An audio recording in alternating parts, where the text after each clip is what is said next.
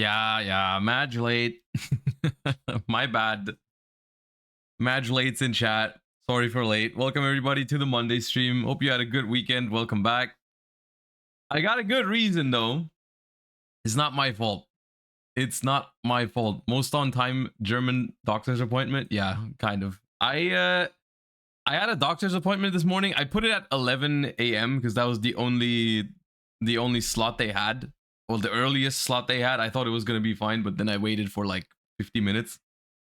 So yeah, but the good news is it's nothing serious. I had to go and get checked up because I had some issues with my lungs, with my allergies. But it's apparently nothing serious, and it's getting better, so that's good.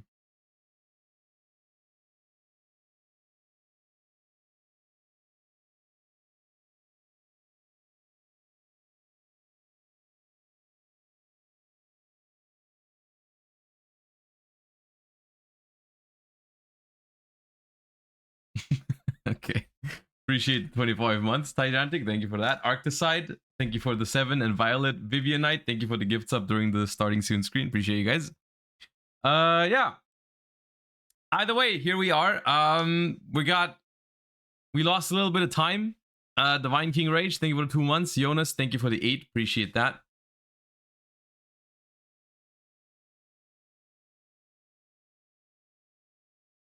Wait, you played Centurion yesterday? Well, first of all, congratulations. You should let me know. I don't know, maybe you did and I didn't read the message, but that's unfortunate. I wanted to feature Centurion, but okay, well, congrats anyways.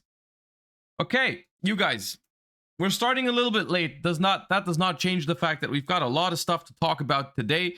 We're simply going to skip the warm-up because to make up for a little bit of the lost time. We're just going to go right in to the stuff. Space Cowboy, thank you for the Prime. Appreciate that. Thank you for the first time Prime. Yeah. We're not going to be washed today. It is what it is, but we've got a lot of things to talk about, including all of the infinite forbidden cards. So the way we're going to go about it, because you guys know, obviously, I'm aware that everybody knew about these cards like during the middle of last week already, but obviously couldn't talk about it on stream because leaks are not allowed as to the policy documents, right? So we can't cover it on the stream. That's fine, because we're going to simply talk about it today. As a result of that, we're not going to talk about all of the stuff from Infinite Forbidden, like all of the exclusives, because some of them are clearly irrelevant, and I know some of you have read them before, and we don't really need to talk about it. Instead, we're simply going to talk about the ones that really matter and all that kind of stuff. So we're going to do that. We're going to take a look at Mimighoul. We're going to take a look at the new TCG exclusive fusion monsters. We're going to take a look at the new incredible Paleozoic support, all that kind of stuff. And we have also got some other cards to talk about that some of them are more, especially one of them I think is really good. But yeah, we're skipping the warm-up. Hope you guys had a great weekend, and we're getting right into the content for today with this one, which is another card from Rage of the Abyss, which is called Chaotic Allure Queen. So it's part of the Allure Queen support that we've already seen some Allure Queen support recently. This one is a level 7 light spellcaster, 15/15. You can only use the first and second effect once per turn. Discard one other light or dark monster, special summon this card from your hand. You can target a monster in either graveyard, equip it to this card, and if you do, this card's name becomes that monster's. Then, if it's a light or dark monster card, you can special summon a dark Allure Queen monster from your deck or graveyard. To me, this seems like a very good card, simply because very easy to special summon it. And then, obviously, you equip a monster to it. And if you equip a light or dark monster, which you will have in the graveyard, right? Because you discarded one to summon it, you can even tutor out a dark Allure Queen from the deck or the graveyard. So that, I don't know exactly which of the Allure Queens are darks, which kind of targets you have and all that kind of stuff. I mean, Allure Queens in general is not like, at least historically, not a good deck or anything like that. So the targets for this card are, I think, limited. But some of the newer Allure Queens were not terrible. one card Tomahawk. Is there a level 7 target for this one? Because this one itself is a light monster, so you can't summon another one of this. This is why this makes this card significantly worse, by the way, because you can't just play like 3 copies of this and then call it a day, because this card cannot summon another copy of itself, right? It's like you can't do it like Fenrir, search Fenrir, and like play this in every deck that has lights or darks. You need to play other Dark Allure Queens to be able to summon with this card's effect, right? So remains to be seen whether that's a good archetype or not, but this card in itself is definitely a good card, right? There's a lot of archetypes that would love this kind of card, right? In the sense that it's a easy to summon extender that doesn't even go... It basically is discard one card, put itself on the field, and put another body onto the field. Very efficient, very good. All right. But that's the smaller news out of the 2 cards announced from Rage of the Abyss, because I think this one is way more powerful and way more worth talking about. This is Dominus Impulse, a normal trap card. You can only activate 1 card with this card's name per turn. This one is the counterpart to Dominus Purge, which is a card in the Infinite Forbidden. We're going to talk about Infinite Forbidden and the premiere weekend in just a moment. If your opponent controls a card, you can activate this card from your hand. When a card or effect is activated that includes an effect that special summons a monster, negate that effect. Then, if you have a trap in your grave, destroy that card. If you activated this card from your hand, you cannot activate the effects of light, earth, and wind monsters for the rest of this duel. This is a good card. Dominus Purge was also kind of a good card. You know, the thing is, ironically, on Dominus Purge, I feel like they chose... So just for context, Dominus Purge has a different thing it can negate, and it locks you out of the other 3 archetypes, attributes, right? Dominus Purge is negate an effect that adds a card from the deck to the hand. And you can't activate water, fire, or dark for the rest of the game, right? So I would say, at least currently in Yu-Gi-Oh!, the drawback on Dominus Purge is way bigger than the drawback on Dominus Impulse, right? Like, water, dark, and fire at the moment are way more relevant than light, earth, wind. So I could see decks that run this card, but I do think locking yourself out of half the attributes is always going to be a thing. Like this one, for example, even if light, earth, and wind are not the most common attributes at the moment, because of how like splashable and stuff like certain cards and extra deck cards are, the drawback is still real, right? You can't Appaloosa after you do this. You can't use this together with Effect Veiler. You can't use Fiendsmith. You can't use Selene, for example. You can't Zeus someone. You can't, if we're talking Master Duel, you guys are right. You can't Maxi. You can't Fenrir. There's a lot of cards that don't pair well with this card, right? So it is relatively niche, but I will say I think we are at a weird break point here with this card, or in the game's history in general, where with the design of Dominus Purge and Dominus Impulse, and also with the design of Molchami Perulia and Molchami Fuvoros, we're seeing them mess around with more hand traps, but they clearly are trying to balance them more than previous hand traps in the past. Like this card, for example, is relatively similar to, or like Dominus Purge is relatively similar to Ash Blossom, but it comes with a big drawback of not being able to use certain other cards for the rest of the game. This one doesn't really have a great comparison. I mean, I guess it also sometimes works like, if you're playing against Branded, for example, this is like copies 4, 5, and 6 of Ash Blossom, for example. So we're seeing this sort of like revamped design on previous hand traps, and obviously the Molcharmy cards are kind of reworked versions of Maxi, right? So the question here is, I think there are some people that are fond of these cards, in general, Dominus, Purge, Impulse, and the Molcharmies, some people like that because they think going second in Yu-Gi-Oh needs some help, which is an understandable argument.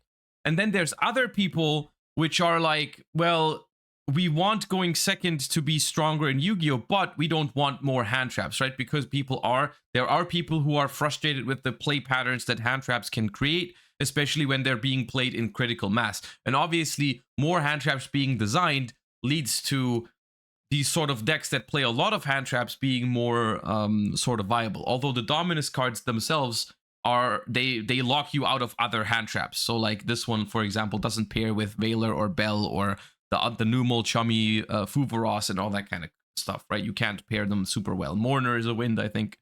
So yeah.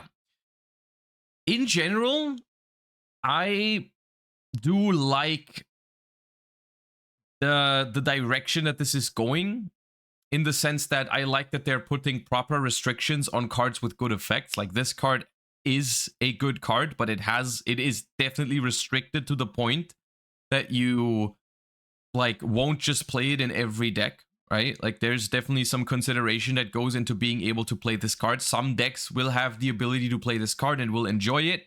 Other decks simply won't have the ability to play this card, and then you know this is not one of those cards that is just another hand trap that you can throw into every deck.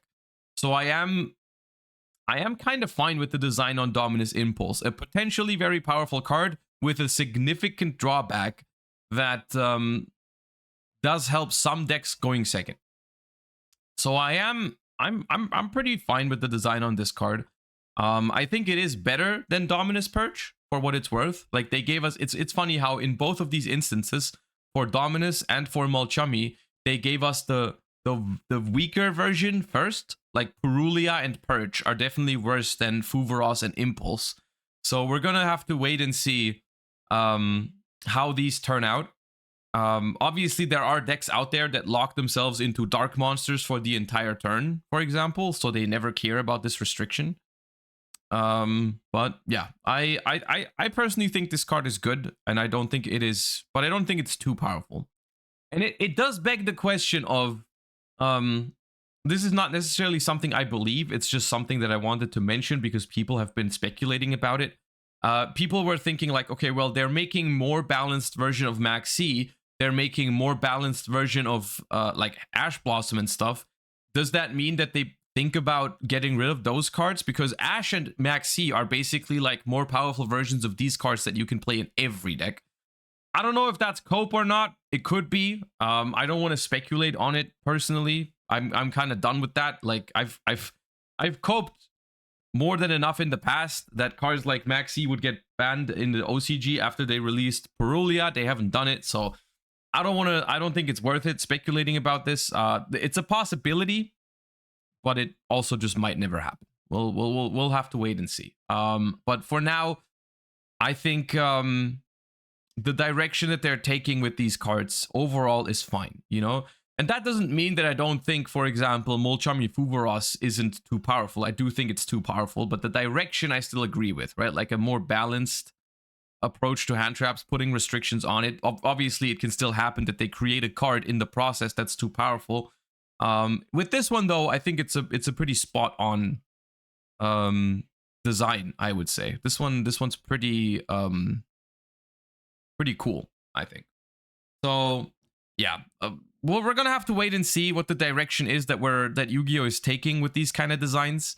But it definitely, I've said this in the past, like hand trap design felt like an area of card design that they were kind of lacking in the last couple of years, because it's been a long time since we've gotten really new hand traps, right? We got Bestials, which were kind of meant to be an archetype. It's just like coincidentally used as hand traps, but it feels kind of like both hand traps and floodgates feel like they are really out of touch with modern Yu-Gi-Oh because they've been designed so far back. Like we're talking Maxi 2011, Effect Veiler 2011, DD Crow 2007 or something like that. Some of them are too powerful, some of them are not good enough.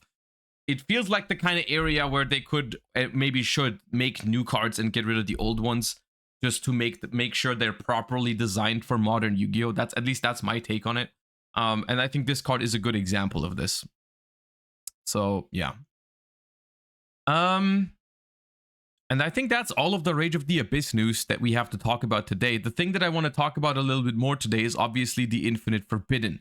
The Infinite Forbidden, couple things that we were not able to talk about during the last couple days, the last couple streams, because obviously this stuff was not officially announced yet. So now we finally can. And obviously we're going to start with this card. We're not going to talk about every single card because some of them I'm just assuming that at this point, because these cards got out there some point during last week. So I'm pretty sure most of you have read all of the cards from the Infinite Forbidden. I mean, the Infinite Forbidden premiere event has already taken place. So I'm sure most of you have seen all of these cards and maybe even played with them already. I myself have played in an Infinite Forbidden premiere event on the Saturday. It was a lot of fun, actually. My fiance even joined and she actually won the tournament, going undefeated, defeating me in round number 4. She had that what was it? It was a super rare which had 3100 attack, which was like insane. It was like banish a monster, a spell, and a trap from your grave to special it, and then it banishes a monster and 2 spell traps from your opponent. Like that thing destroyed me. Anyways, it was fun. I pulled 5 super rares. That was not so fun, but she pulled a Malchami Perulia, so it still was a successful weekend. Yeah. Anyways, long story short, let's talk about these Infinite Forbidden cards that I think are worth talking about. At least the TCG exclusives. We got Magi Colloidal Salt, a level 2 water aqua tuner effect monster, 400 attack, 300 defense. If a monster is special summoned by your trap effect, except during the damage step, you can special summon this card from your hand or graveyard, but if you special summon from the graveyard, banish it when it leaves the field. During your opponent's battle phase, quick effect, you can activate one of these effects. Immediately after it resolves, synchro summon using this card you control. Immediately after it resolves, Xyz summon using this card you control. You can only use each effect of this card once per turn. Now, on the one hand, look, I'm not sure if I like that they made this card, because it definitely further like fuels the narrative that I've got something to say, because this card is handcrafted for Paleozoics. Like, it's almost like someone at Konami is just watching the stream and is like, you know what? Josh is really enjoying this Paleozoic deck. We can't just make a Paleozoic card because that's too obvious. So instead, we're going to make this, which might as well have Paleozoic in the name, because that's all it does. Like, it's perfect for Paleozoic. It's not a good card in like the overall grand scheme of things in like the Yu-Gi-Oh card game in 2024. It's an underwhelming card, but specifically in Paleozoics, this card is pretty cracked. Like, I read this for the first time. I was not paleo brained in that moment. I just read it and I was like, okay, that's not that good. And then I looked at it from a paleo, I put on my paleo glasses and I was like, wait, this card is kind of nuts, because you basically get a free body every single turn, because you bring back Paleos almost every single turn, and you get a level 2 water aqua tuner for free that can even, during the opponent's turn, if they go to the battle phase and you activate a trap, you bring back a Paleo, then you bring this back, you can make like an Animalocaris or a Synchro in your opponent's battle phase. And then if you exceed with it into an Animalocaris, you can immediately detach it again, and then even if you summoned it from the graveyard, it's gonna go back into the graveyard, because Xyz material, like, it's not gonna get banished, right? So you can keep this around every single turn, and every single Paleo you bring back, the first Paleo each turn basically counts as 2 monsters, right? It's insane. It's you summon it from the hand or the graveyard, so you can even, it's a great mill. You can send it with Swap Frog if you really want to, because it is an aqua water, you know, so it, even in the TCG, it makes Toad. Yeah, I mean, this card is perfect for Paleozoics and nothing else, really. So on the one hand, I appreciate this card. On the other hand, people are gonna think that I made it again. I guess it's like if I will say, if they gave me the job of, hey, make a card that's good for Paleo, but it's not called a Paleo, I would probably make this card. So, but I didn't. I just want to clarify, I did not. I had nothing to do with this. But we deserve it. The Paleo community deserves this card for sure. It's wonderful. Okay. The other one, this one, I played it in my sneak deck. This one's not that great, but it's also not terrible. Pendulum effect. If a monster is special summoned by your trap effect, except during the damage step, you can target a card on the field, return it to the hand, then you can special summon this card. So basically, you put it in the scale, then you summon something with a trap, and then it jumps out and bounces a card. And then when it's attacked, or when a monster attacks, you put it back into the pendulum zone and then bounce that monster. So it was an annoying card to deal with in the premiere event, actually. But in the grand scheme of things, this one is not as good, I would say. It's not a terrible card, but I don't think it is good enough.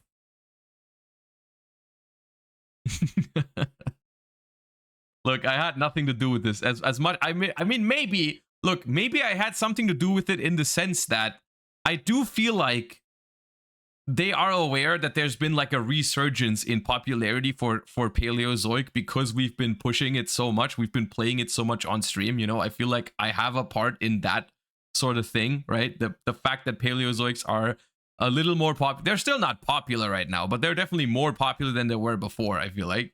So maybe that's my role in this thing, but I had nothing to say about how this card turned out and all that kind of stuff. And then this card, which is just not that good. The Kubiko is not that great. It's a TCG exclusive. Special summon this card as an effect monster, level 2.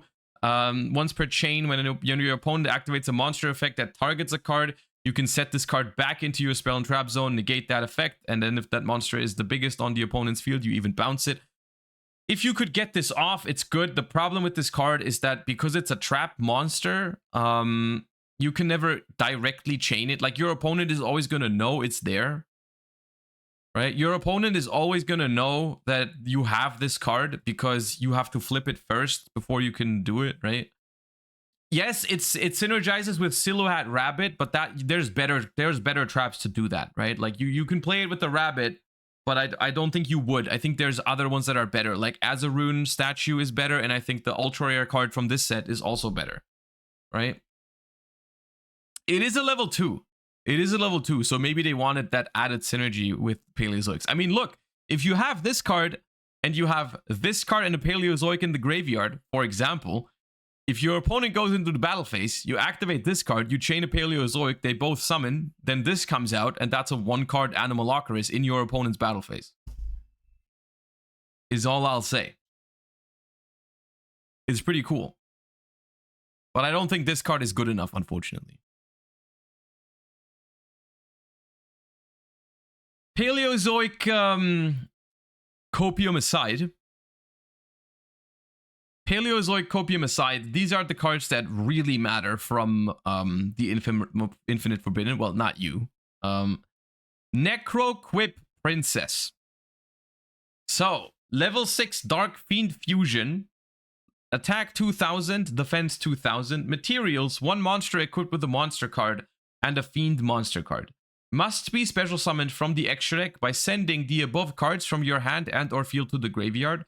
You can only control 1 Necroquip Princess. If a monster is sent from the hand to the graveyard to activate a card or effect, you can activate one of these effects, either equip one of those monsters to this or draw a card. When I first saw this card, I did not realize how powerful it was. Because there's one thing I did not realize about this is if you have 1 Fiend monster, if you have a monster that is equipped with a Fiend monster, that's enough to summon this. You can send the monster plus its own equip monster, to the graveyard at the same time to summon this card, right? All you need, this is basically a Link 1. Is what you need to understand. Basically, this is a Link 1 monster for every monster that's equipped with a Fiend, right? But it's a Link 1 that's a level 6. So what this does, let's walk through what this does now real quick, just so we understand. Let me open up, you guessed it, the Fiendsmith cards over here. And we'll go through this one by one. So we've talked about how Closed Moon, the Link 2 monster from the Infinite Forbidden, how this card can go into your Fiendsmith combo if you don't have access to it by having a couple of bodies on the field. Now, before they announced the TCG exclusives from the Infinite Forbidden, you would actually need 3 bodies, because what you would do is you would use 2 effect monsters to link into Moon of the Closed Heaven. Moon of the Closed Heaven would then link into Fiendsmith Requiem, right? Which you can then tribute to special summon a Fiendsmith from your hand or deck, right? You summon you tribute to Requiem to summon a Fiendsmith Engraver, right? And so the reason why you needed an extra body in this instance was because if you have only the Fiendsmith Engraver on the field, you can't get it to the graveyard, actually, right? Like you'd go Requiem, summon out Engraver, and then you wouldn't have a way to get it off the field to continue doing your stuff, right? Now, what you can do is you can use Requiem's effect in the graveyard to equip itself to the Fiendsmith Engraver, right? So the situation is you have a Fiendsmith Engraver on the field equipped with Fiendsmith Requiem. And like I said earlier, this enables you to summon this card. You're not actually using 2 different monsters for it on your field. You're using the monster equipped with a monster card. That is the Fiendsmith. And you're using a Fiend monster card. And the Fiend monster card in this equation is the Requiem in your spell and trap zone. So this card is basically specifically designed to solve this problem that if you only have 2 bodies, you go into Moon, you go into Requiem, you tribute Requiem, you go into Engraver, you have no way to get the Engraver to the graveyard to continue comboing. This card solves that problem. But isn't it an equip spell? So here's where the wording in Yu-Gi-Oh! Is really important. The Requiem in your spell and trap zone is still a monster card. It is a monster card that is currently in your spell and trap zone. It is not a monster, but it is a monster card. It's an important difference that I also overlooked when I read this card for the first time. I understand your confusion. Completely understandable. But a monster that is currently in your spell and trap zone is still considered a monster card because it was originally a monster card. It is just currently vibing in the spell and trap zone, right? This is comparable to, for example, some of the Centurion cards have the same wording. I believe Centurion Stand Up says, cannot be destroyed by your opponent's card effects while you control a Centurion monster card. Is the text on Centurion Stand Up. This card is also protected while you have a Centurion monster in your spell and trap zone, right? That is still a Centurion monster card. Stand Up Centurion is still protected in this instance, for example.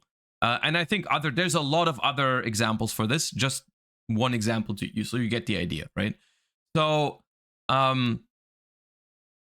this is specifically why this card is crazy. And you would be like, okay, why is that crazy though? I'm just turning a level 6 with Fiendsmith into another level 6 with Necro-Equipped Princess. Well, the reason why that's crazy is because you've put Engraver into the graveyard. So you can now use its graveyard effect, right? So let's walk through that.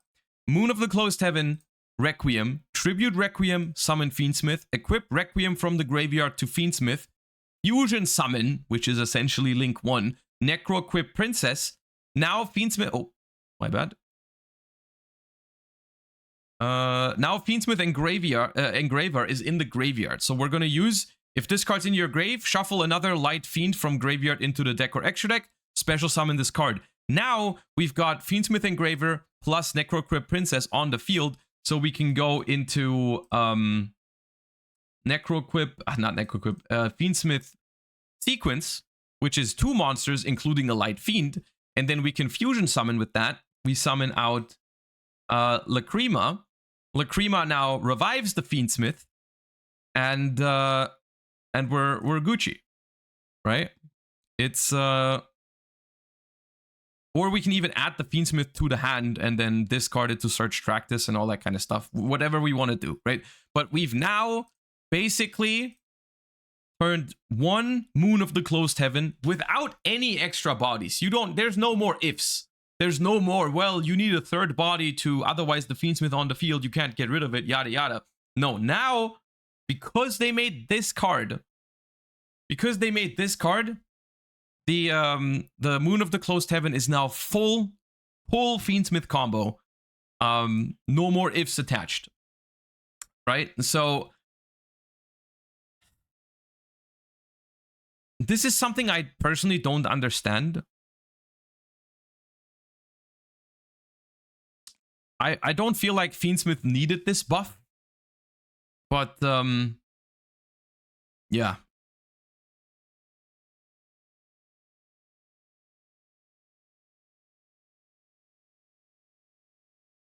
Could Chorozo be used too? I mean, Chorozo isn't out yet, so it's irrelevant for now, right? And then there's also Aerial Eater, which is also a level 6 Fiend Fusion. Requires 2 Fiend monsters with the same attribute. If this card is fusion summoned, you can send a Fiend monster from your deck to the graveyard. If this card is in your graveyard, you can banish 2 level 6 or higher Fiend monsters with the same attributes from your graveyard, except Aerial Eater, special summon this card. This card is also good. I've seen some people make use of this card in Fiendsmith decks as well, because I think Fiendsmith Sequence can also summon this card if you want to basically foolish any Fiend monster. So this now gives Fiendsmith even more ways to pivot into all kinds of combos. Via this, like, you know. So this card is really, really powerful. This card is also potentially a super poly target if it's ever relevant, but like 2 Fiend monsters with the same attribute, you could already fusion summon Garura with that. So I don't know how relevant that really is. Like, it's basically Garura, but only for Fiends. So I don't know if that's relevant, but it's better if you're playing a Fiend deck yourself, then it might be better to summon this than Garura, right? Look, I personally hope that I can only guess as to what their motivation with these cards are, because surely they did not think we needed more cards to make sure the Fiendsmith cards sell. Because there was never going to be a problem with that. Like, Fiendsmith was always going to be good, even without these cards, right? So I'm just going to have to make an educated guess, or like a copium guess. You guys are going to call me coping for that again. But maybe this means they want to hit other cards related to Fiendsmith, like Beatrice, like maybe Appaloosa, to like on the August ban list. So that Fiendsmith itself is still powerful because there's other powerful Fiend support, right? But the Fiendsmith stuff is not as good in some other decks, right? That's the only guess I have. The only way for me personally to understand why we're making these cards. So yeah, that's all I got. I don't know. In general, that's the thing. In general, once again, these cards are not that good. It's not the cards themselves that are a problem. They are just really good. They are handcrafted for Fiendsmith. And that's what's weird to me. Like, why did we make a card that is just an okay Yu-Gi-Oh card in the grand scheme of things, right? These cards are not problematic, but why do we release them exactly now when they are basically just boosting Fiendsmith, which was already gonna be the best deck by far, right? So, remains to be seen. We have the NAWCQ this weekend to see how these cards impact the game. I am 100% sure we're going to see a bunch of Necroquip Princess during that tournament. So we're going to have to wait and see what's going to happen on this. Literally, I feel like everyone knows what's to be expected in the next upcoming month in the couple tournaments, right? People know what to expect. Fiendsmith is going to be one hell of a deck. Fiendsmith Snake Eye and also Fiendsmith Yubel are going to be incredible decks for the Continental Championships. There will be a watch party. Yes, we're going to be watching NAWCQ on stream together. I'll be live for both days. I don't know if I'm going to be able to stream the entirety of day one, but I'll be here for both days. I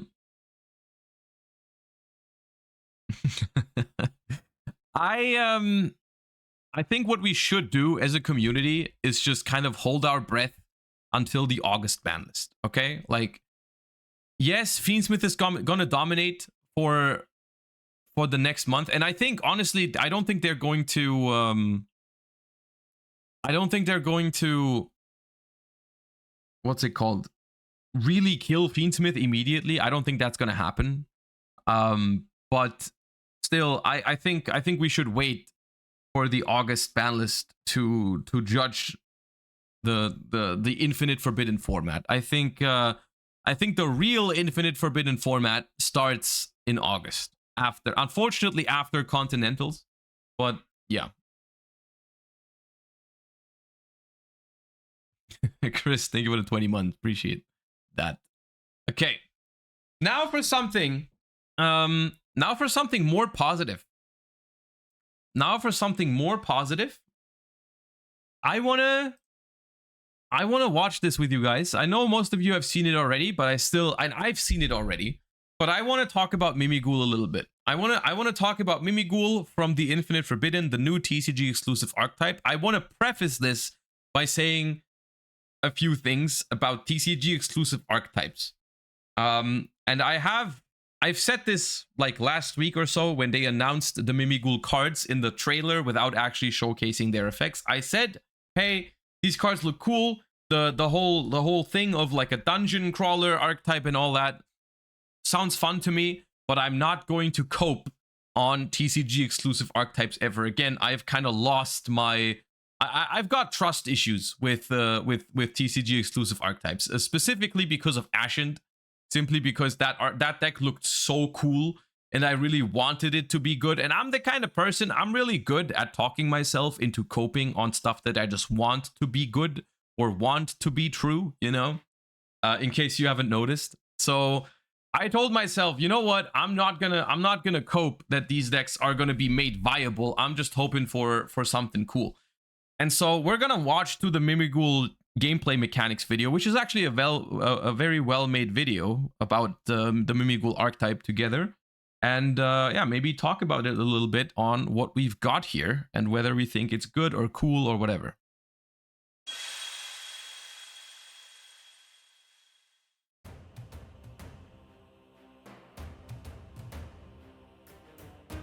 I'll speed it up just slightly. Normally, adventurers head into dungeons to loot treasure chests. But when you play with the Mimighouls, it's the treasure chests, or rather their inhabitants, that'll be doing the looting. The Mimighoul style of gameplay revolves around gifting your opponent wonderful, beautiful treasure boxes that give them a nasty surprise when they're opened. Let's take a look at Mimighoul Archfiend to see how this works in practice. The Mimighoul strategy is... Alright, so spoilers, most of the Mimighouls in this set are going to have the same sort of style to them. They are all fiend monsters that have different effects based on how you use them. They all have the effect to, during your main phase, you can special summon them from your hand to your opponent's side of the field in face down defense position.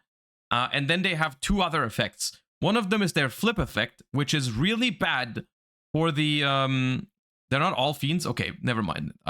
Okay, whatever. That's irrelevant.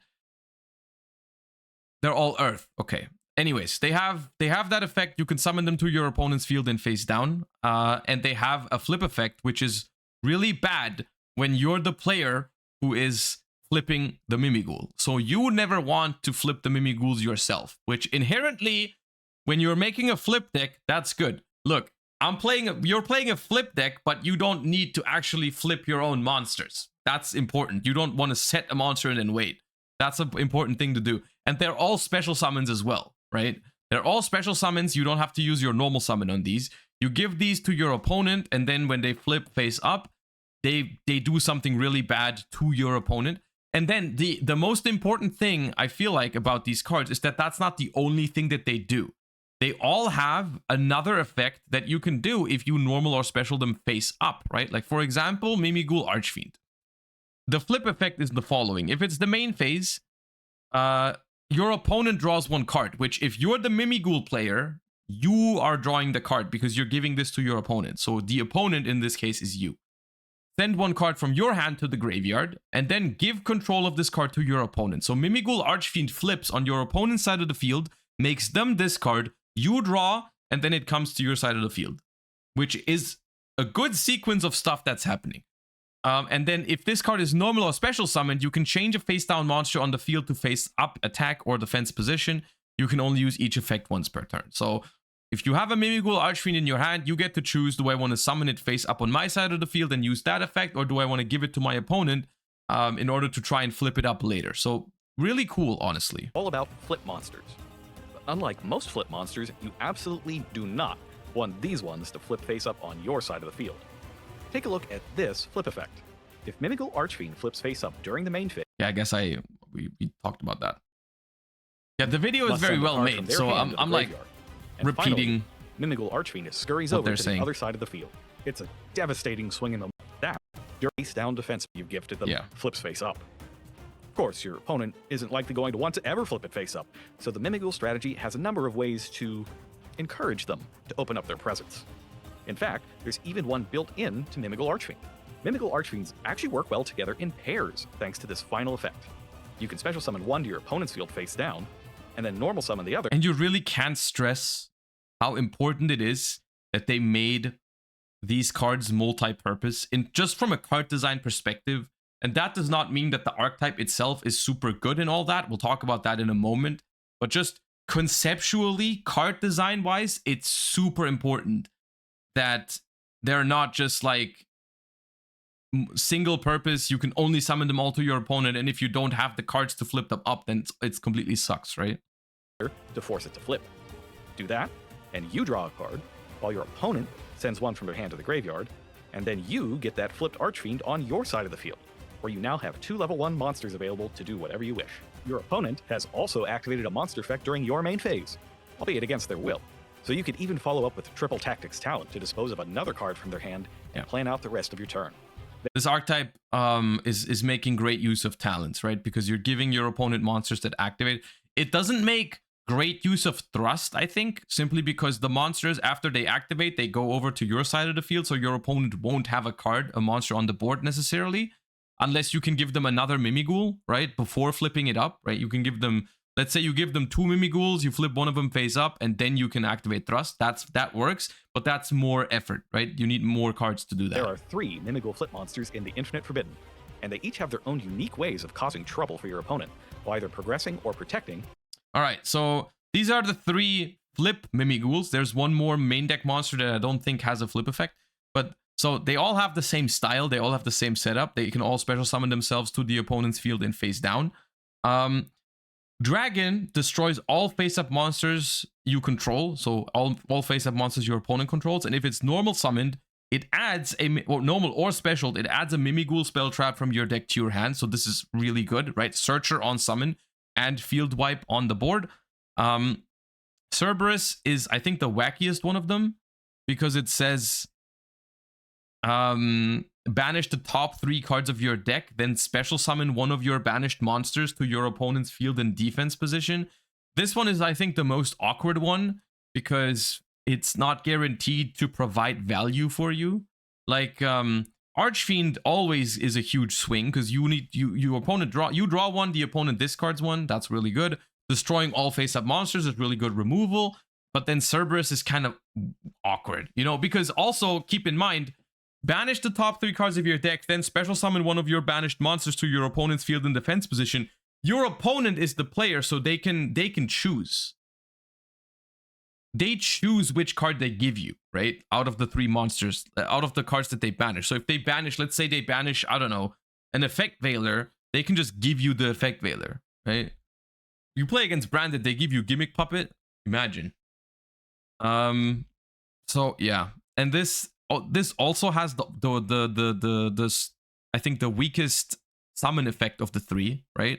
Because this one can flip cards face up. This one adds, which is really good. This one just says your opponent cannot target face up spells you control with card effects. So this one is by far the worst one. If if there is any card in the first wave of Mimighoul support that's disappointing, it's definitely Cerberus. Your own strategy. Mimighoul Cerberus flip effect banishes 3 cards from the top of the controller's deck, then forces its controller to hand over one of their banished monsters to the opponent before switching control. Its continuous effect keeps the opponent from targeting your face-up spell cards with card effects. The latter effect will help you keep the field spell that shows the Mimighoul's home turf safe and sound.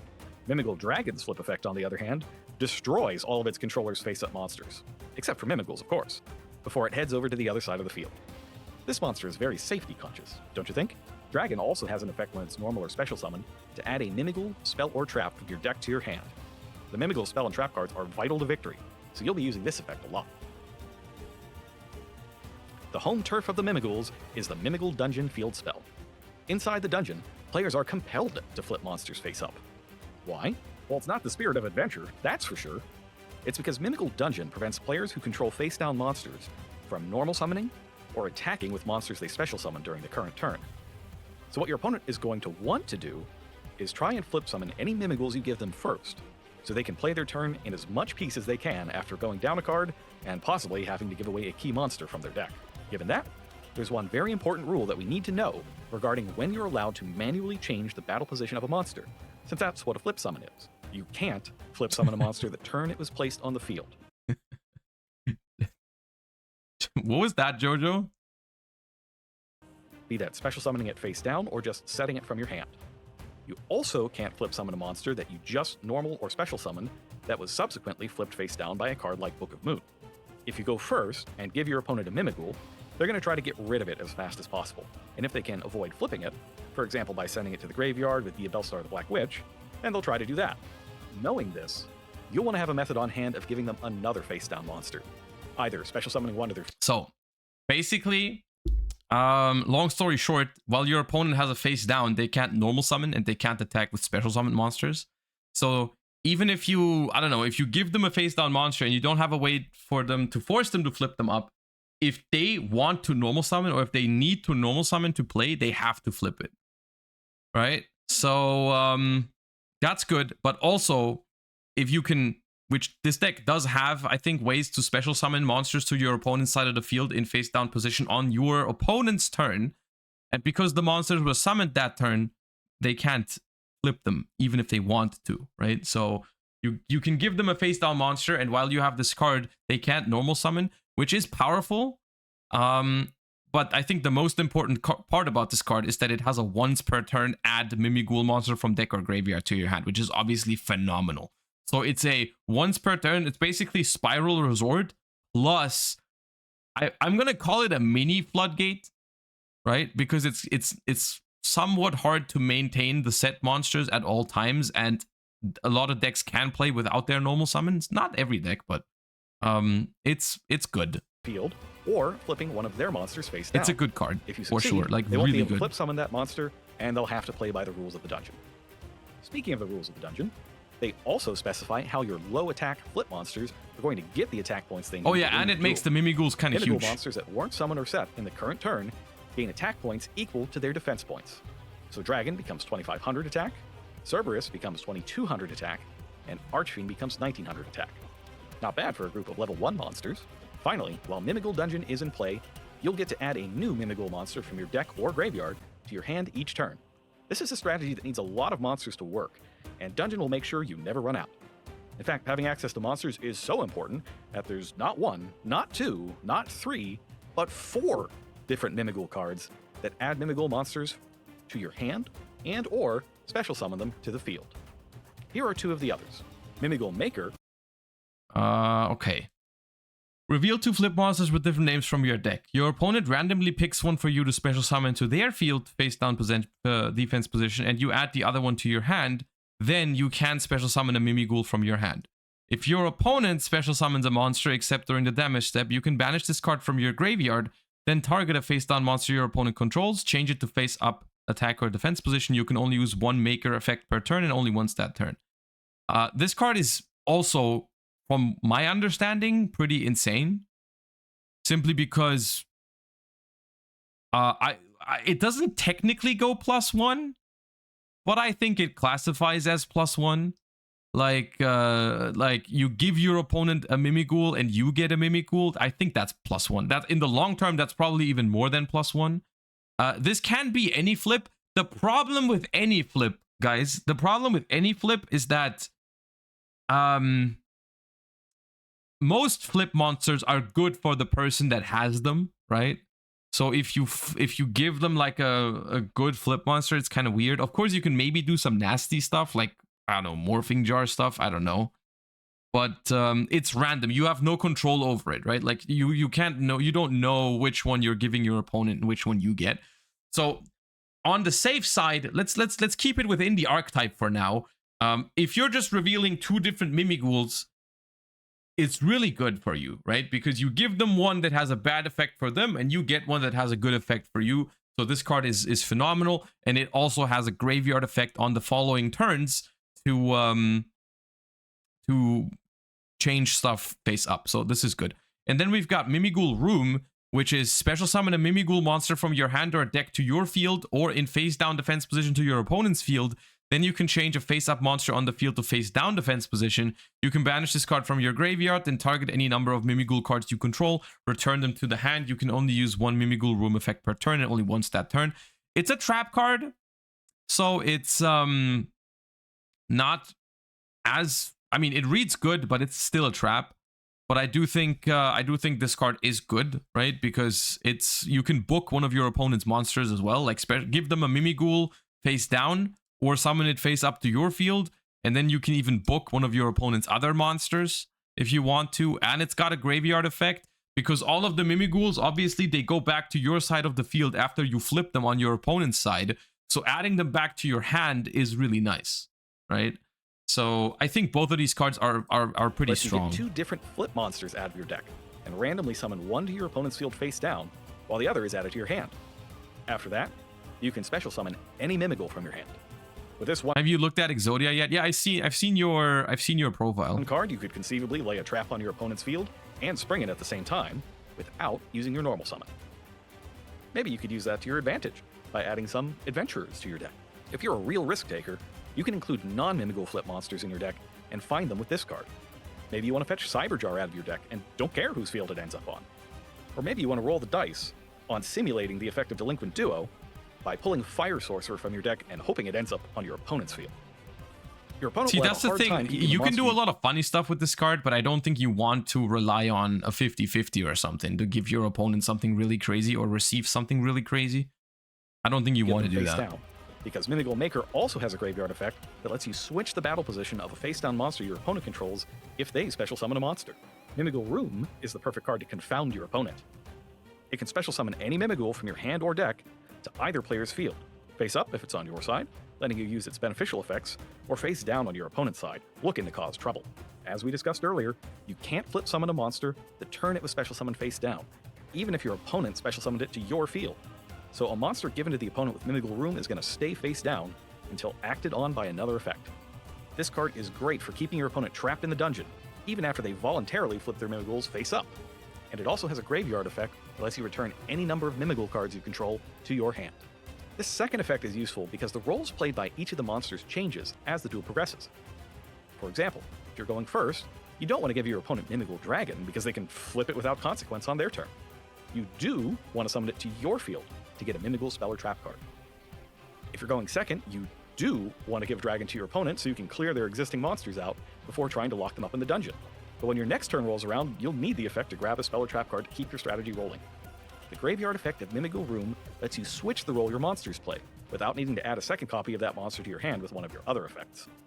The final Mimighoul card in the Infinite Forbidden is the mastermind behind the mayhem, Mimighoul Master. Nah, this one's not a flip. It can't be destroyed by battle or card effects if your opponent controls any face-down monsters, or you control any other Mimighouls. While in the dungeon, its attack rises to 3,000.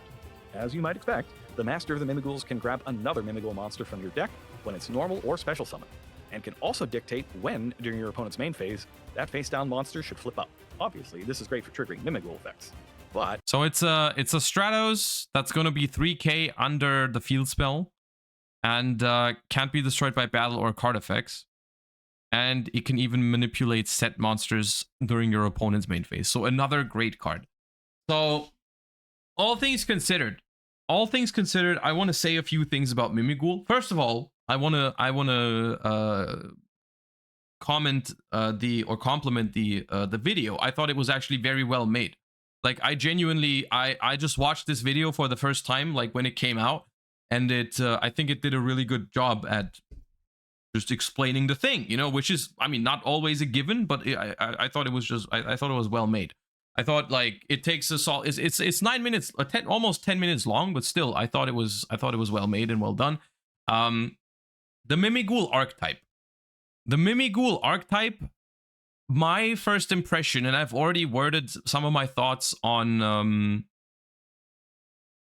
over on Twitter, but I'm a fan of this archetype, not from a competitive standpoint, right? Like, I mean, maybe, but that's always a maybe with the first wave of cards. Like, I don't think with these 7 cards that this deck is going to be like a top tier archetype or whatever, right? If you want to hope for a second wave that's going to make it insane, that's fine, because they do have some solid cards here. You know, Master is a really good card, Maker is a really good card, Dungeon is a really good card. The gimmick itself seems very fun, and they've definitely got some good flip effects. Like Archfiend is a really good like sort of setup and control kind of thing because it manipulates hand sizes. Dragon is a field wipe. Cerberus is kind of here. Cerberus is like the bad card out of the bunch. The trap card is also okay. I think it is a deck that seems incredibly fun, but also my main takeaway from this is that I just find the concept really cool, right? And I think sometimes we are so focused on always evaluating every single deck by its competitive viability and all that kind of stuff, and that's natural. That's a natural thing, right? Most of us are competitive Yu-Gi-Oh players, right? We look at it through the lens of, is this deck going to be tier 1 or not? And the answer here is probably no, at least with this first wave.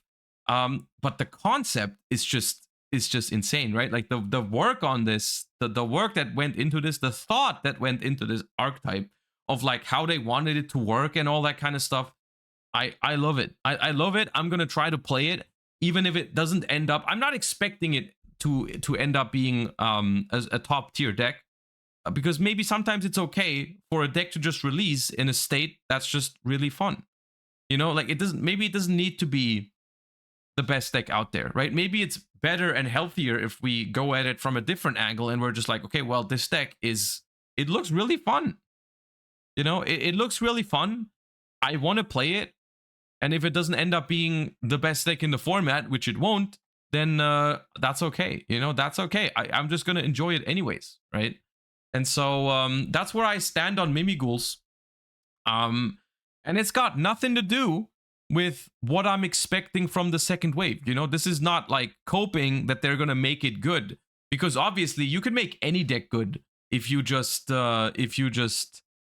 add 7 more really broken cards in the second wave. They can make it good if they want to, right? They can make it tier 1 in the next set if the next cards are insane, but we don't know that. The next wave for Mimighouls might be incredibly disappointing. Who knows?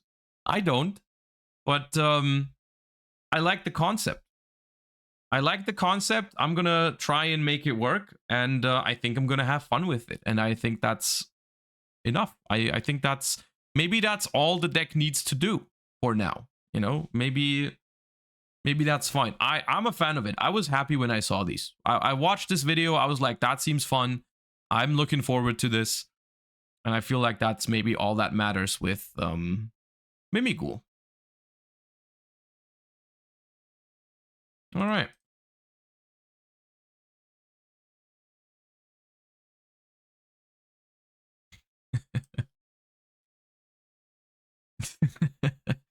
Yeah, this does not work with Runic. You never want to get rid of that field spell. That field spell's crazy. You're never putting Fountain over this. All right.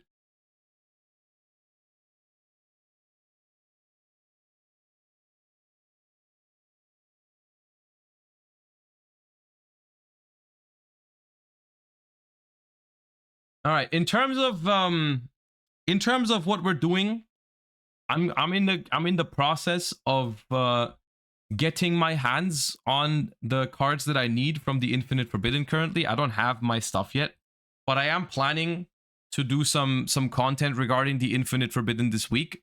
I don't know when I'll be able to, but we're gonna do that. I'm planning both on Twitch and on YouTube, planning to try and give you guys some competitive content regarding the Infinite Forbidden. Obviously, I've been kind of focusing more on Master Duel in the last couple weeks. We've talked about this already, but like stuff like how to play and how to beat Fiendsmith and all that kind of stuff is something that you can expect in the next couple days. We are also going to have a I guess there's a couple things we need to talk about with the streaming schedule for the next 2 weeks, because it's kind of all over the place. I promised you guys a long stream where we grind Master Duel ranked ladder. That's going to happen on probably Thursday this week. Where I don't know exactly how long it's going to be. I said it was going to be 24 hours. I don't think I can make 24 hours work this week, simply because the situation is currently my parents are on vacation. So I'm not sleeping at home because I'm taking care of their pets. They have a dog and a cat. So I'm sleeping at my parents' house at the moment. So I always have to go there at night and return in the morning. But we're still gonna do like an all-day stream. Because I'll have to leave at night. I can't stream for 24 hours because there needs to be someone staying with their pets. So yeah.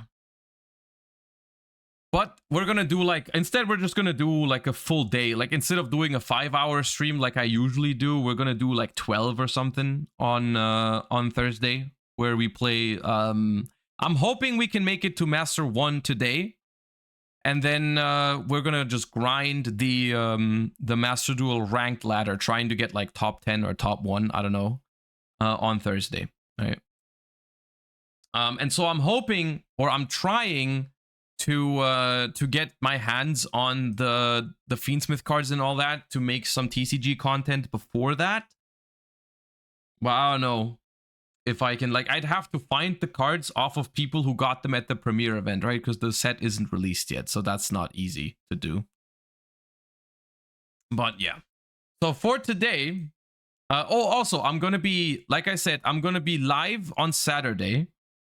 And I'm going to be live on Sunday for the NAWCQ. We're going to be watching the NAWCQ together to see the impact of the Infinite Forbidden on Saturday and Sunday. But I'm going to be taking next week off. I'm going to be taking the next week off. I haven't taken some time off in a long time. It's been kind of stressful. So I'm taking the next week off to also focus on Euros a little bit. And that kind of stuff. So there's not gonna be streams next week. We're gonna be returning after Euros. So yeah. But we're doing overtime this week to make up for it. We're doing a long stream on Thursday, and we're live on Saturday and on Sunday. So I think taking next week off is gonna be fine. Yeah. White Forest toy box stuff. Yeah, I'm getting I'm getting my hands on all those things. We're gonna try all those things. I'm excited to do all that once I have the cards. So yeah. Okay. Hello? Where's Master Duel? Oh, there's Master Duel. Okay. Are you picking up the Millennium cards? I am, but I'm not putting them in an Exodia deck. I don't believe in the Exodia deck. I'm not gonna lie. I think the Millennium cards are solid in other decks, but I don't like the Exodia deck. Okay, today, oh, also, I wanna say, I've been genuinely enjoying Yubel in Master Duel. I haven't started testing Yubel Fiendsmith, and I have the suspicion that I'm probably gonna get tired of the Fiendsmith cards relatively soon. But at the moment, at least, I've been having a ton of fun with Yubel in Master Duel, to the point that I think, I usually don't do this, but I'm pretty sure I'm probably just gonna play Yubel Fiendsmith at Euros. And decide against Snake Eyes, simply because even if I have a gut feeling that Fiendsmith Snake Eye is probably better, but I just enjoy the Yubel archetype more at the moment. So I might just play that. I might. That is what I'm leaning towards at the moment, just because I've been having such a good time with the deck in Master Duel. I was like, I kind of just want to do that. That seems like my way out of this situation, to play a deck that's still really good, but not have to play Snake Eyes. If I can make it work, right? If I can make it work. So yeah, that's just where my head's at the moment. I've been planning to take a look at Runic White Forest and Runic Ice Barrier. I actually got all the Ice Barrier cards, and I also am gonna get all the White Forest cards to try those decks. However, I want to play a deck that I enjoy, but I don't want to play a deck that I don't think has a chance of winning. So if I try the decks and I think they can win, then maybe I would play those. But if I don't believe in them, then I won't play them, basically.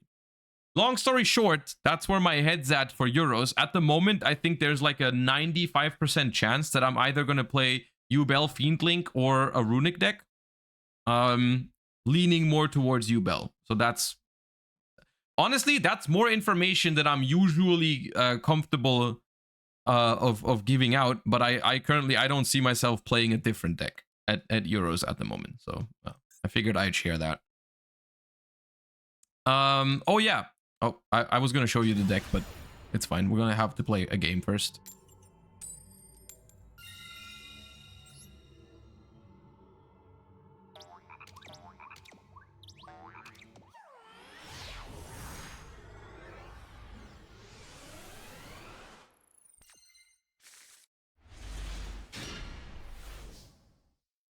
VV, thank you for the 11.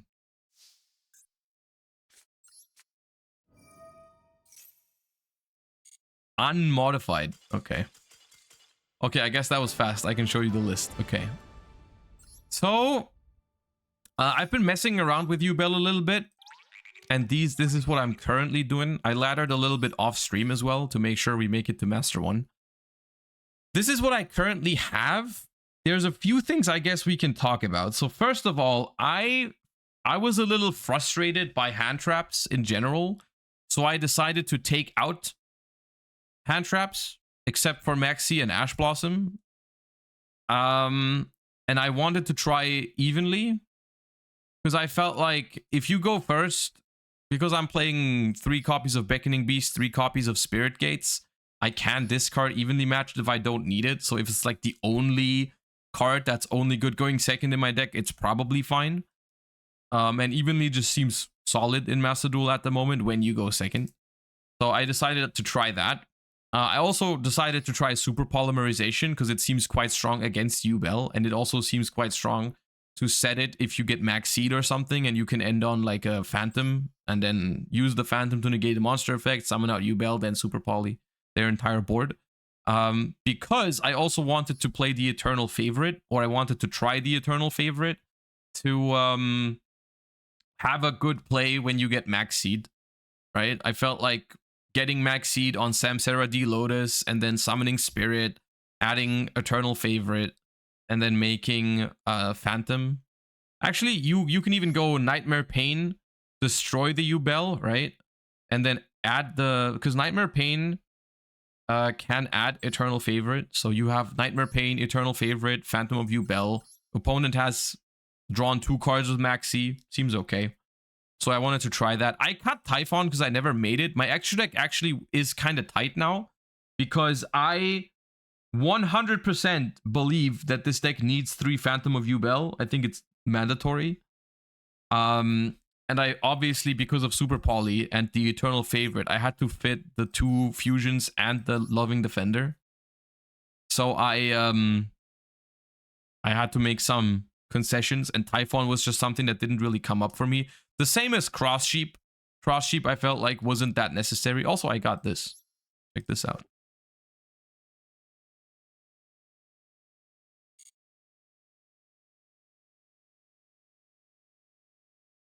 OTKing in this deck when they end on no cards is hard without access code. I agree. But I do kind of question if my opponent ends on no cards for whatever reason. I feel like I can win a control game from that point. I don't always have to OTK, but I agree, it is hard. And I did miss access code a little bit during laddering sometimes. But yeah.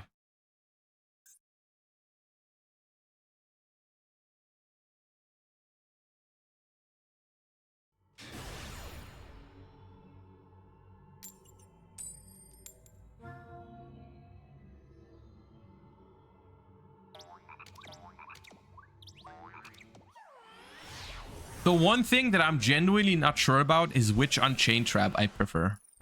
Because to me it feels like whenever I play one of I'm always missing the other one somehow. Is that just me? I put in this one, then I miss the other one. I put in the other one, I miss this one. It's so weird. This one is better against evenly matched, which is why I decided to include this one. Do you Ash Bonfire? I feel like you do.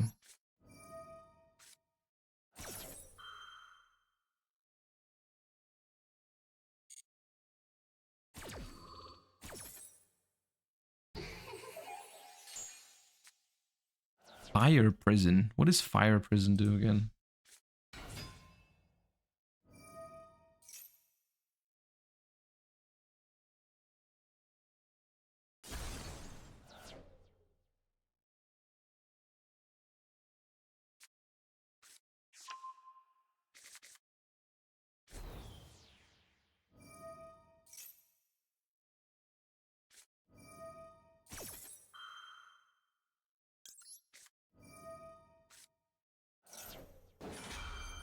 A Link Floodgate? Probably not.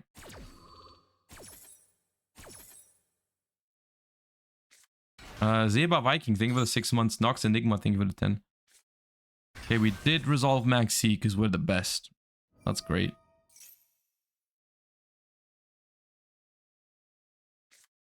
I think they have Kieran in hand because they had a response window there.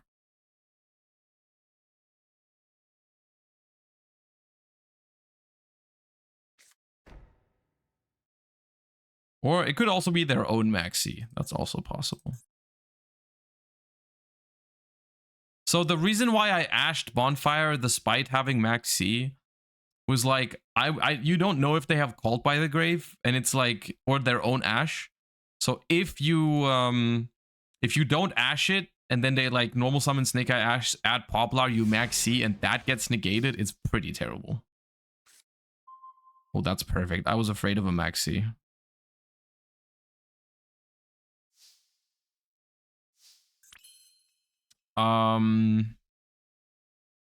Probably just start 1 for 1. Discard Yubel.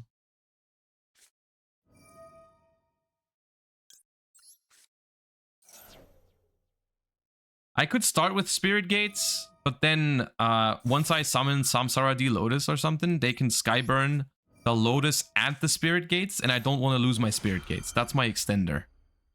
The top deck Ash is nasty. They feel so... They got mini-gamed on so hard. It's disgusting.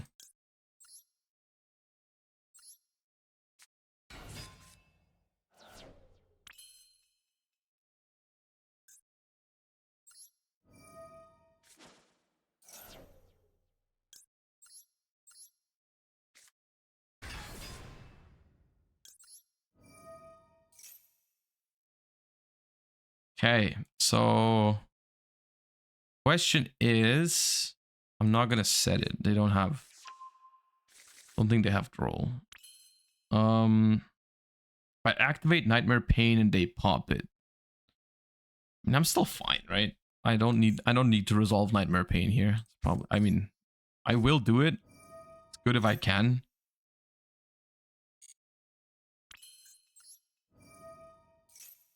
Do you think Yubel is more fun than Fire King? I think Yubel is more fun than Snake Eyes. Pure Fire King is still very, very cool.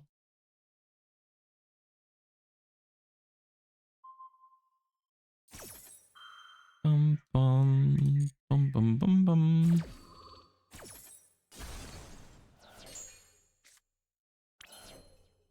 All right, let's open the spirit gate. See, and this is where if I had started with it, I would have also lost that, right? Didn't want that to happen.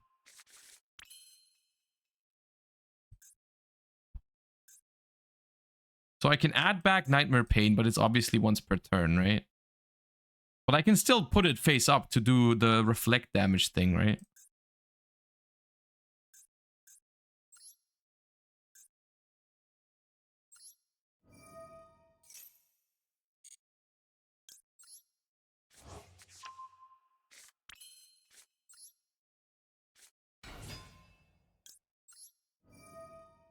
So here, because they've put this in defense position, and because I don't play Axis Code, I doubt that I can win this turn. But I don't think we have to, right? I don't think this is a situation where I need to win this turn or it's doomed. I think we can relatively easily set up everything. All that. So I think I'm gonna destroy my spirit actually with the squirmy. Are we gonna play other decks today? We can play other decks. I'm not like exclusively playing Yubel today. Fine. So I mean 1, 2 1, 2.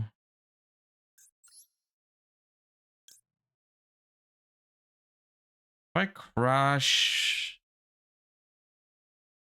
into this 4 times.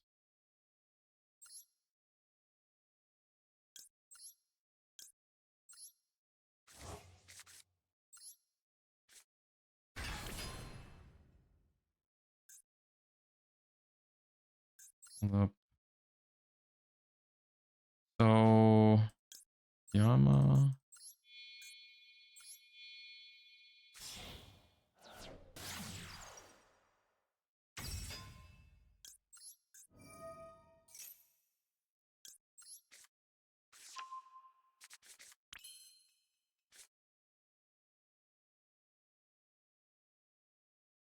Does Yubel miss timing if I pop it with Charvara?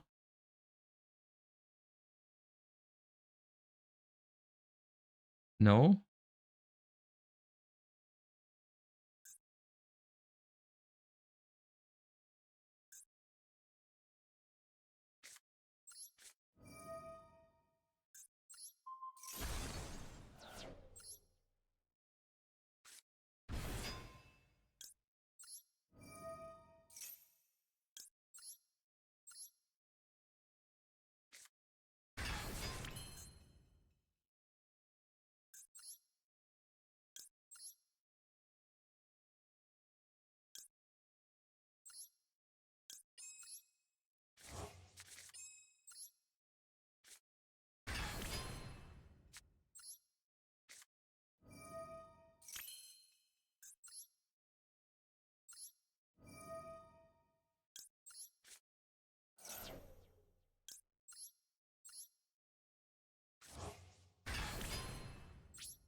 I didn't miscalc.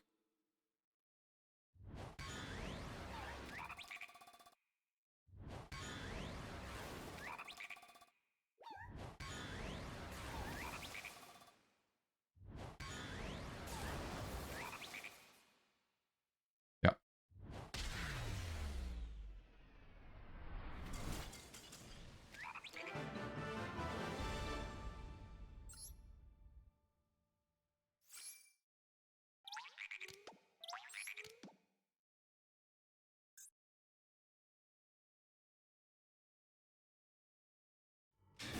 Insert creative name, think about a 17 months. Just got here. What do you think the best Whitewoods build is and why is it runic? Well, I genuinely think from what I've seen, it's probably runic. But just from, without having tested it, but I think that looks good.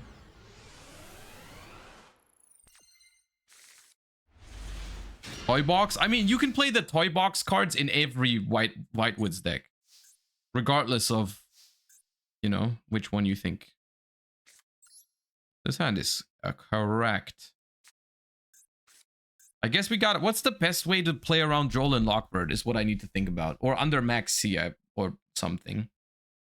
Like, probably start with Beckoning Beast.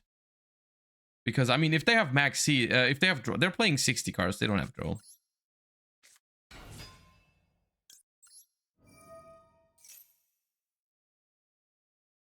Lead Throne. I guess I could have made... I could make Phantom by just going Throne, Pop, Spirit. Yeah, maybe I should have done that first.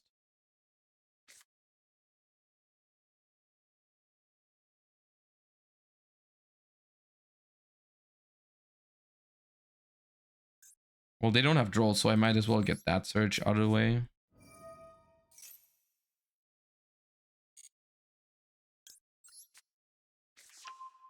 The problem is that Throne Pop Spirit does not play around Max C at all, right? Like, they can still... What if it's Throne add Spirit and not pop it? So that way... I think that's the one.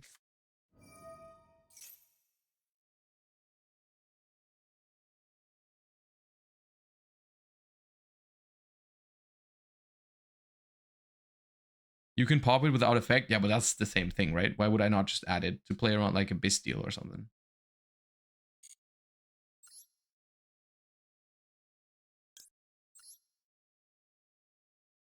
Or in case, if they drop Max C after the ad, I can keep Spirit in hand if I want to.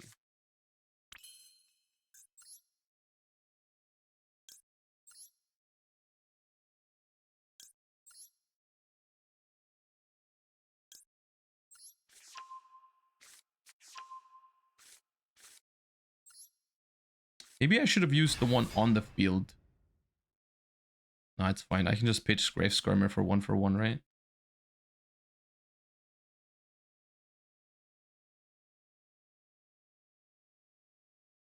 Vermilion, thank you for the prime.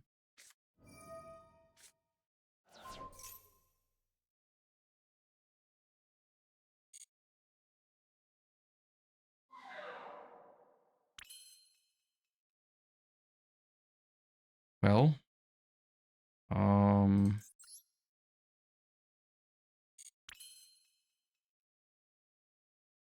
I guess we have to play the guessing game of why did they Veiler it right away? What are they trying to do later? Ash?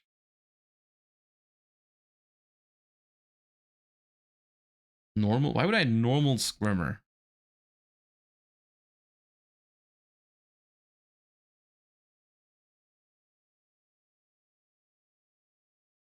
They probably have Nib. I mean, they wouldn't. Nah, this does not mean Nib, because why would they do that now? If they had Nib, why don't they just let me cook? And then Veiler. Veiler Nib. That doesn't really make sense to me. I think it's Max C or Ash Blossom. Either way. Guess just make Yama here.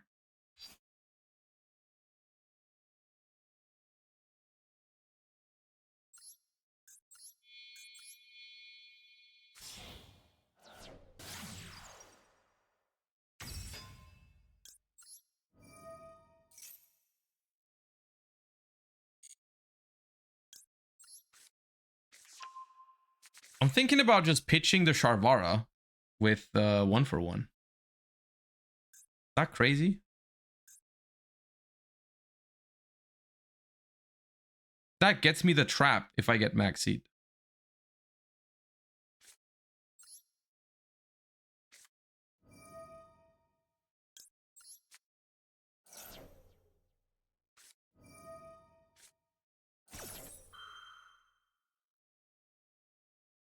That's fine.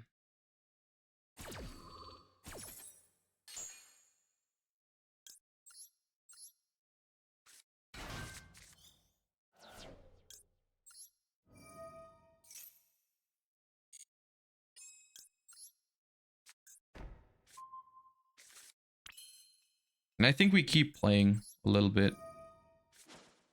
Because it's gonna be this. Spirit effect. Nightmare Pain.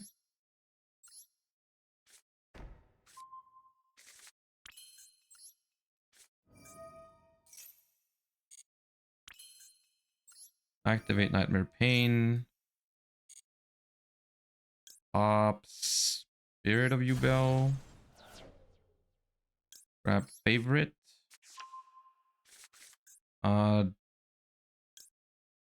I guess we add with Nightmare Throne. We don't activate this.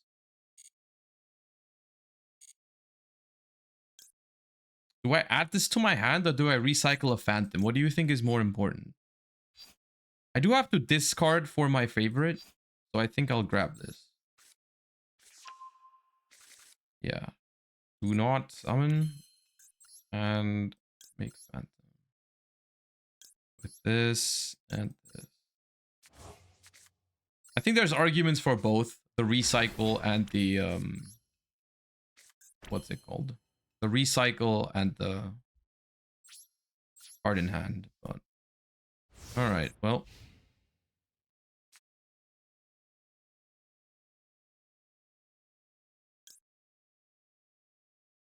I think I'll wait on the maxi.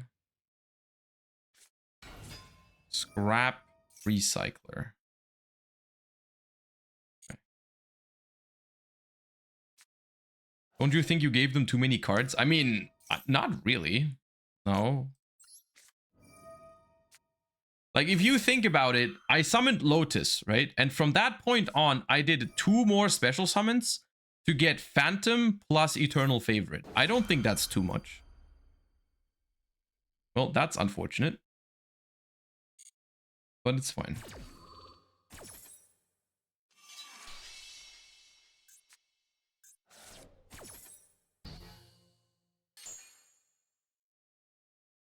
Like, they started their turn with 7 cards. I think if you look at the board that I made, like in a normal game of Yu-Gi-Oh, your opponent starts the game going second with 6 cards. They had 1 extra card, even after Max C, and we have Phantom, Eternal Favorite, and Escape. I think that's fine.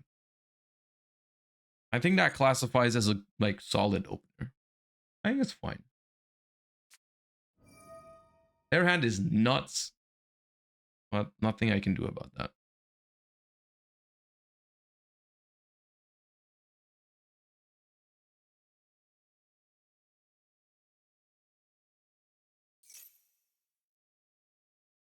Okay, I'm happy that they have to draw 2. I think taking my Phantom here would be really annoying. Their hand is insane. Their hand is completely unreasonable. Crazy. Not sure why we're doing this sequence. I think I get rid of this recycle. I was definitely more afraid of... Okay, I don't understand. What was their deck even? Was it Orchest or was it some others like scrap combo?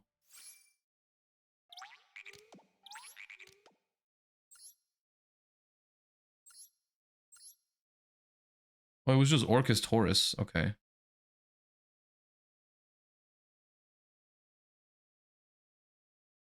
Yeah, 2 Veilers, 1 Cosmic, 2 Talents. Makes sense.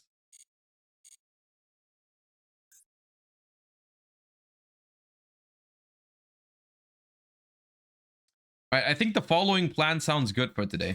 I think we try to reach Master 1 with Yubel. And then once we're in Master 1, we do some other stuff.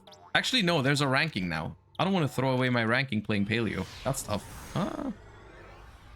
Putting me in a predicament. Okay. Well, I got no monster for 1/1. That's concerning. I need this Nightmare Throne to resolve, please. Nice. Is there a world? No, not really, right? Like, if I normal summon Lotus and it gets stopped, I don't have anything. Is it Beckoning Beast ever? Beckoning Beast, Spirit Gates, search another monster, and then pitch that monster for 1/1?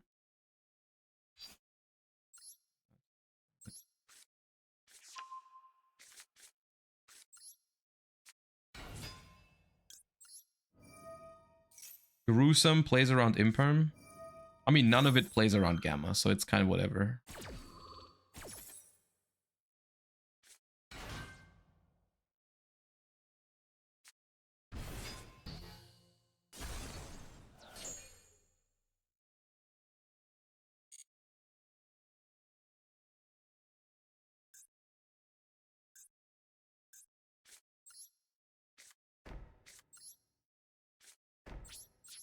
No monster for 1/1, unfortunately. Really bad.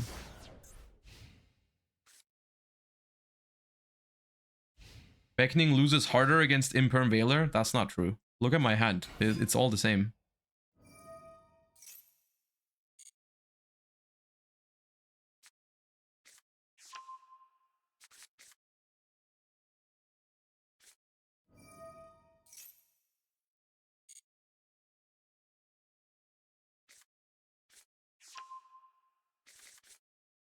Bus Core, thank you for the Prime. The first time Prime means a lot to me. Lippy, thank you for the 6 months resubscription.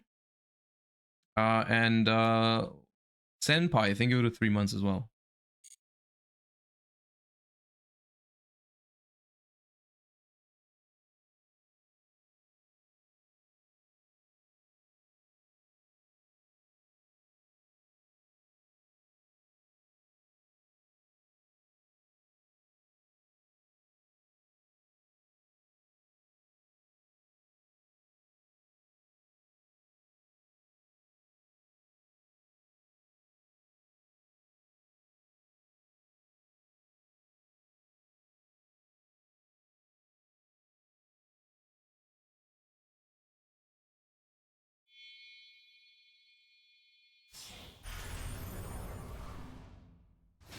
That is not what I was expecting, and that is bad for me.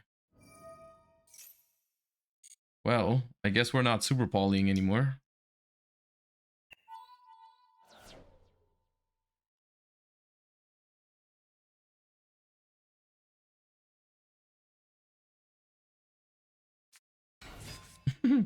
I was not expecting that. That's crazy.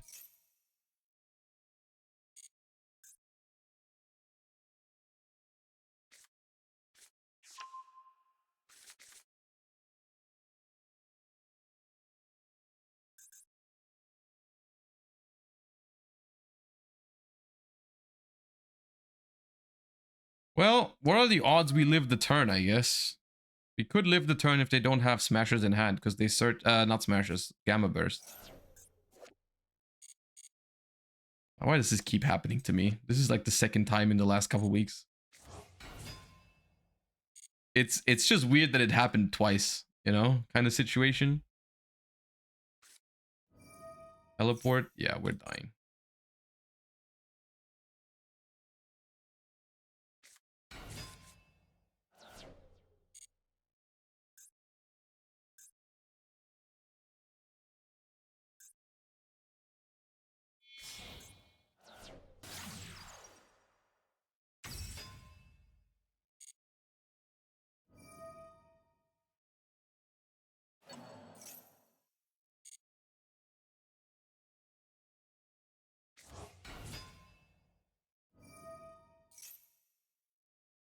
Thank you for the bits.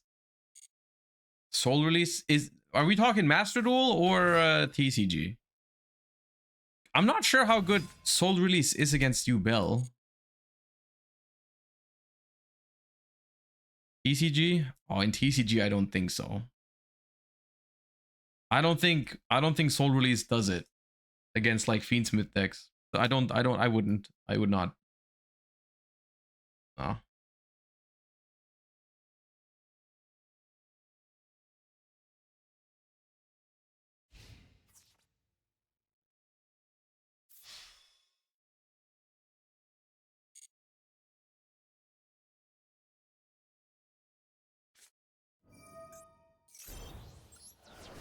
Well then. Not much to do there. I guess I could have super polyed to 2 beckoning beasts. Could I? No. No, I couldn't even do that. Because it's the same name. Yeah, no, there's no way.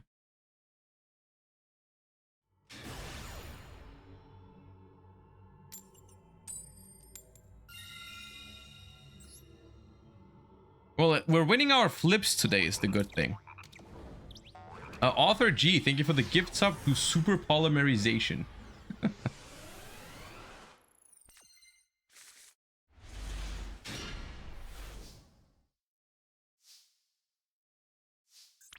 Okay, not a great hand yet. These are the kind of situations where I am kind of tempted to go for 6 because I need a starter. If I don't have a starter, it's really bad.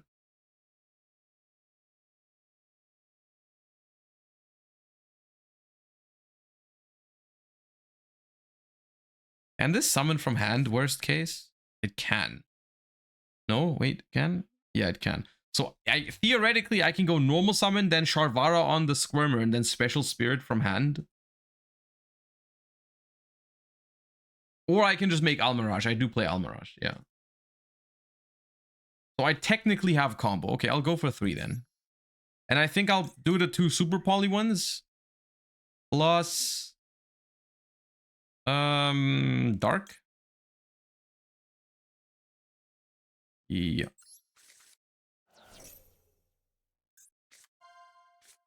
Okay, there's Lotus. Picking up Lotus as we speak.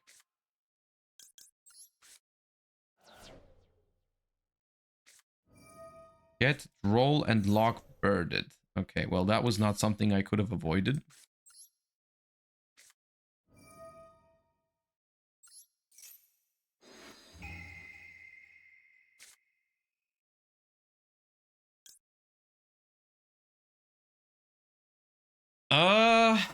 Yeah.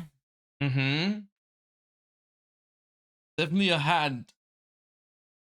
Well, the Maxi doesn't do anything anymore because they'd rolled, so that's good. This is Unicorn. Maxi Imperm Oak.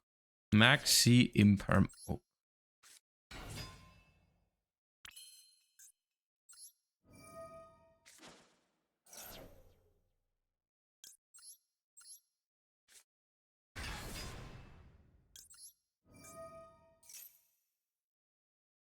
They don't imperm it. Okay.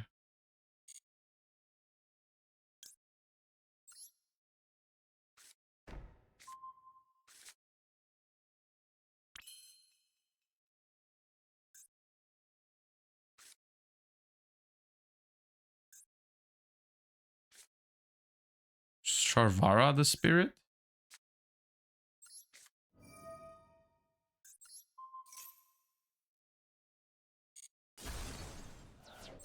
I do want to set the trap card. That's why I'm doing this.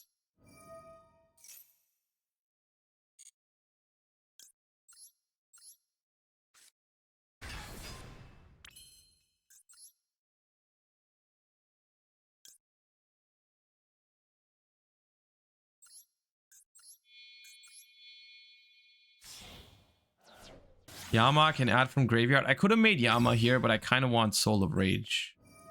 This way, I can't quite use both of these cards. Like, I can either use Rage or Escape, but I can choose at least.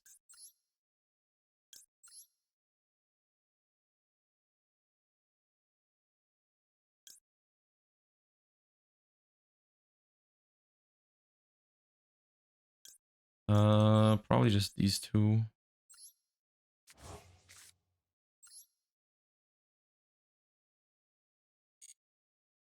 I don't have Nightmare Pain. So I'm just going to summon this in defense. In case they imperm it, I don't want to take damage when they attack it. Fine. It's not too bad.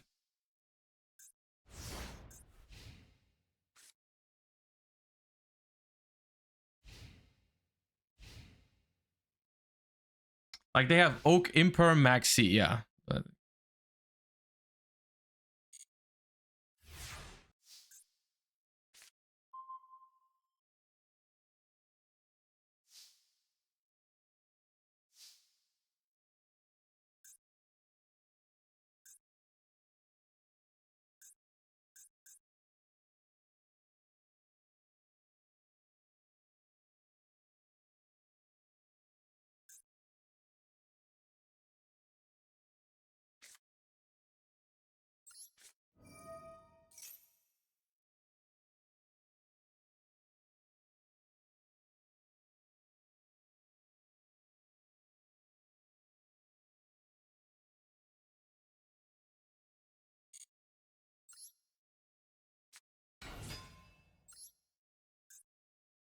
huh?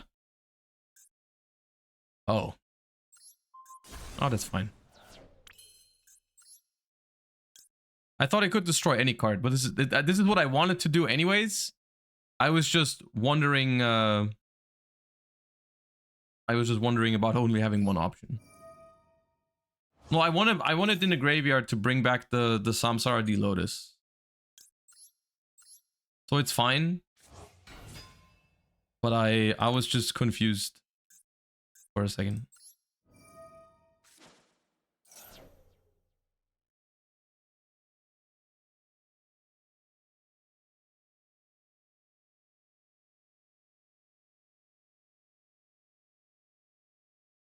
So this is one of those scenarios that we were talking about earlier. It is hard for me to actually OTK my opponent here because I don't play access code. I don't think that is the biggest issue though. Like I don't think that's a huge problem. I feel like we're in control of this game even if we don't end it this turn. Obviously, it's always associated with some sort of risk to not be able to kill, but I think it's okay.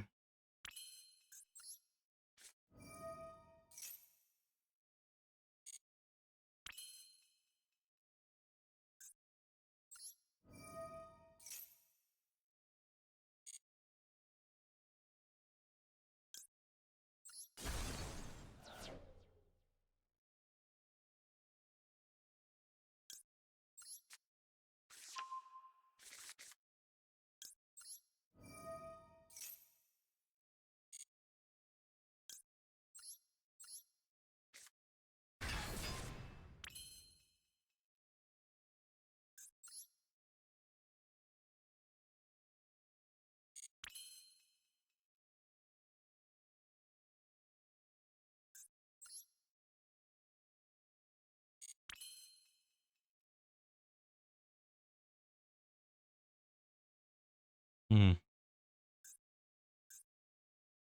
I want to do a little more damage than 1800 though. Ideally, I want to put them on like a 2 or 3 turn clock. If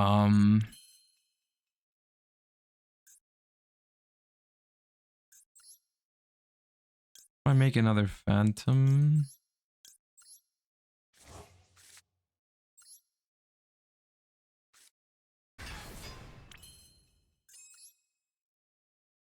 Then make a Yama here.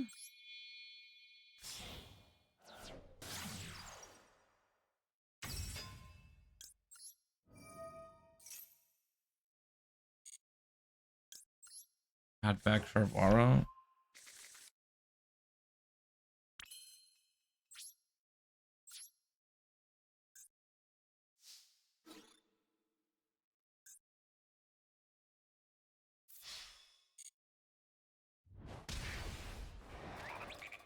This Yubel Fire King meta really seems like comparing opening hands. I personally, my experience though is that is Snake Eye's fault.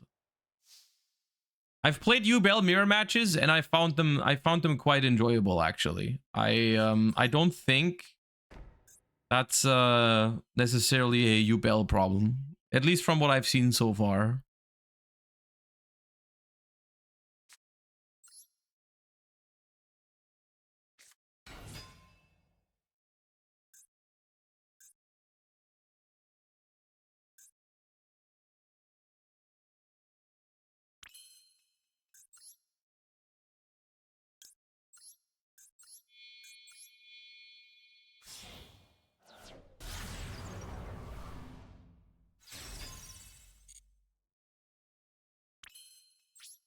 Didn't you have game? I don't know. You tell me. You seem to know better than me.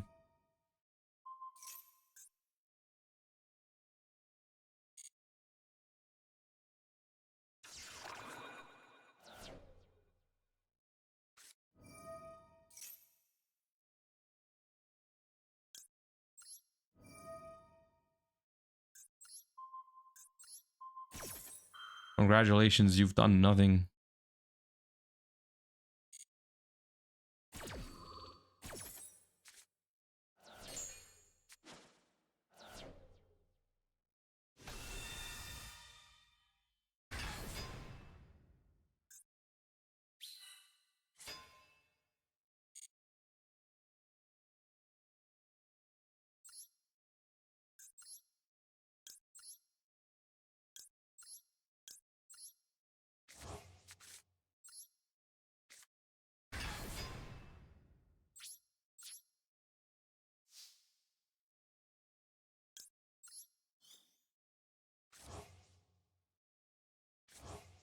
It's the same endboard.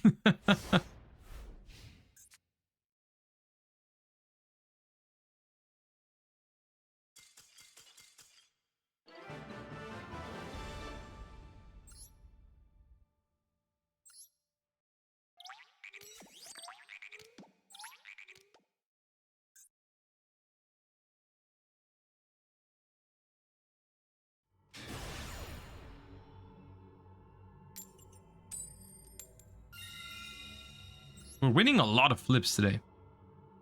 Kind of goated at flips.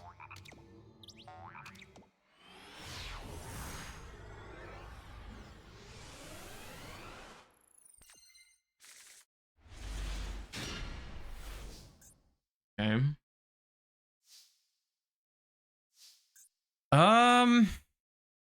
Hmm.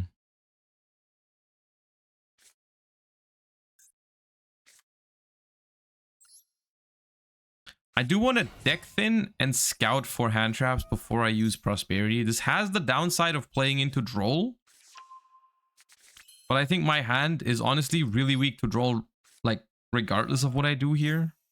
Feels like.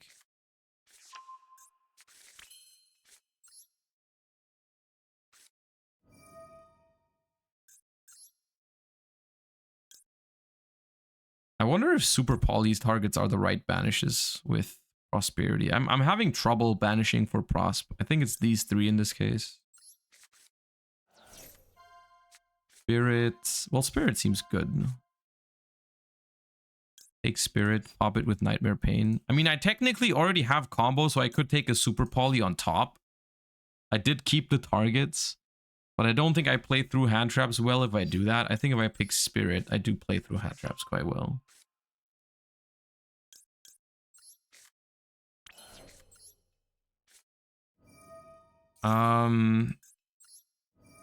I was thinking about making Phantom first, but I don't think that's good here.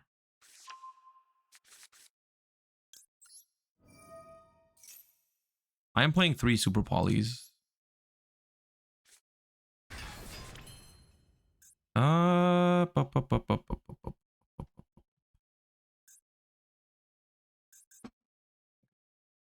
Do I Phantom now?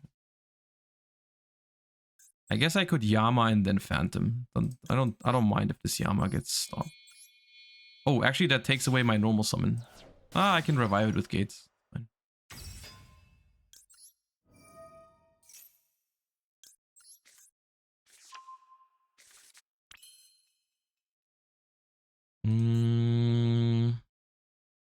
Shouldn't we add Skirmer here? Yeah, I'm not playing the deck perfectly yet by any means. I'm still learning.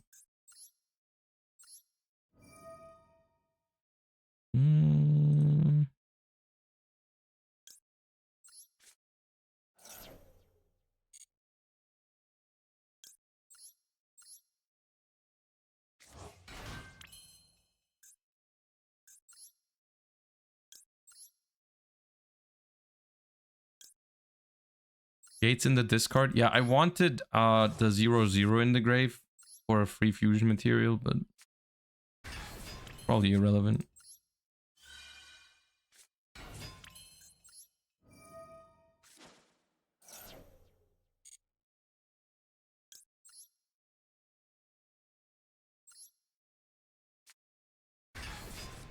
Yeah, this spirit search is kind of irrelevant now.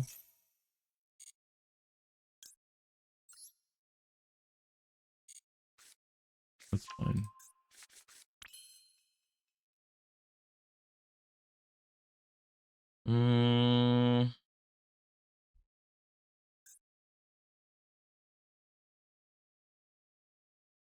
I'm trying to end on, what am I trying to end on? 3 material Appaloosa? Soul of Rage. Can I do SP as well? And Phantom?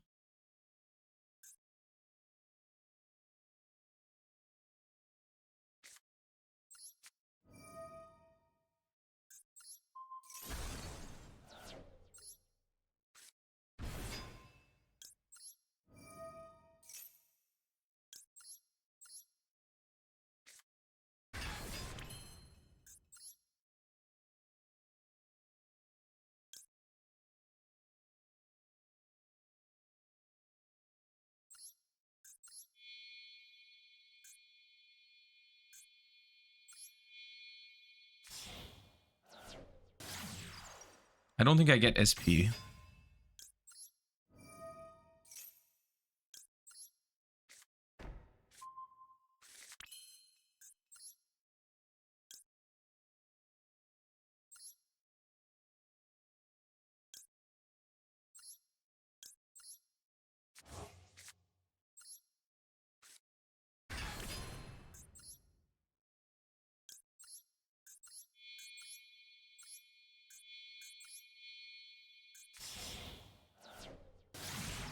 Oh, fine.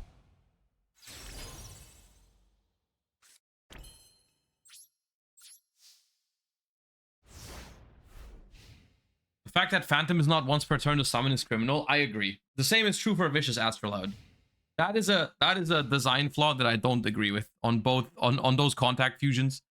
Like the Ritual Beast one has it, right? The Ritual Beast contact fusion has, like, in general, I think contact fusions are incredibly powerful and sometimes okay.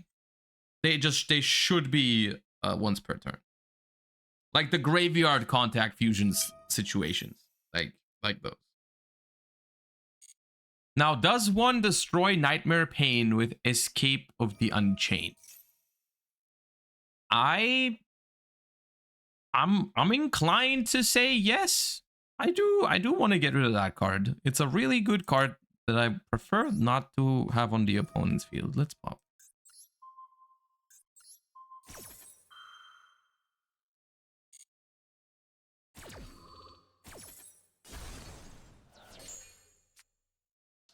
And now we're gonna activate Yama and Rage. I think adding back Yubel is nice.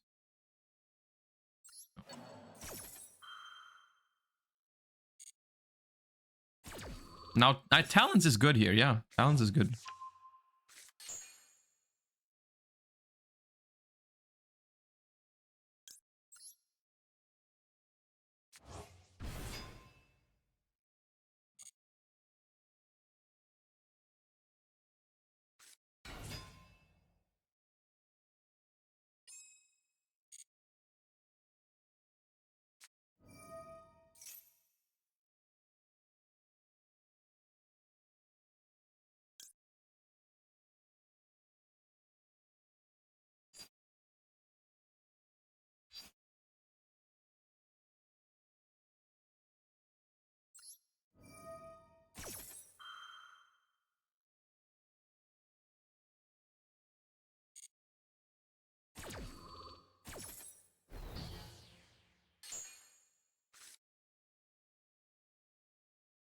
I mean, I've played into Talons already, and I've got 3 more monster negates, so I'm not too worried about using my Appaloosa.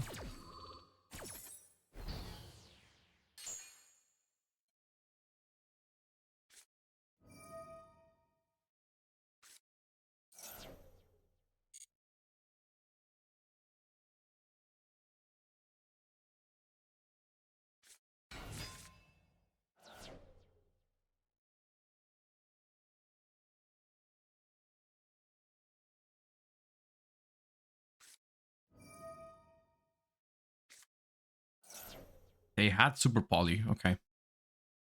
Yeah, I think ending on Yubel on the board is a little bit of a problem. And that's also why I didn't use my Phantom effect.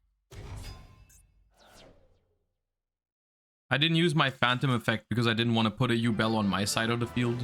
So, yeah, nice.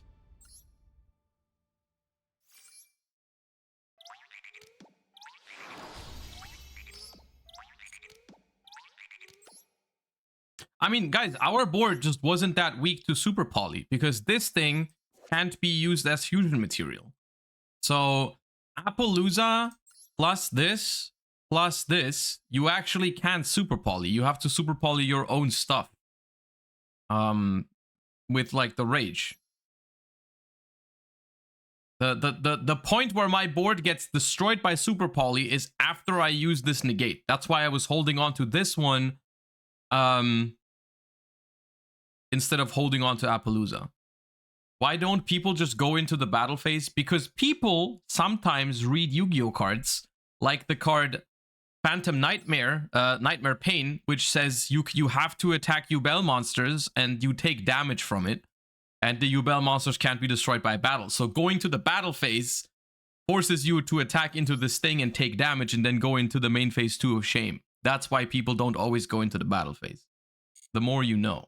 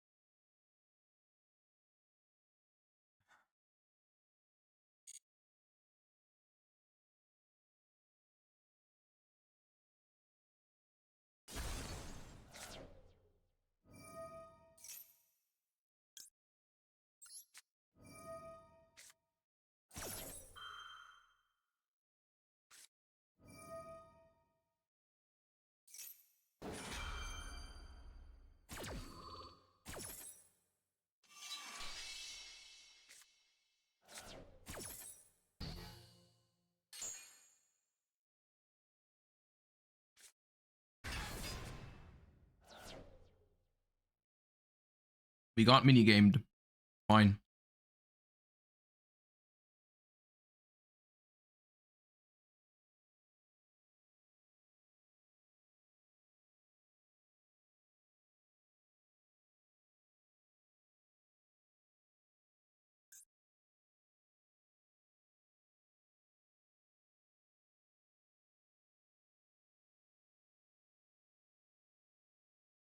What you're eating? It's rice with a curry and broccoli. It is nice. Thank you. I mean... Okay, Sharvara onto Yubel.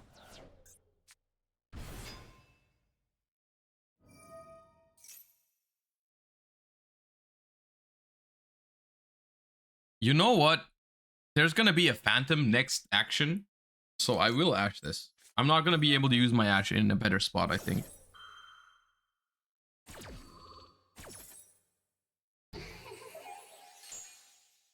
Is it spicy? For my standards, yes, but I'm very bad with spice. Naturally.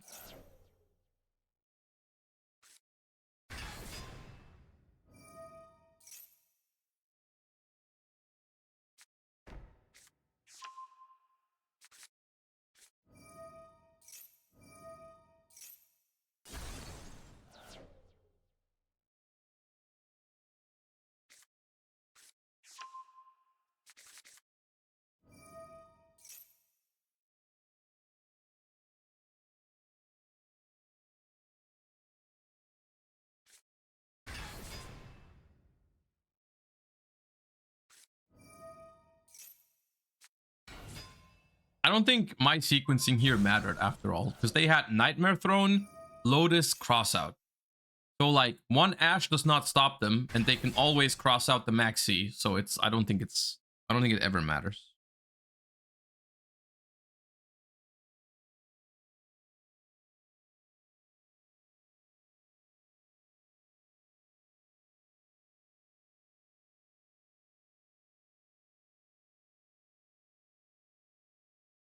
If I Ash Field Spell, they just let it go through, normal summon Lotus, and then cross out my Max C. And then we're basically in the same spot.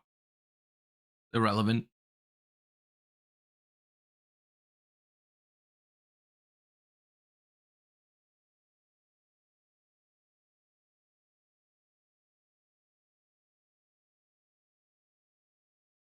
We can prosper for 6 and find evenly. I play 3 evenly, so the chances is not bad. A Muckraker in first turn combos, really?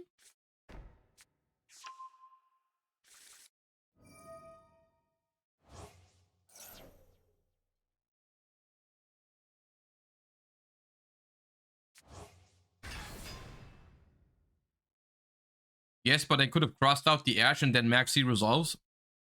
They could have crossed out the Ash if they are very bad. Yeah.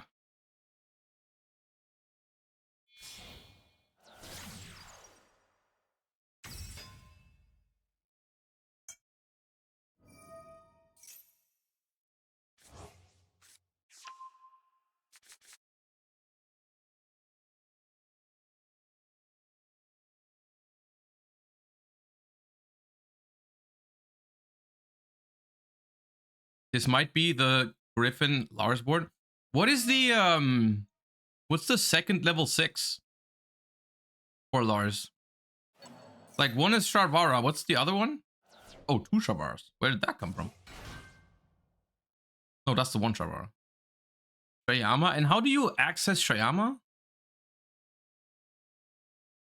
When you search the Sharvara? You pop the trap? Okay.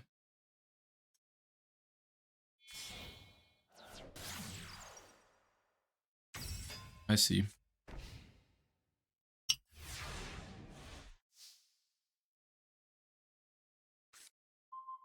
Well, it's none of that.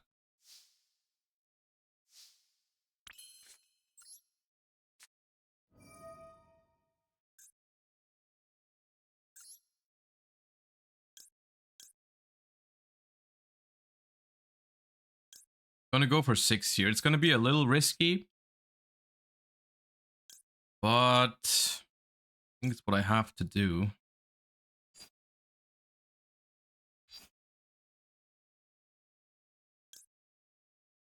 I think I'll just do this and not grab Super Poly because I don't need it right now.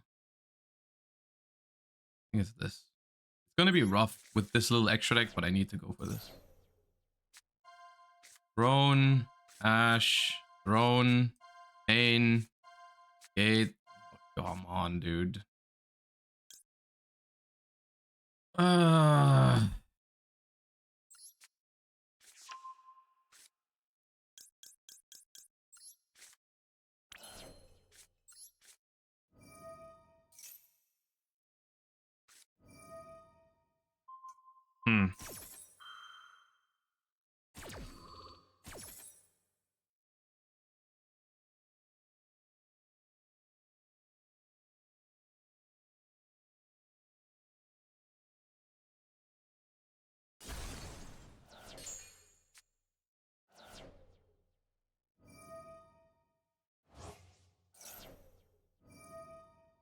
You know what the difference is between playing against Snake Eye and playing against Yubel, I feel like? Both of them make good boards with layered interaction, but the Yubel deck's follow-up, it has follow-up, but it's not nearly as crazy as the Snake Eye follow-up, I feel like. Is that just me? I feel like there's a big difference in follow-up. I feel like in this position, yes, it's going to be a lot of work to break the board, but I feel like I don't feel like I have to kill them or I will guaranteed lose. If that makes sense.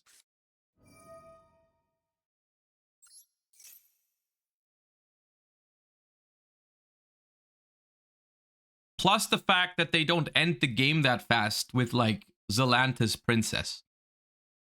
I feel like that's another thing that people don't talk about enough in what's it called? In Snake Eyes, is how easy this deck just kills you.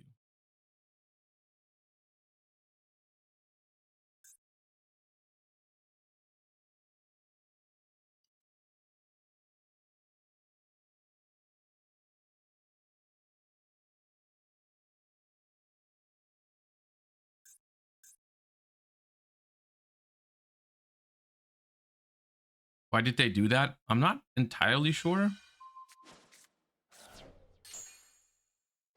Okay, that was insane.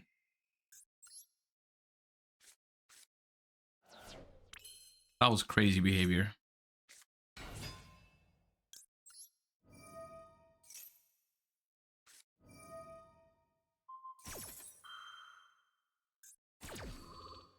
Well, good thing we kept dark.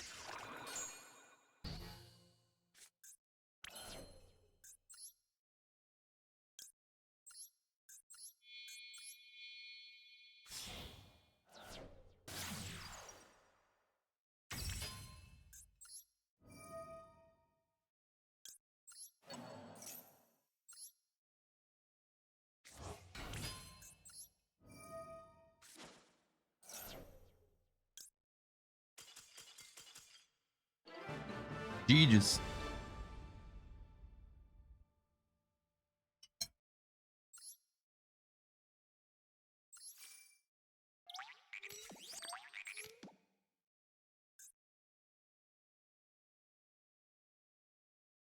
That's the thing about Yubel in Master Rule right now, because it doesn't have a spell trap Omni Negate, even the Intalents are really good against it.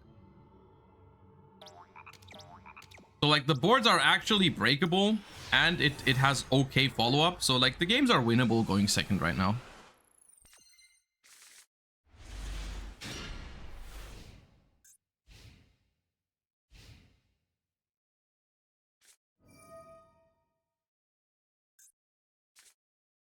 Ooh, Centurion Horus. Okay, well we're getting... No, Calamity is banned. Good news.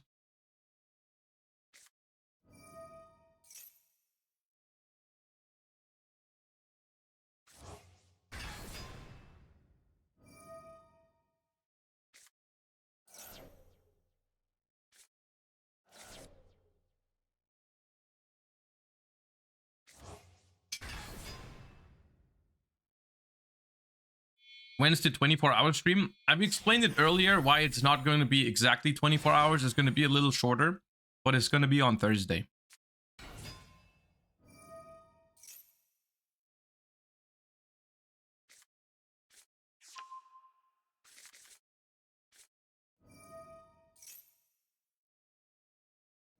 It's going to be like 12.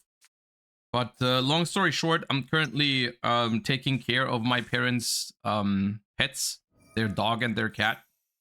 Like I'm sleeping at their house because my parents are on vacation. So I can't stay the full night.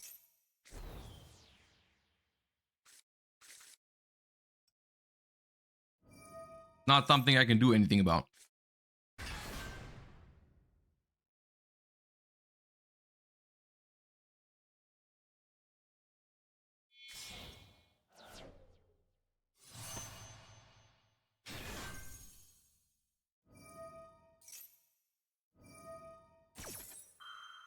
Are you going on vacation this year? We haven't planned anything major. I'm off next week, so we're gonna do some little trips next week. But I also gotta prepare for Euros, so. Okay. Well, that's going to be an Omni Negate in my turn, which is a little annoying.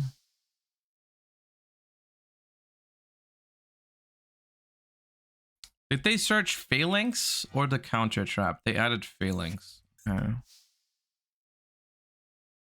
Well, the problem is, if I have to attempt battle phase, right?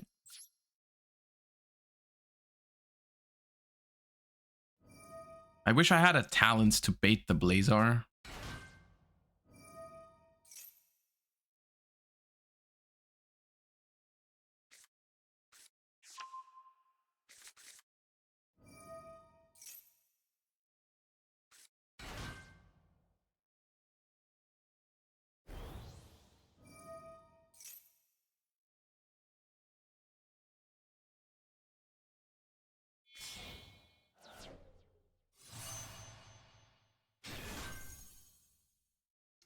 These are the kind of hands where evenly is not great. Because I mean, I can use it. It's going to bait the Blazar.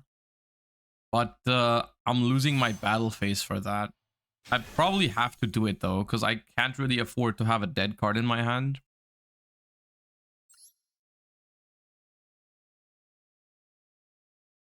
The only thing that I could do is I could try activating Throne, hoping they negate it with Blazar. But if they don't negate it, it'd be really bad for me.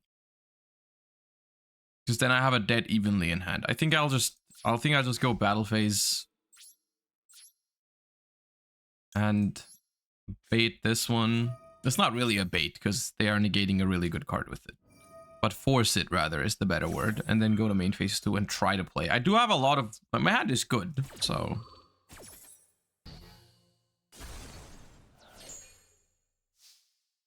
Yeah.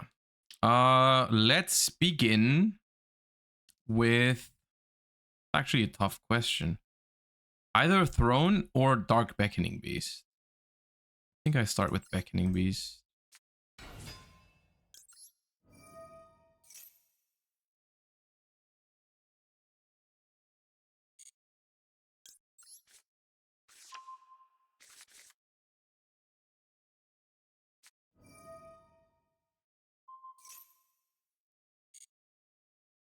Oh, I should have Sharvarad. I should have Sharvarad. Okay. Fine.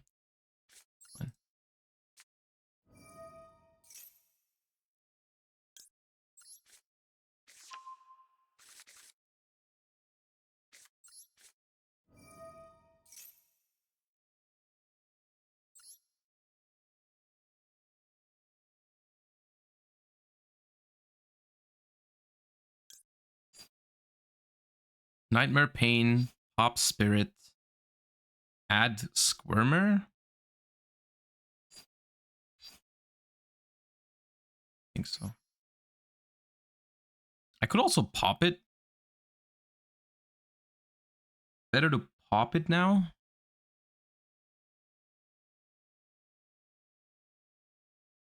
Rather, I mean, I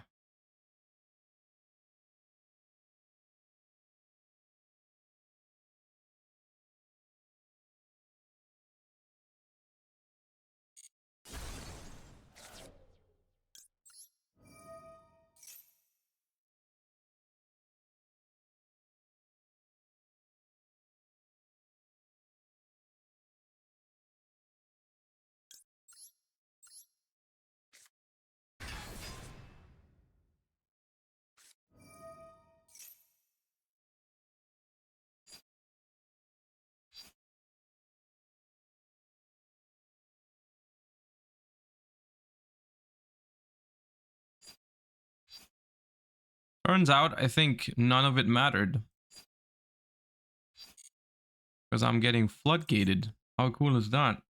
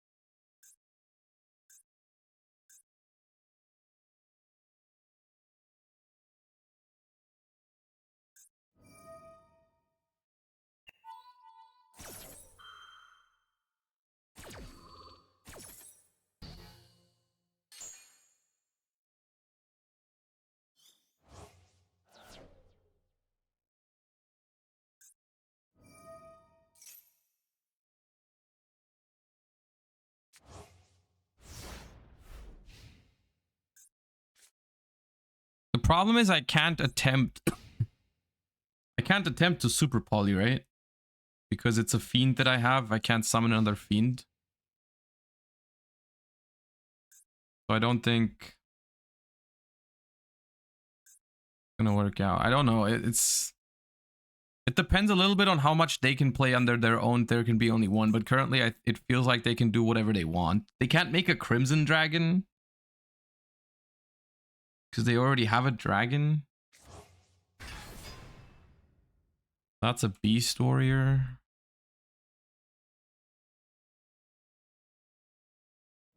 The problem is King Sarcophagus gets rid of the Yubel monsters, right? You can't use... Oh, does this not even work with the first one? With the second one? Oh, you're right. It needs to... Ah, okay, that's kind of whack.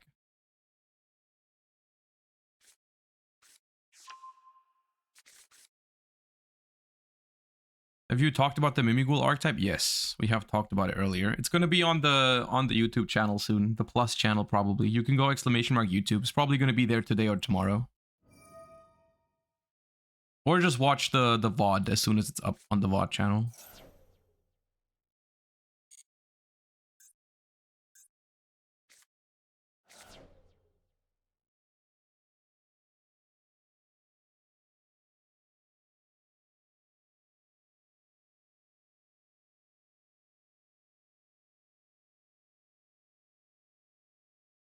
Will you test Centurion? I mean, we've already played Centurion a little bit. I like it. I don't think it's the best deck, but I think it's solid. I don't know about the Horus variant. I don't think the Horus variant is too great. My issue in general with the Horus cards in other decks is like, it does feel like you... Wait. What are they doing?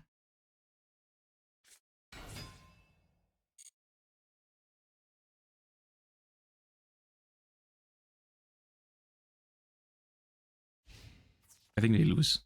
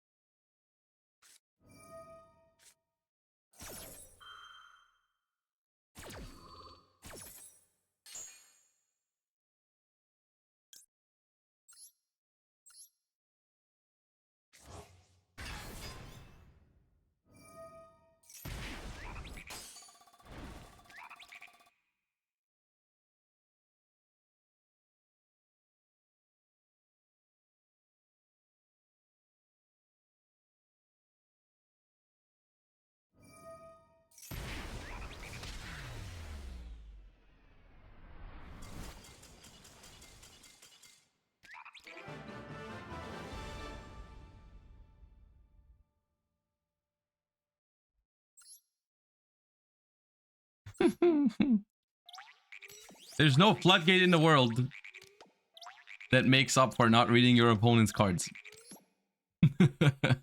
They haven't printed the floodgate yet that says none of your opponent's cards have text. Maybe they'll make it next year for players like that, but doesn't exist yet.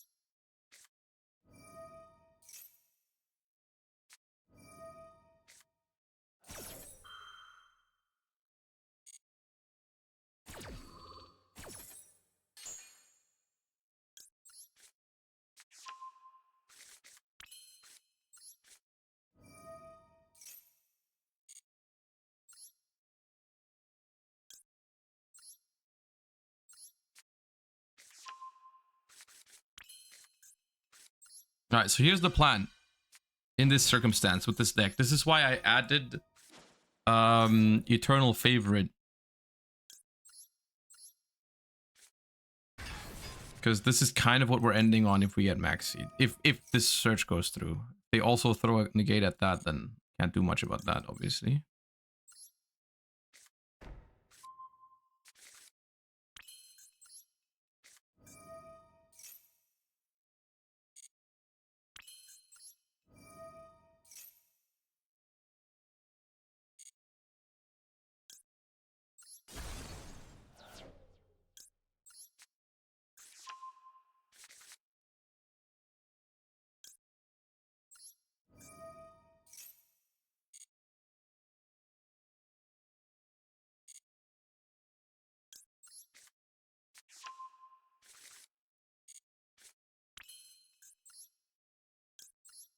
So it's 2 draws.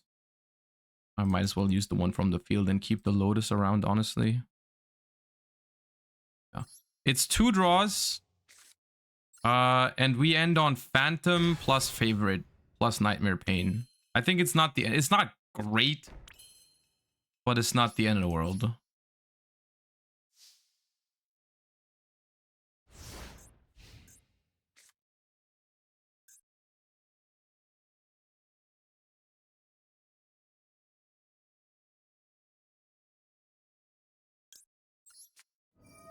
I'm doing this because I have this for Gamma. Okay, we resolve. Easy.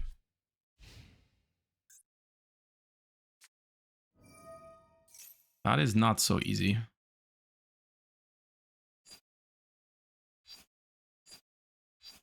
Well then.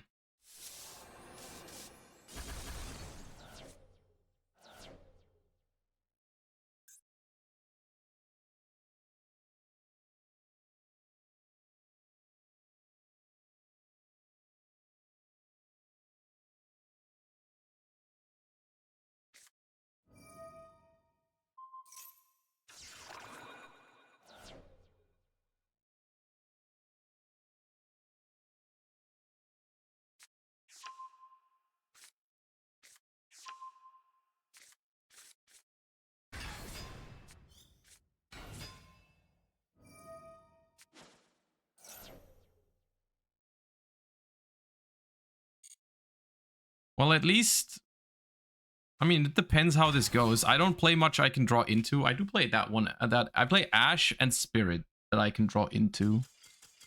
Yeah, I don't know what their plan really was there. They summoned the wrong Yubel, I think. I think they misclicked. But it depends a little bit on their extra deck, whether they were going to win that or not. Like, okay, they do play access code. Is there a clean way to do 8,000 there? Like, what's the line with the least amount of specials? I'm not sure if there was one, because well, I can draw spirits and I ashed them at some point. They use the Phantom, and then I can draw into Spirit and be fine probably. I don't know.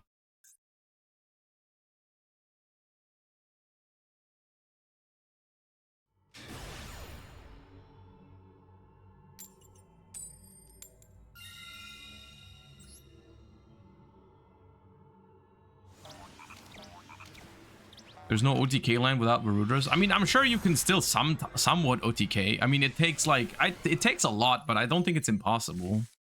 Maybe not off of one card.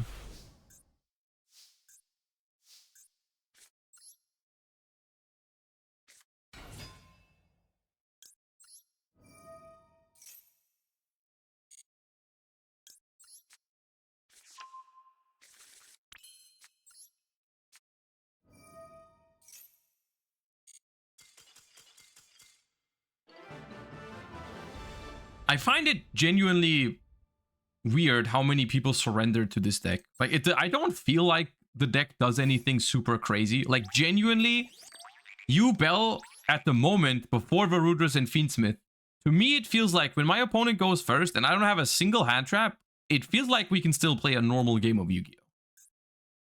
I don't feel like the way people are treating this deck as if I just normal summoned Snake Eye Ash. I don't know.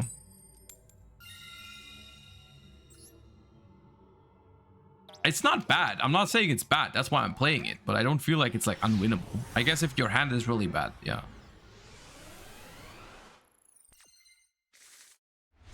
It's boring to play again. See, I feel like sometimes you guys say that about everything. I feel like you guys are just really mad when your opponent plays cards. Is that what it is?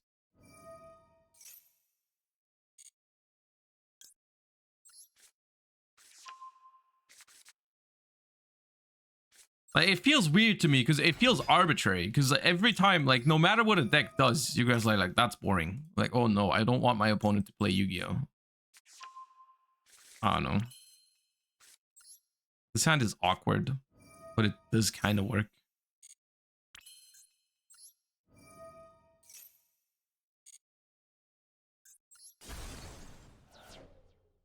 What do I do here?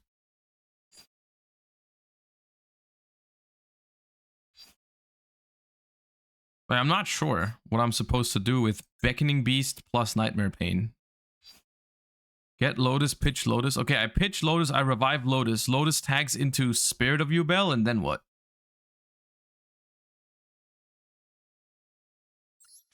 Or I summon back Beckon. Yeah. That's the one. I bring back Beckoning Beast and then extra normal the Lotus. Yeah.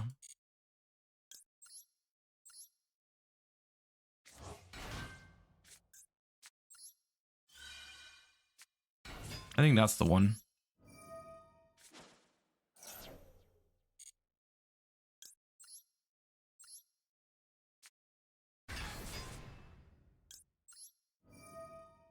And then... I mean, it's definitely this. Don't set it. I can't destroy this. I can... let's get the free ad back.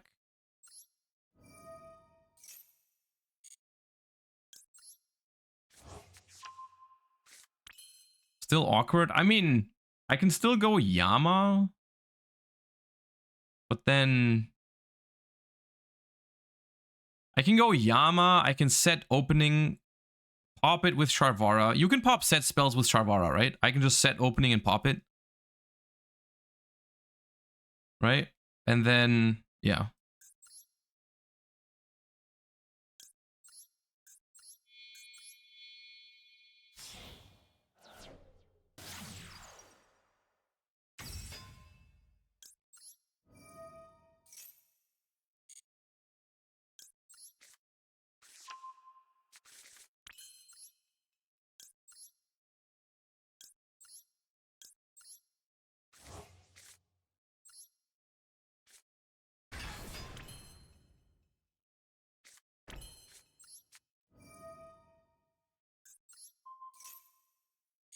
I already added back my spirit gates.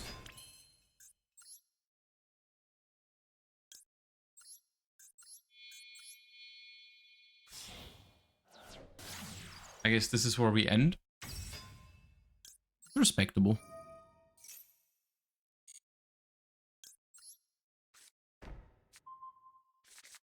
It's fine, right? I mean, it's like we're missing the Appaloosa, but okay. How many spears are we playing? We're playing 3 and I would play 4 if I could.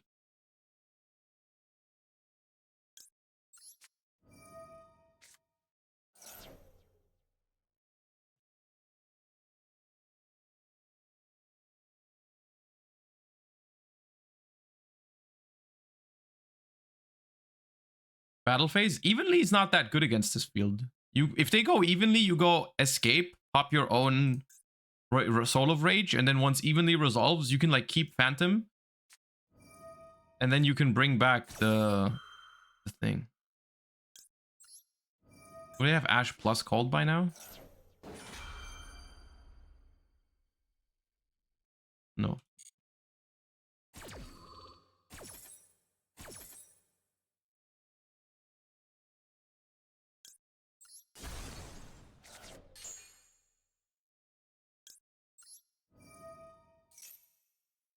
Don't you have to pop an opponent's card? Nope. It's an Unchained card you control and another card on the field. playing into Super Poly Monka, I mean, it's not that bad into Super Poly, is it? Like I draw a card from Maxi, and I can bring this back with Eternal Favorite. Not that bad if I get Super Polyed. One of your Yubel monsters. I might as well do this, right?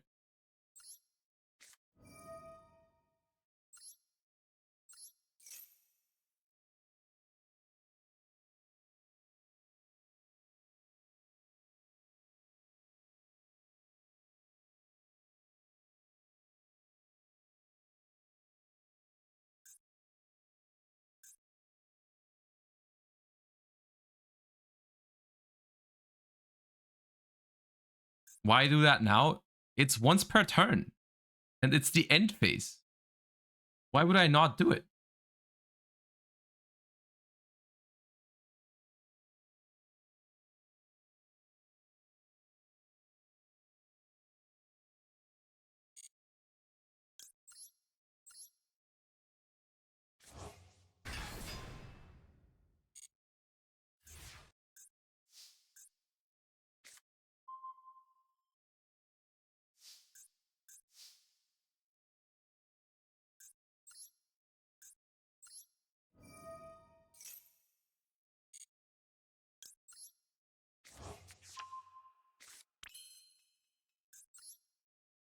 All right, I don't play access code, so if we go for an OTK, it's gonna be like super scuffed. What's like Yama? Muckraker revive Yama, that's 3,000. So Muckraker's 3,000, 48 Abomination. It's like a lot of link material that I'm not sure I have. I do have a lot of bodies though, right?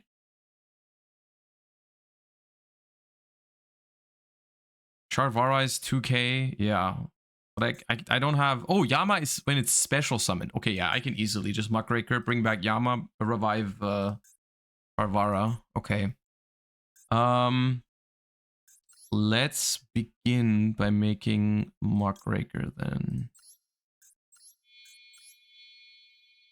I don't play access code.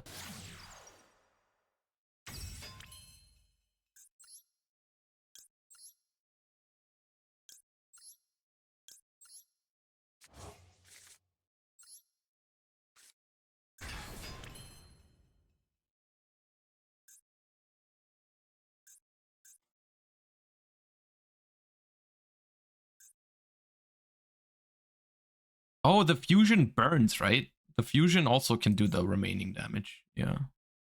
So 4,000. I need 1,200. Wait. Yeah, this is easily enough. I'm just trying to figure out a way to sequence it somewhat safe, but I can revive with both of these gates. So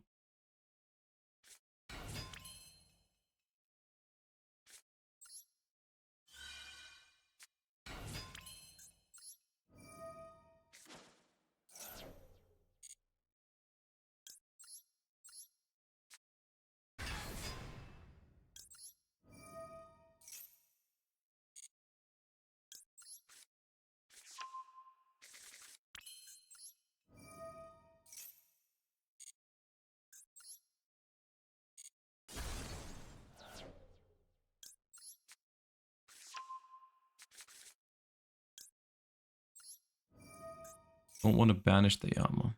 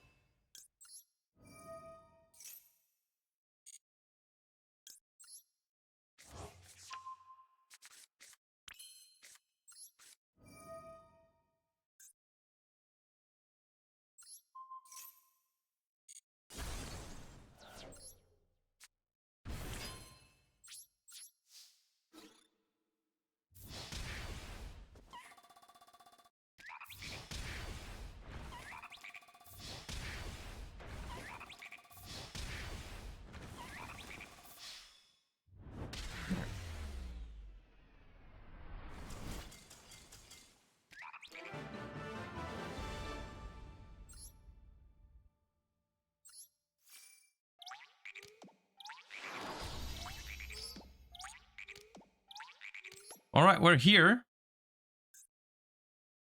How does this work? Wait, it's a different game mode?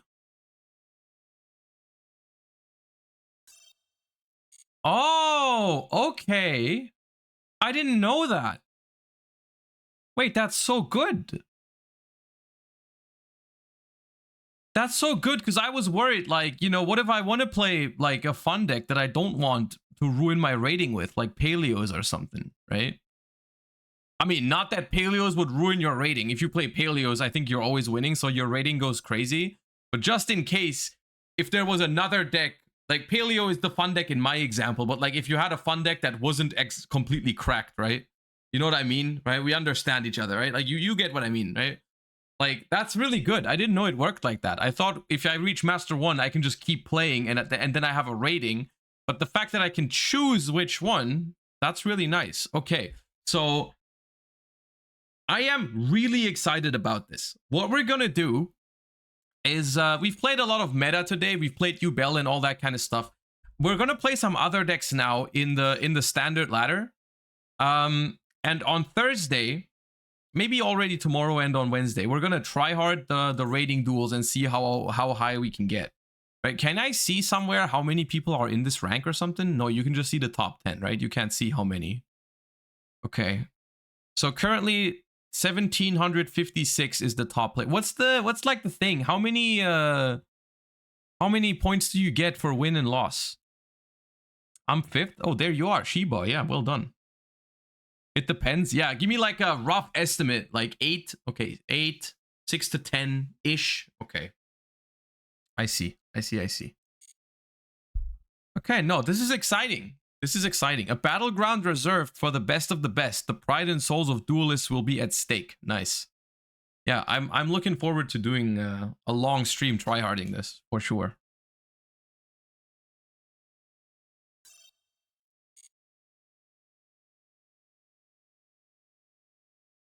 Paleo to number 1. Okay, I'll be right back. I need to go to the toilet real quick.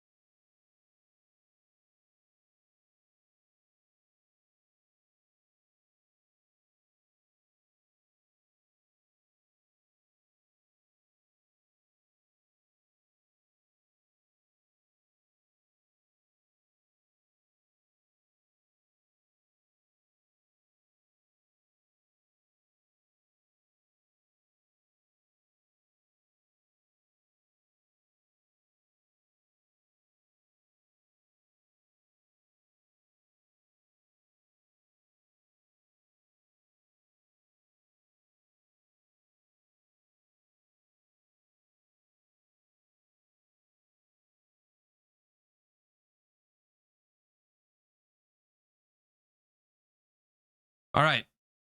So now we still got plenty of time left on today's stream.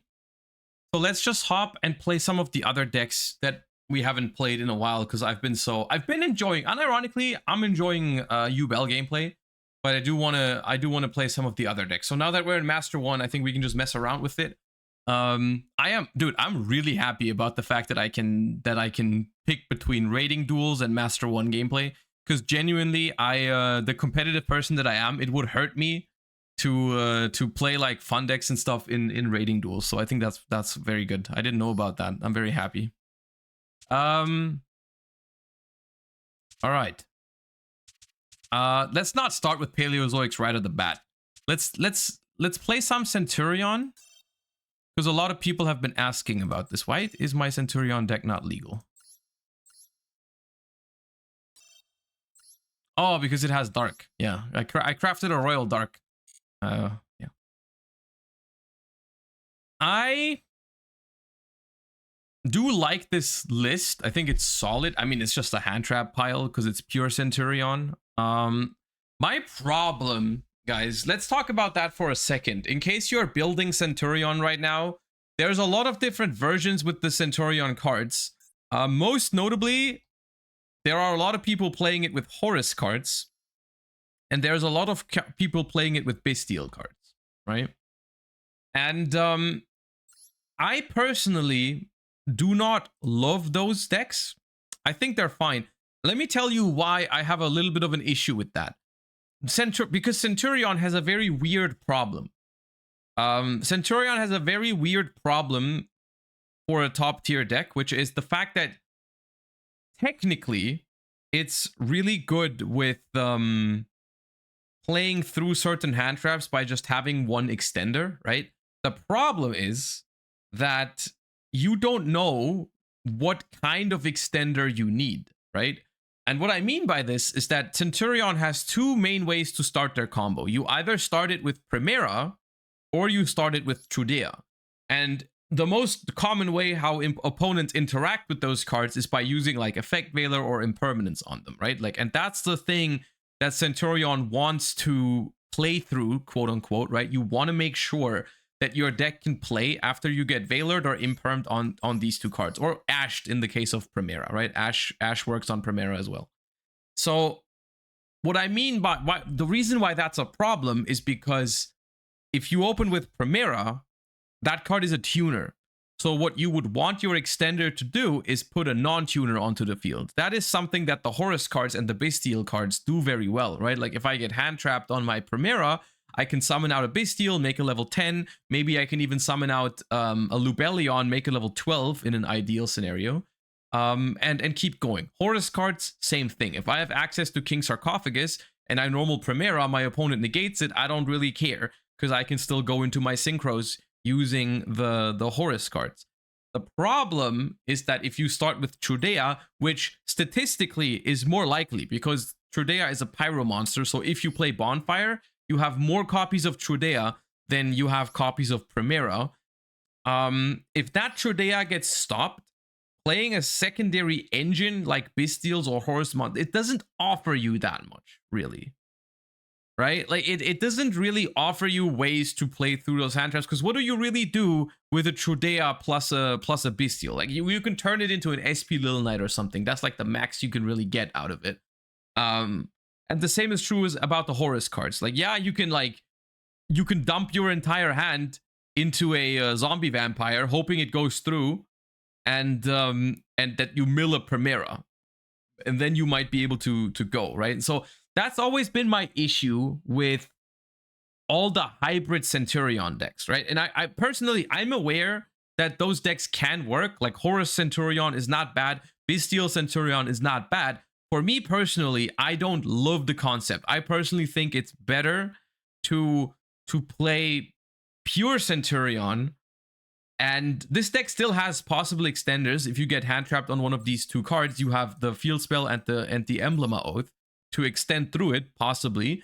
But I think the next best thing to having the right extender, or trying to have the right extender when you get interrupted on these, is to just have more non-engine, right? Because if I get hand trapped on Trudea, I would rather have non-engine in my hand than a bestial card, I think, right? So that's weird, right? That's it's yeah, I just wanted to get my thoughts out there on why I'm playing pure Centurion. It's just that's the reason why I have never really loved any of the Centurion search targets. And just in case you were wondering what I think Centurion needs to be a top tier deck, because it is a good deck, but it's not top tier, I think that's what they need. I think they need a Centurion card that can fix both issues, right? They basically need an extender that can be treated as a tuner or something like that, which I think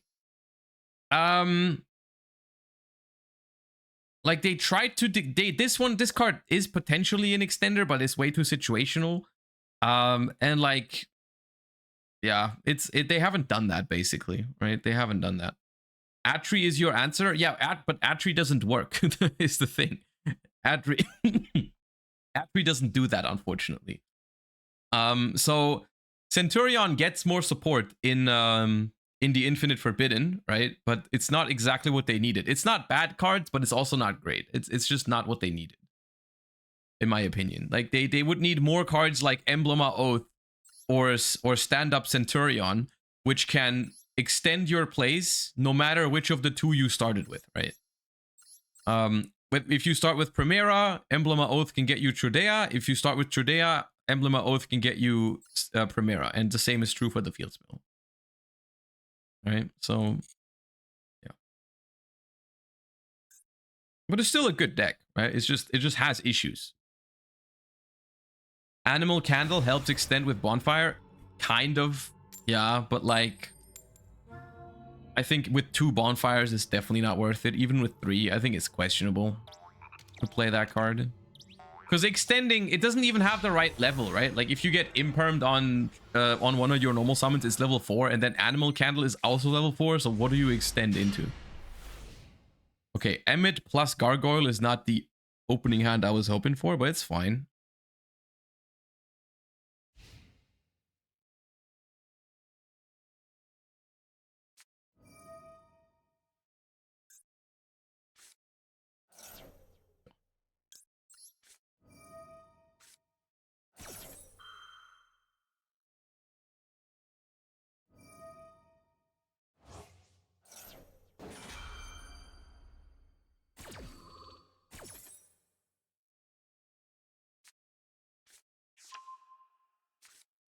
Crystal Rainbow Dragon. Oh, do they play Trade-In? That's usually the reason why people play that card. Because it's a level 8 Crystal Beast.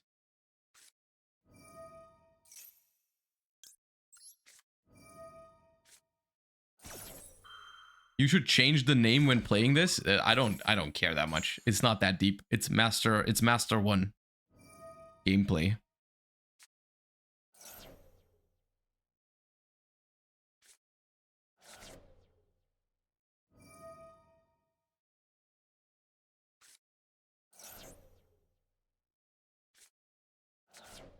You can't hide the check mark. Actually, you can. It's in the settings somewhere. I don't know where it was. I saw it though. Maybe I can't hide it during a duel because it's already been displayed, but there's definitely a setting for it.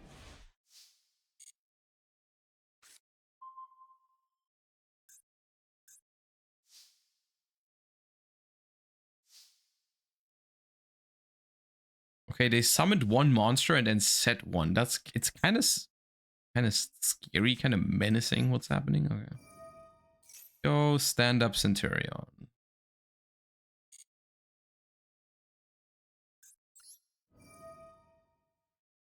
Bitch, Emmet. Summon limit? Could be summon limit.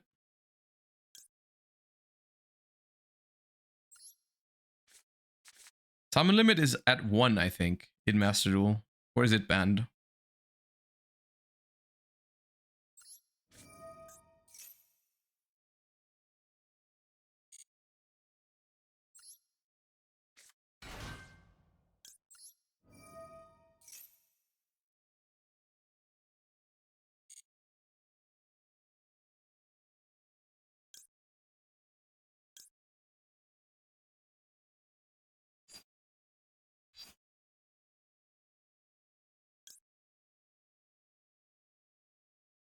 I mean, we can potentially do stuff on their turn. I'm just trying to think.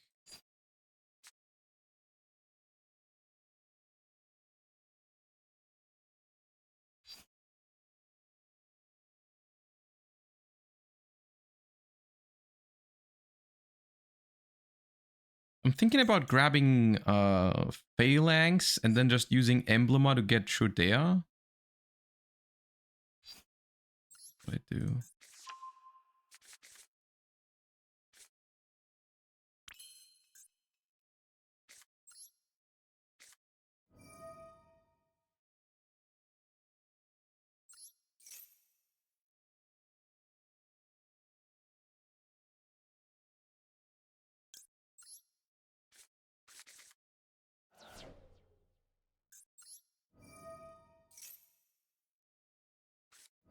It is summon limit.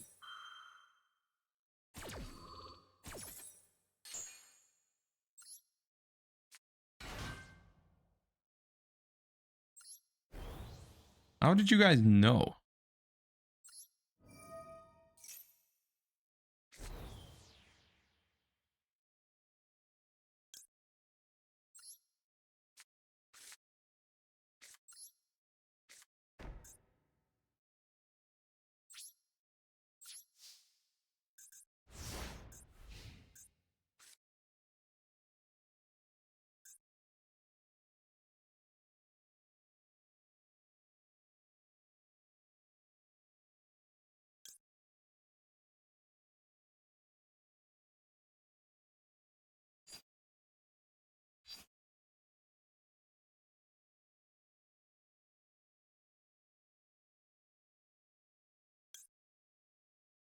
So I can special this out and then synchro. That's 2 summons.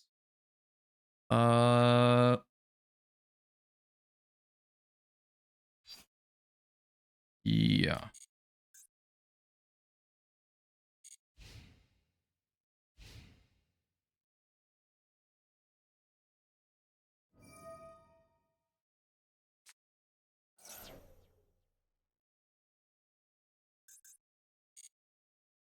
The only problem is that because of King Sark, Legacia doesn't actually destroy any of their guys, right? That's the bad news. Can't really go into...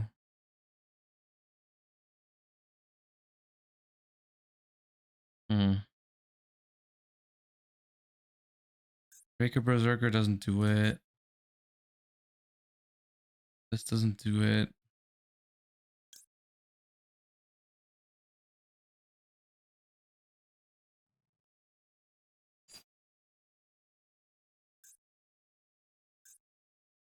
How does this card interact with summon limit? Like if I, because it says next standby phase, special summon that monster. Does that count as me doing a special summon next turn?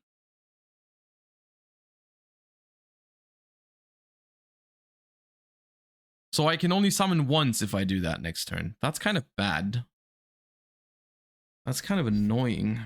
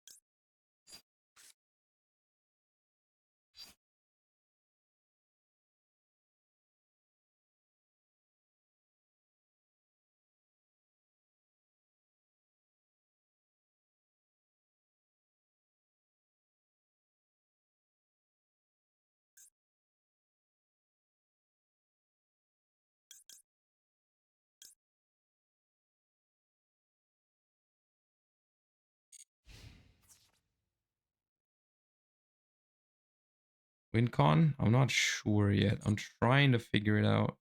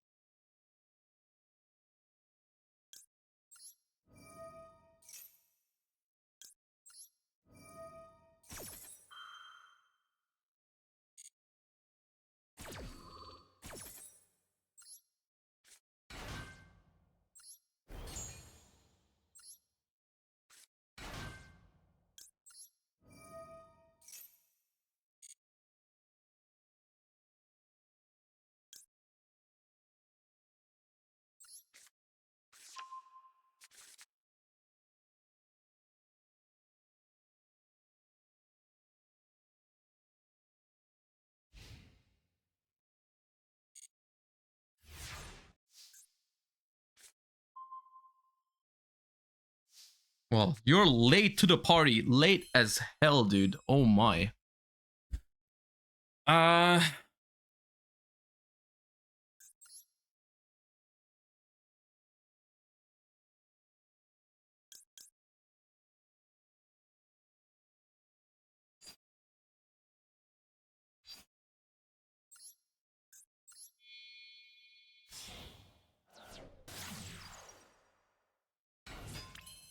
Pep and kill. I don't play Pep.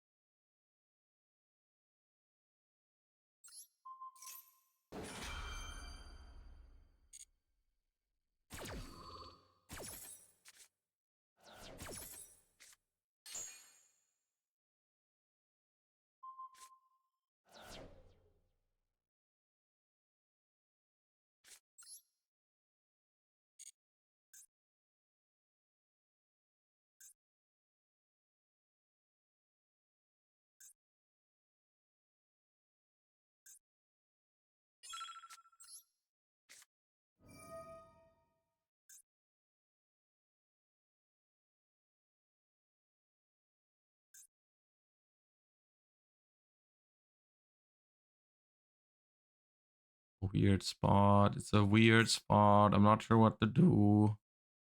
Not sure how to deal with their follow-up. I mean, I have a... My time is also running really low.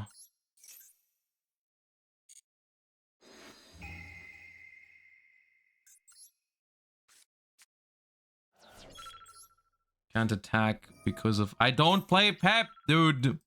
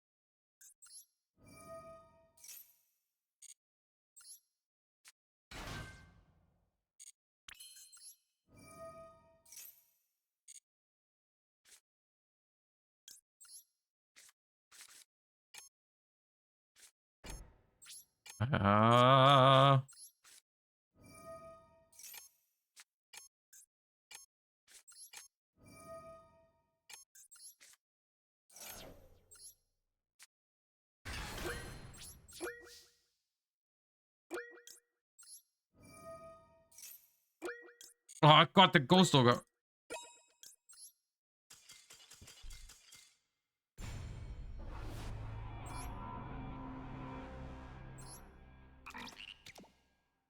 The Ghost Ogre destroyed me. That Ghost Ogre draw cost me the game because it was way too late and it cost me like 20 seconds or something.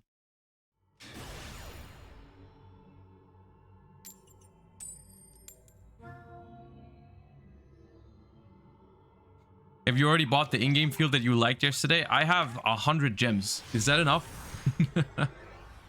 I thought too long. I was thinking too long on the tactics. Yeah, that's my bad.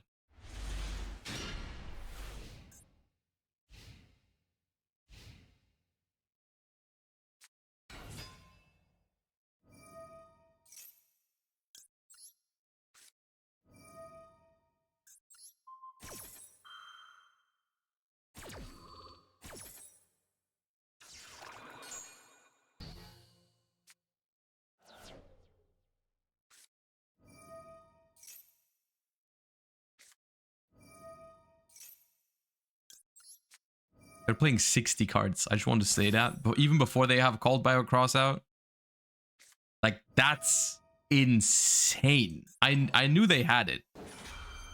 60 cards.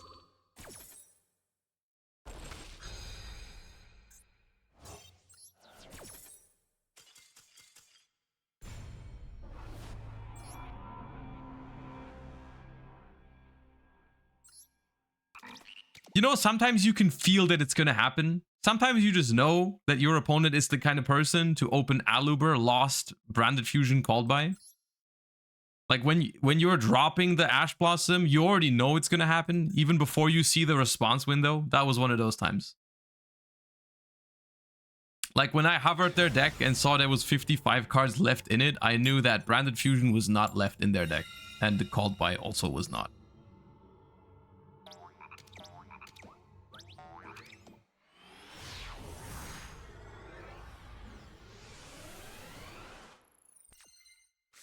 Branded barely breaks. Dude, there's a difference between a brick and that last hand. Can I draw starters in this deck? I feel like I just don't have the ability to draw starter cards.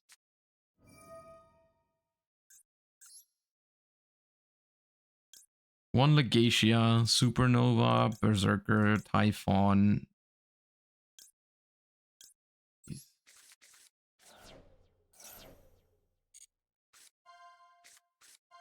Ogre, Emmet, Ash, Veiler. Okay, there's Oath. Dude, one starter in the first 11 cards of my deck. Phenomenal.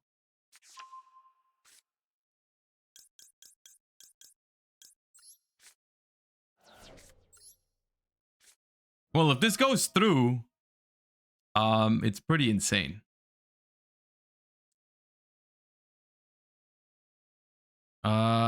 Which... Technically, it doesn't matter which way you go about it. I think I'll place first.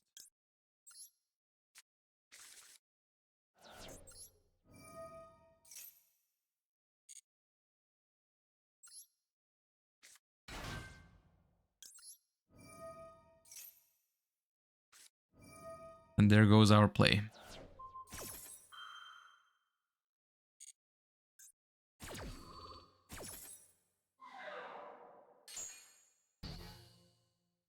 But this is why I went for Primera instead of the field spell, because with the field spell I would have had to discard a card and then still lose to that, or like pass turn to that. The question is, do I normal summon a hand trap to make Little Knight? I don't think the answer is yes. I don't think so. I think I just sit.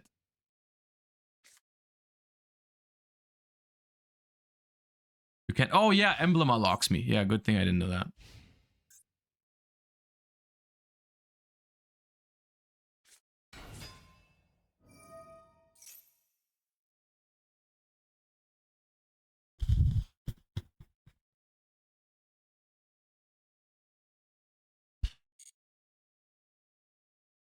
Magus Spectre, huh?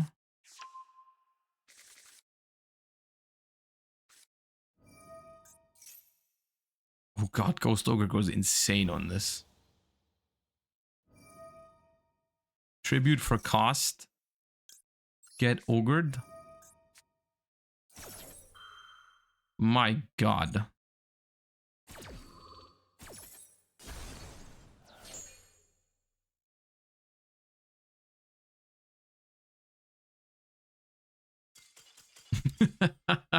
Dude, turns out you don't need 4 hand traps. You need 1 against Magus Spectre. Dude, little did they know I couldn't even play next turn. But no one tell him that. No one tell him that. No narcs. No narcs. Emrys, thank you for the bits. Appreciate you.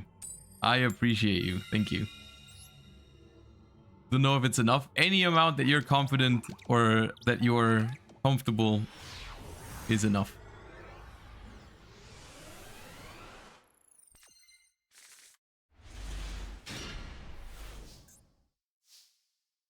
All right. When are we tryharding rated ladder? In the upcoming days. I want to prepare it a little bit because like when I say tryharding, I mean tryharding. 60 cards. Oh my god, we're about to get shit on. We add...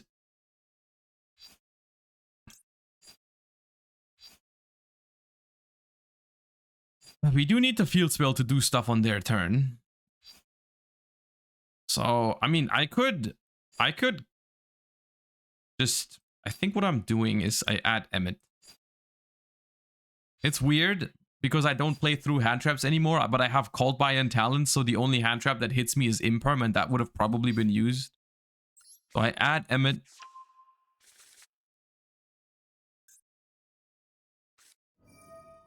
Stolen Lockbird. Do I need to Called by that?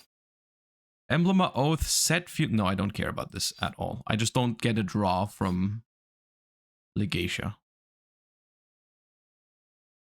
Do I want my draw from Legatia? I kind of want my draw from Legatia. Or my search from Auxilla.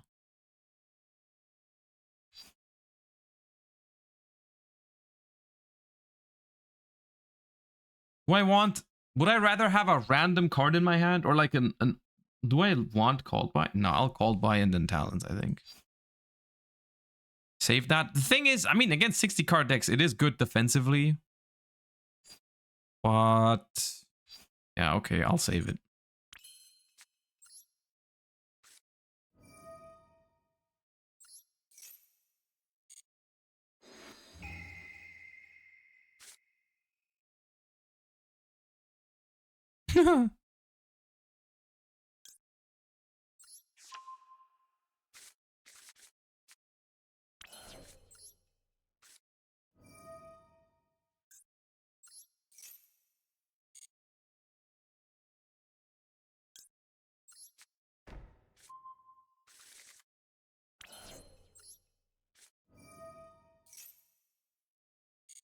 See, save it? What do you mean, see, save it? The Called by does nothing against their hand at the moment.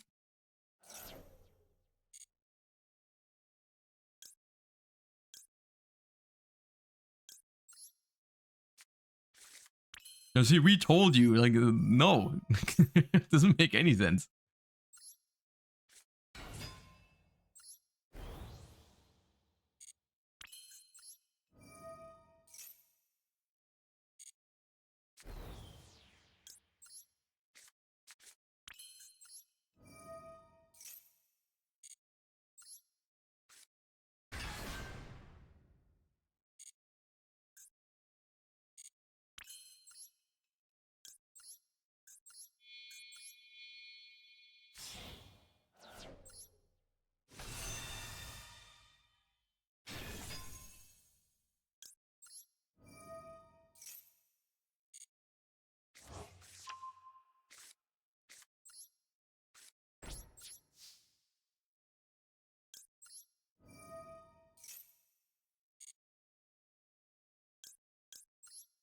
Dude, Centurion to me really is the definition of what one card combos should do with Calamity Band.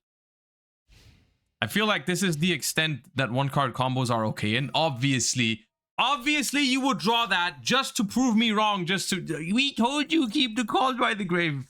Ugh. Shut up, chat. Shut up. You knew he was gonna draw Imseti in 55 cards, yeah? Okay.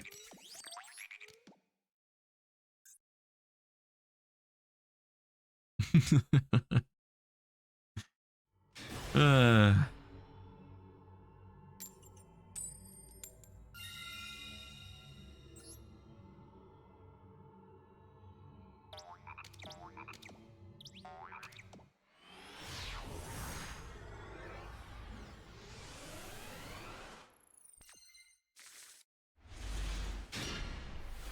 right, that's a hand. And that's probably a max C.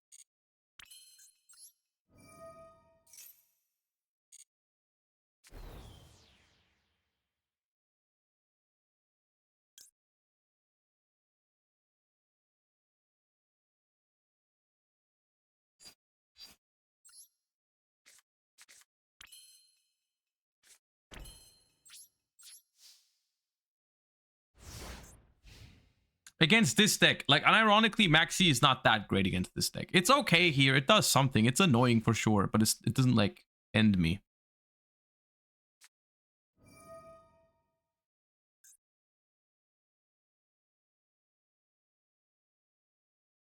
Would you tell me what deck you're playing for rated? I'm probably going to play Yubel. I want to learn it more, and I do think it's really good right now.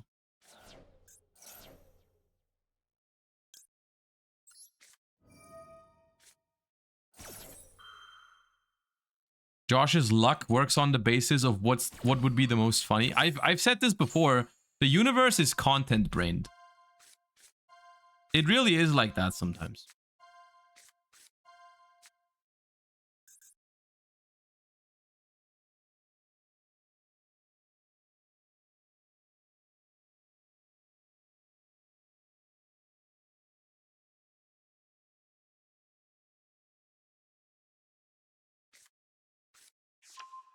Puzzling Valk also, thank you for the raid. Welcome everybody. Hope you had a good stream. They added Max C. Okay.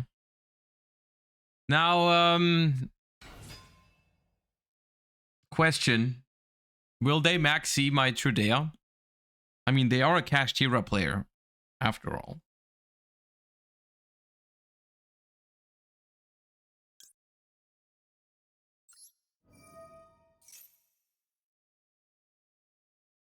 Oh. Impressive.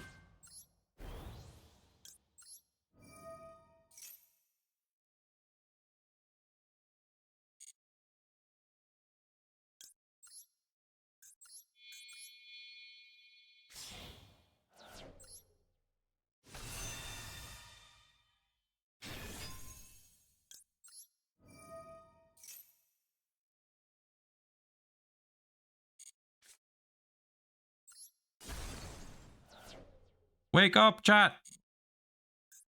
I'm just playing around Theosis a little bit.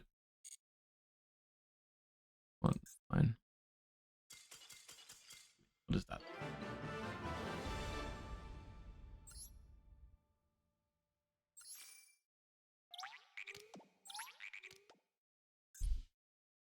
Yeah, that's the thing. So I think Centurion is really fun if it gets to play. Like, and it's good if it gets to play. It's just the problem is it doesn't have enough starters / extenders to do its thing consistently.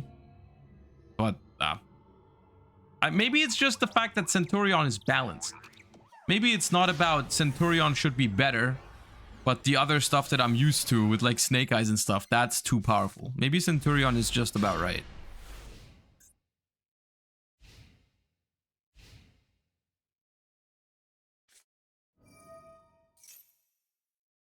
All right, 2 cards in my hand are already dead.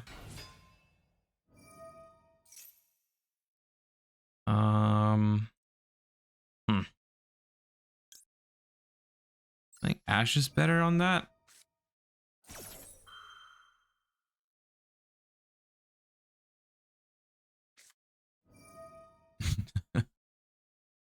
Okay.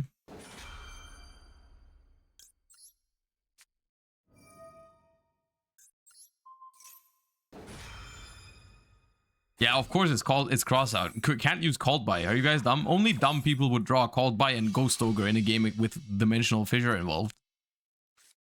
Right? That's so stupid. Why would you do that? Why would you draw called by and Ghost Ogre and a dead trap card when Dimensional Fissure is involved? It'd be much better. Oh yeah, look at my hand. Please. Oh no, they draw. Fuck. Don't draw an extender. Noted.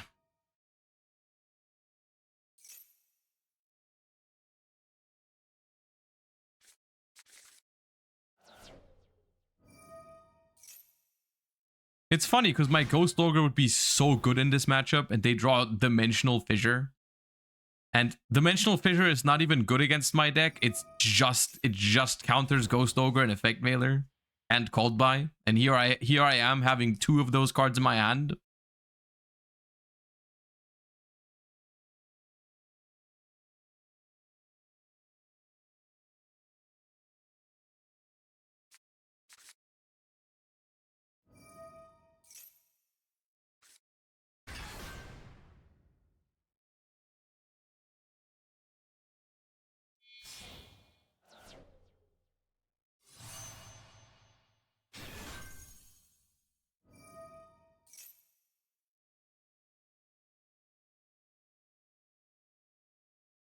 What do you do here? You grab the field spell and you place another Primera.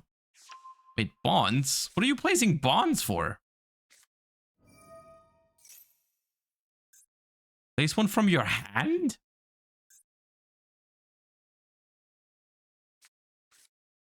Huh?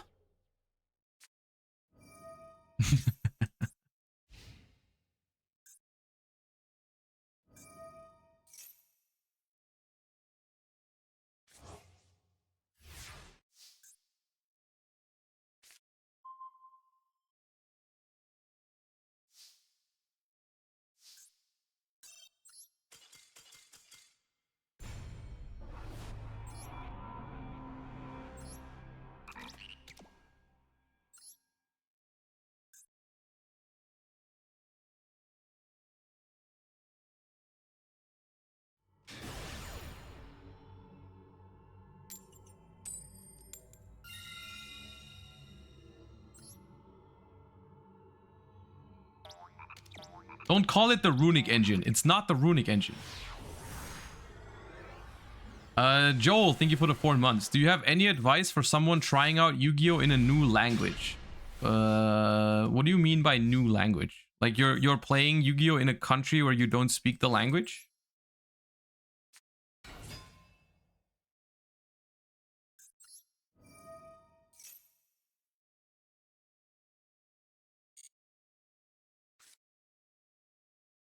Or what exactly do you mean by that?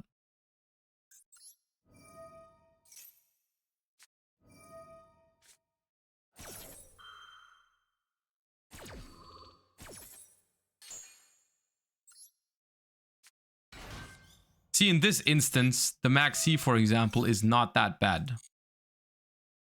Like, we're gonna add this. We're gonna talents look at their hand. And then we can stand up to set up a synchro on their turn. It's like, it's okay. I think this deck suffers way more from impermanent effect Veiler. Okay, that's a lot of Yubels and a lot of answers to my hand traps. I don't like this. I mean, I definitely take Lotus though. Right? Yeah, it's definitely Lotus. Okay, so big Yubel Spirit called by Crossout.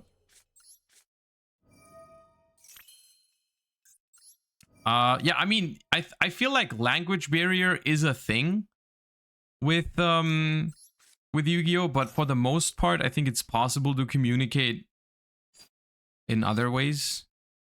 Like okay, yes, no, that sort of stuff is like universal, I feel like. In terms of the cards, you should just be using the Neuron app, right? In the Neuron app, you can like scan the cards and then get the translated text. I feel like that makes it a lot easier. I think we get another Primera.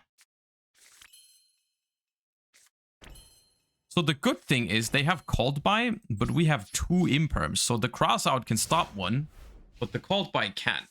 So that's neat.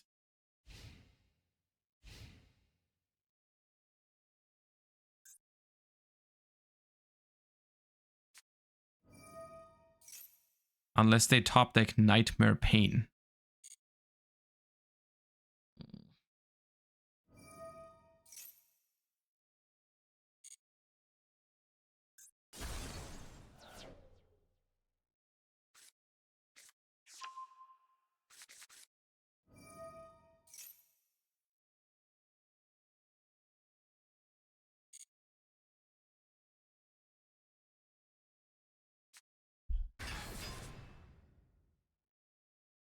Can't do much about that.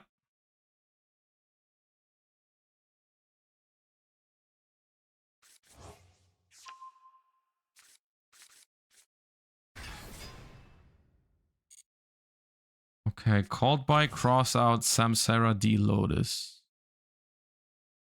Is Samsara D Lotus even that threatening here? Because they've already... No, they haven't used the search, but they've already used Nightmare Pain. So do I care about the search effect from Spirit?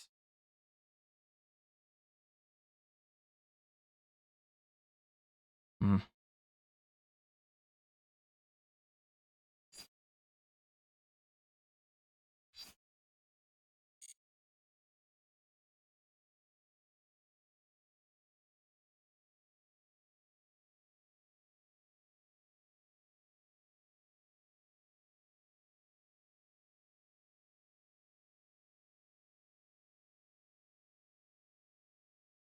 So called by cross out in hand. So I gotta assume that one of my imperms is dead, but one will go through. Yama. I feel like this is deserving of an impermanence. I do feel like.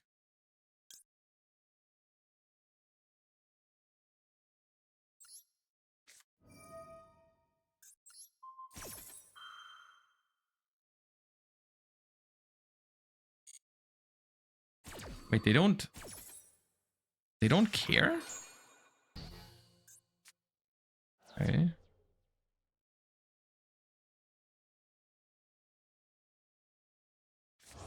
Yeah, second phantom.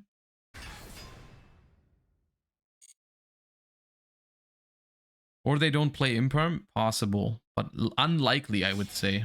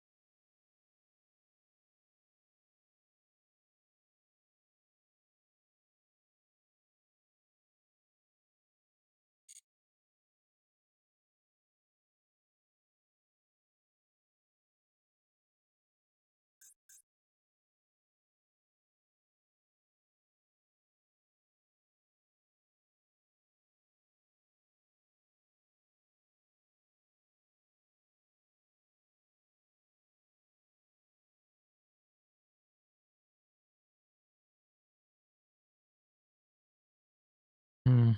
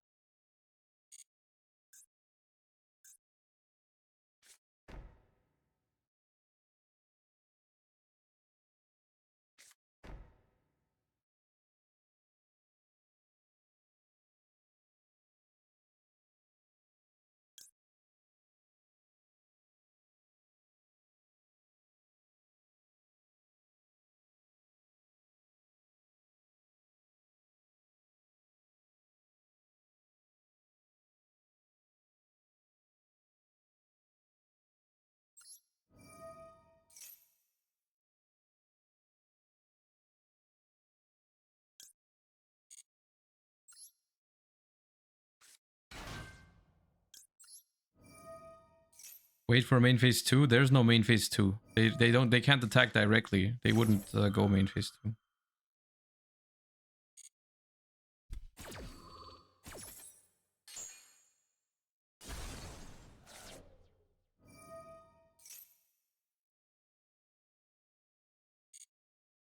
They still have battle phase. I mean, they won't go into the battle phase though. If they ended their main phase 1, they can't attack directly. I have no monsters. They're not going into the battle phase if I don't do this. So they just go end phase and I don't get my Primera.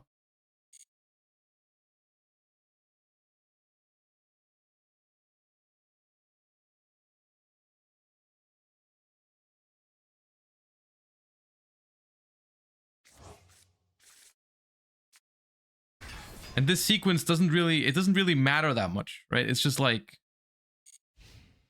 yeah.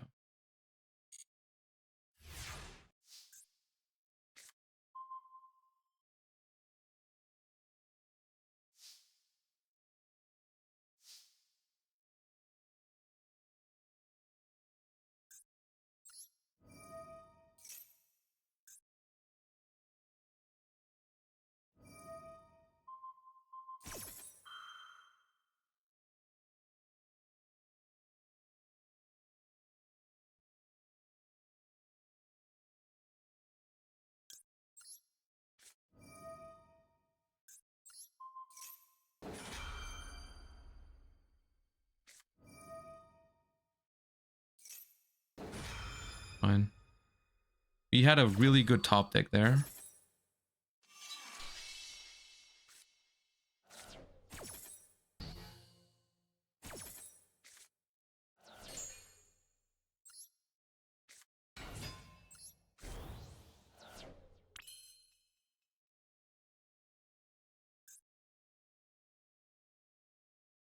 Called by the grave.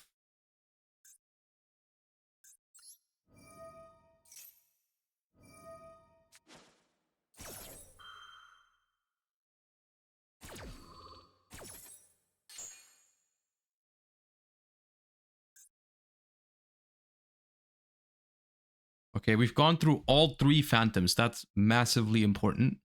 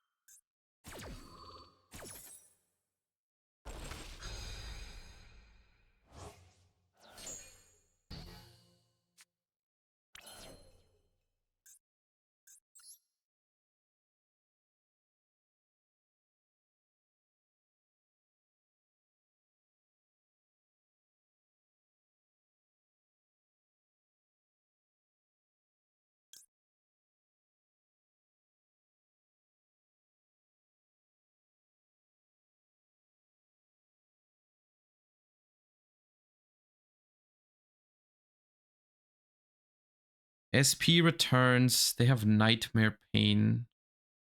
If I pop this with Yubel, if I pop this with Legacia, it's just gonna be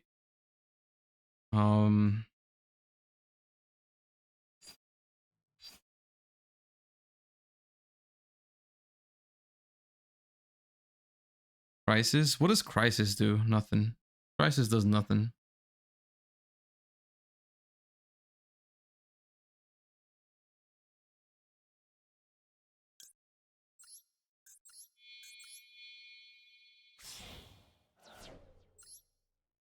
Summon this in defense, otherwise I have to attack the Yubel. It takes 6,000. Probably grab this. And just try to get into a grind game. Because, like, we're really close to a winnable situation in a grind game. Because we do have...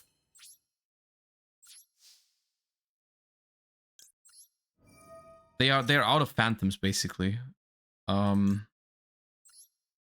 Here. It's called by the grave, but we could still summon it out if we wanted to. And we get another Primera here. Oh. That.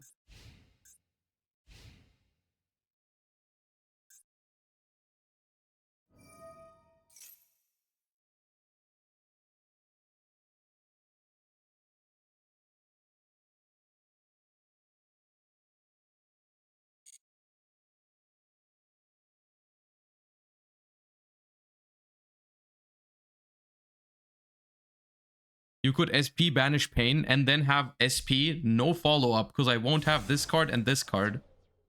They have a Yubel, an SP that returns, and the card they draw. I'm not winning that game.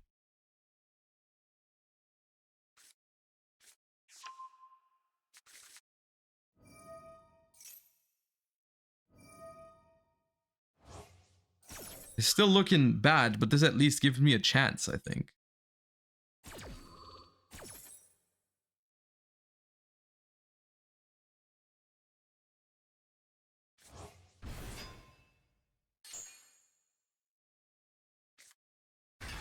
Oh, they drew it. That's nice.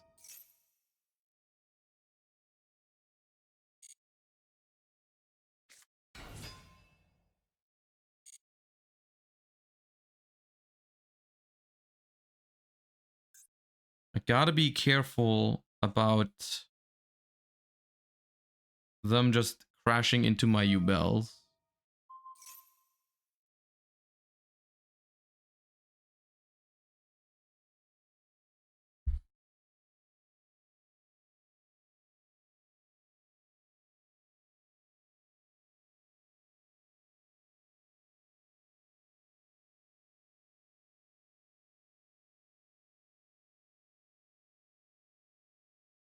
Banish your synchro, then I die to access code.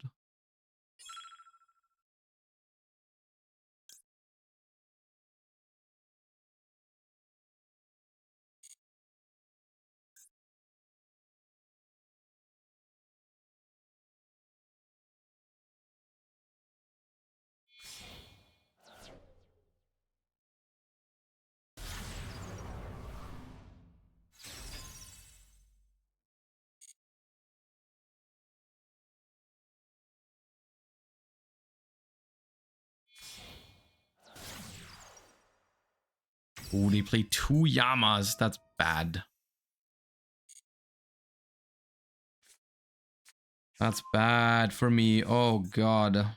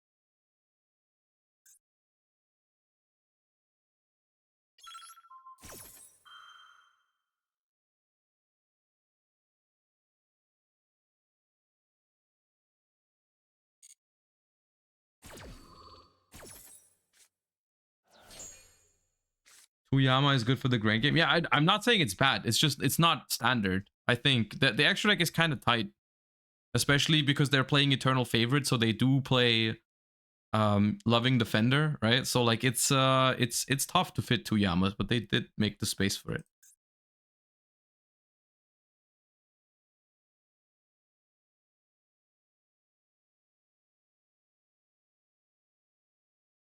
I said Yama is bad for me. That's what I meant.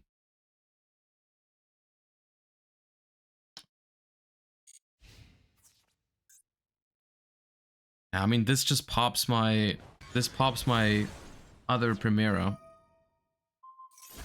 And summoning it is pointless because it's Fault by the Grave anyways.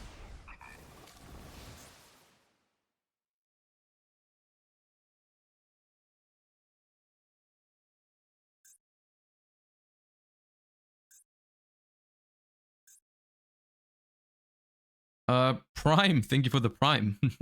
Very fitting name. Yeah.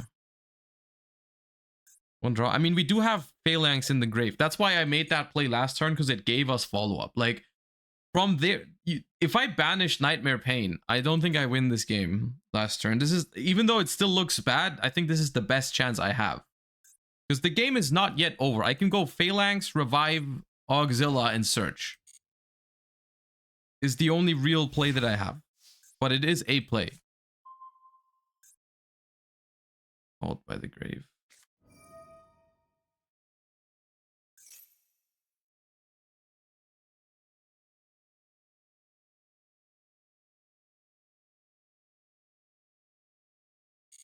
How much of that?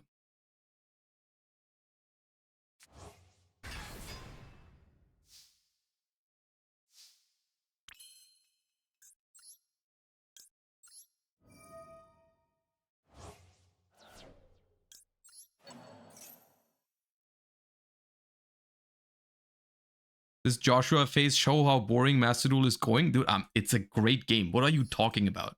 You just love to yap. You just love to hate for no reason. Like, I'm just concentrated on the game. It's a great game going on. And you're just out here chatting like your life depended on it.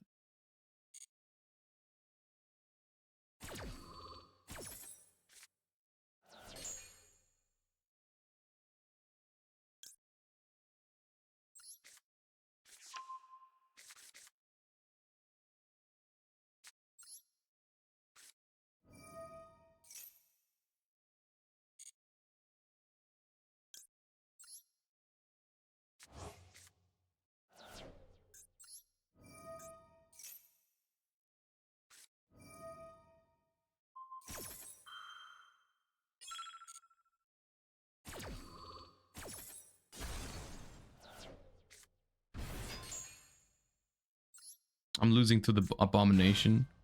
Maybe I could have banished Abomination with Phalanx last turn, but then it also would have returned. It also would have been here.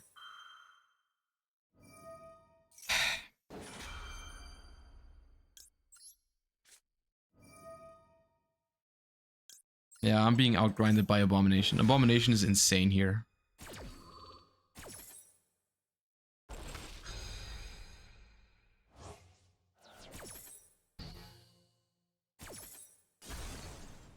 Yeah, maybe I should have banished the Anguish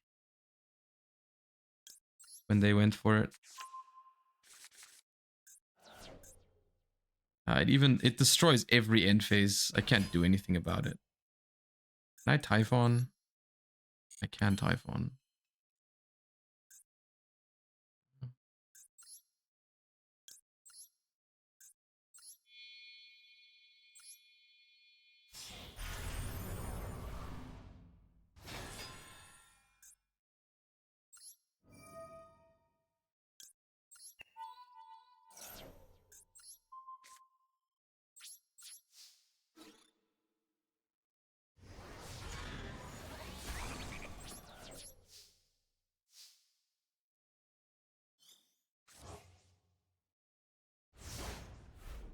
Not enough, I don't think, because the Typhon also locks the Auxilla from activating in the end phase, unfortunately. If I could have placed something in the spell trap zone, maybe, but like not gonna be enough. Their extra deck, they still have 8 cards in the extra deck, so. And Eternal Favorite is there, Nightmare Pain. Yeah, we got outgrinded, but it was a good game. It was fun. Maybe I needed to Phalanx the Anguish. Anguish just, dude, the second Yama destroyed me. Yeah. Well done. Well played. They played well. That was a fun game.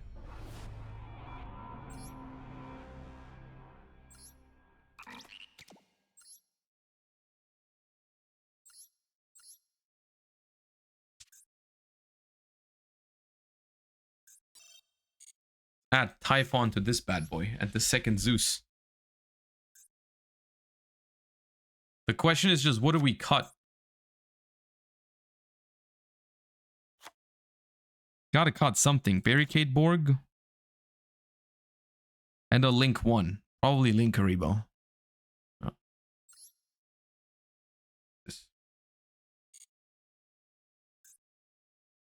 Maybe Link Karibo is better than Anima, but whenever I don't play Anima, I miss it, so.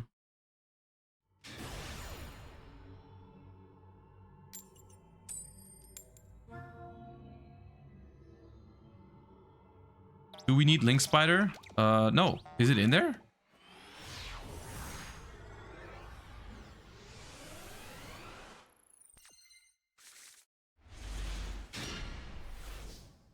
Wait, did they go blind second? Oh no.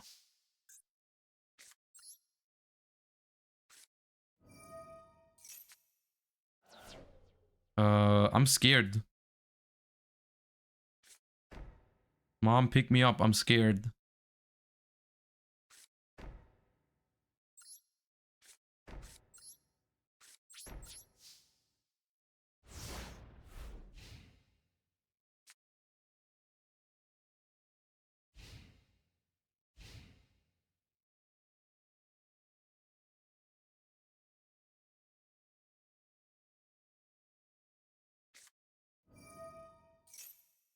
$60 cards, Sky Striker, blind second. Okay, what is going on?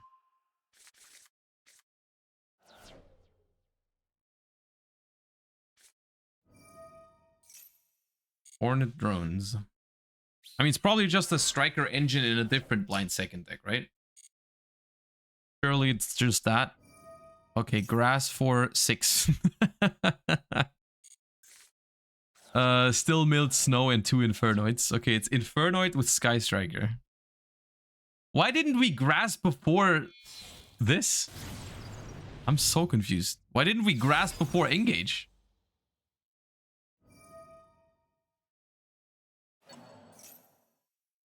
Oh. Hash bait? Bro, I got no cards in hand. I know you guys are trolling, but just in case. You never know.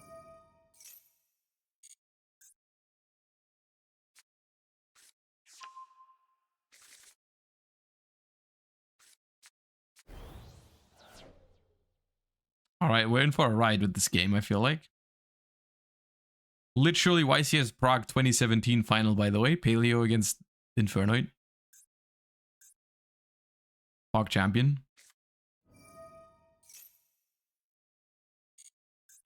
Okay. They discarded Monster Gate? Why did you discard Monster Gate?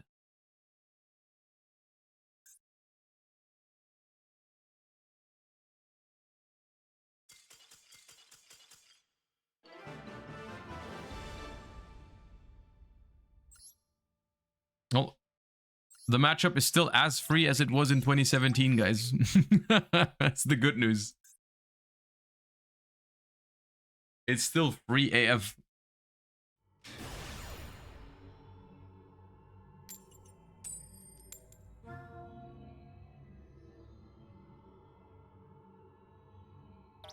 I can't win coin flips with this deck for the life of me. We didn't even win that last coin flip. They just went blind second.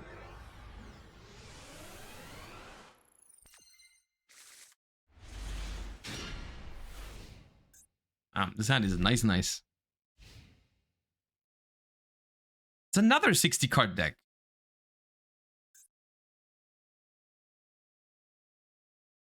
Bro, this is like YCS Prague all over again. 60 card Fire King and you're not bricking? Of course not.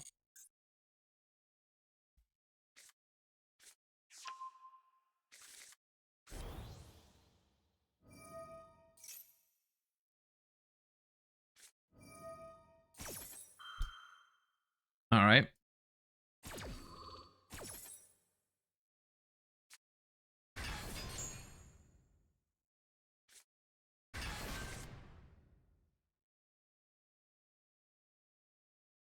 They couldn't Monster Gate because they only have 2 monsters. Oh, maybe. Maybe they had 1 snow in hand, 1 in the graveyard. But like, of course they played Decatron. There's no way they didn't play Decatron.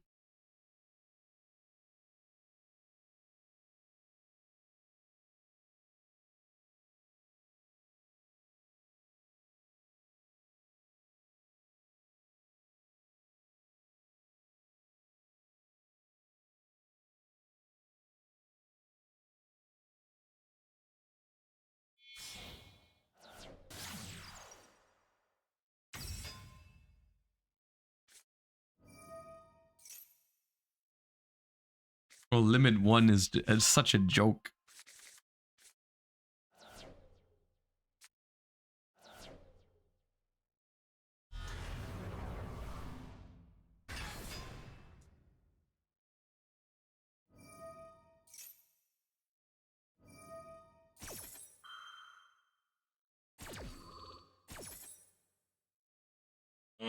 Yeah.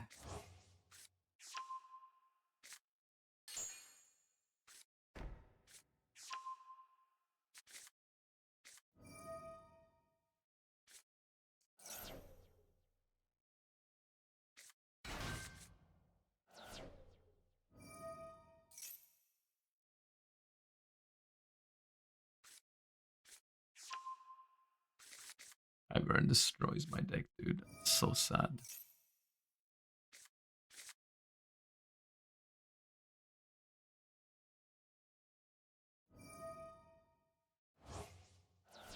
Wait, they were only able to search Skyburn because they hard drew Sanctuary as well in 60. Oh my god, dude.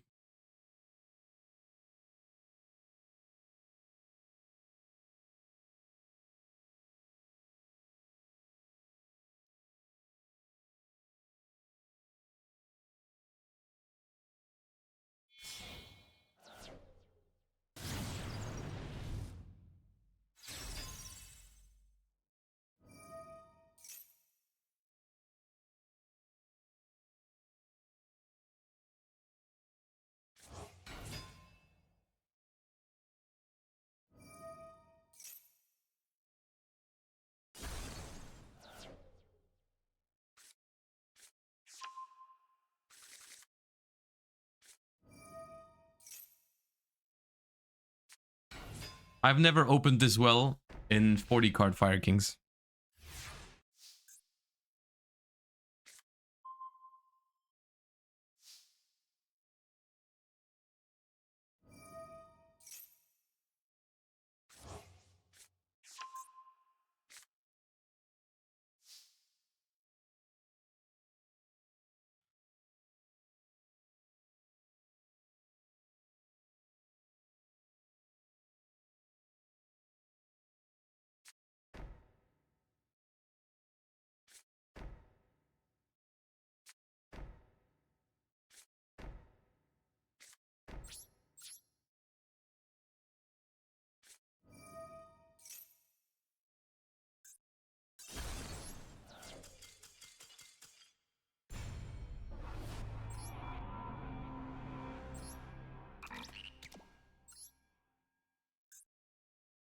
Why not use Reasoning? Dude, they have a once per turn spell trap negate. Do you want me to activate Reasoning just for them to go like +4 and then still have that Rangbali for next turn? The point.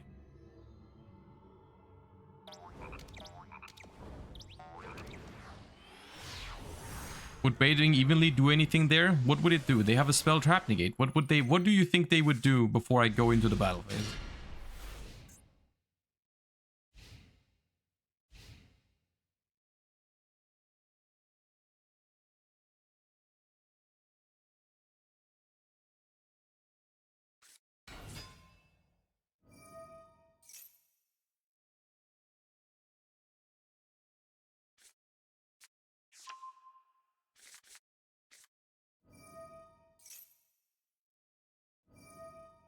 Reasoning into evenly bait?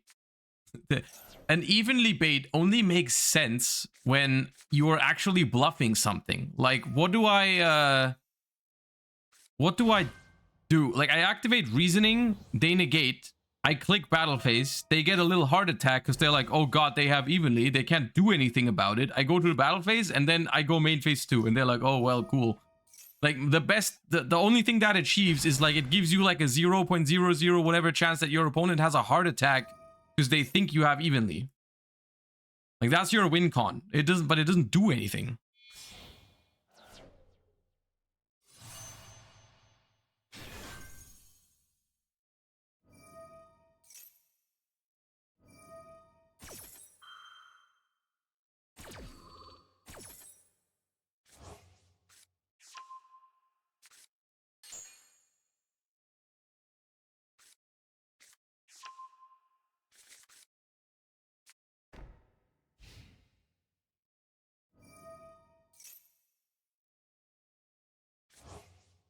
This is why we're not playing this deck in Raided, by the way, in case anyone's wondering.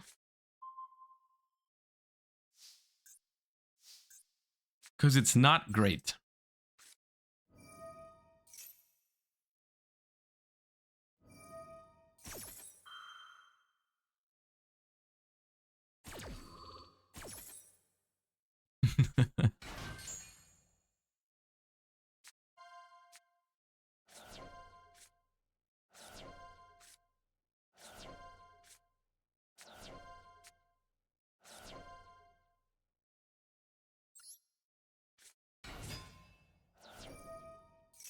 Dude, the Centurion deck doesn't even play into Typhon.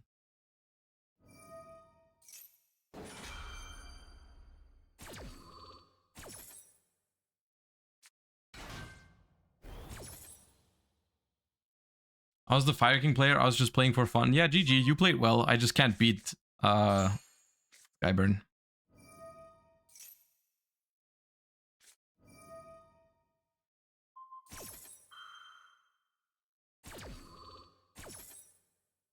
They summon 2 in this turn. Oh, right. Yeah. But like the problem is they have a counter trap for my thingy.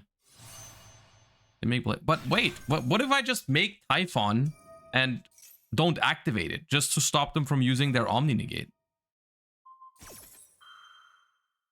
That's the play, right? That's not bad.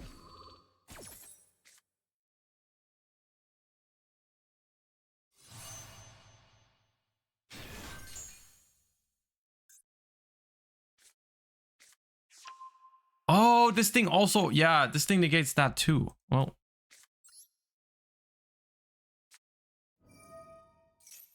I forgot this thing was also solemn warning.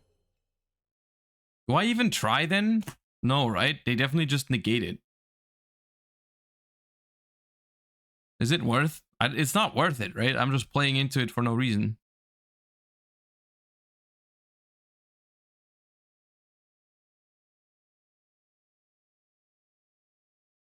Force it? I mean, what does forcing do? I force it and then they banish it and then I set 5 and I pass and it returns.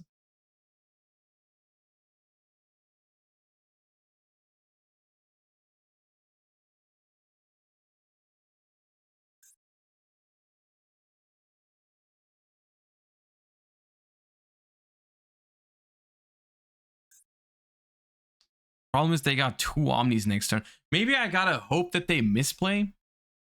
Maybe I'm desperate enough for that. I didn't mill very well.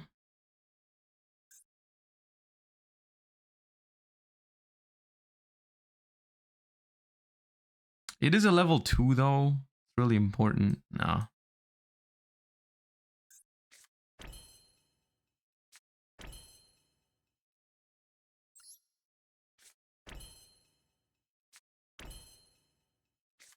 The Dynamicious is dead here, but it's fine, I think.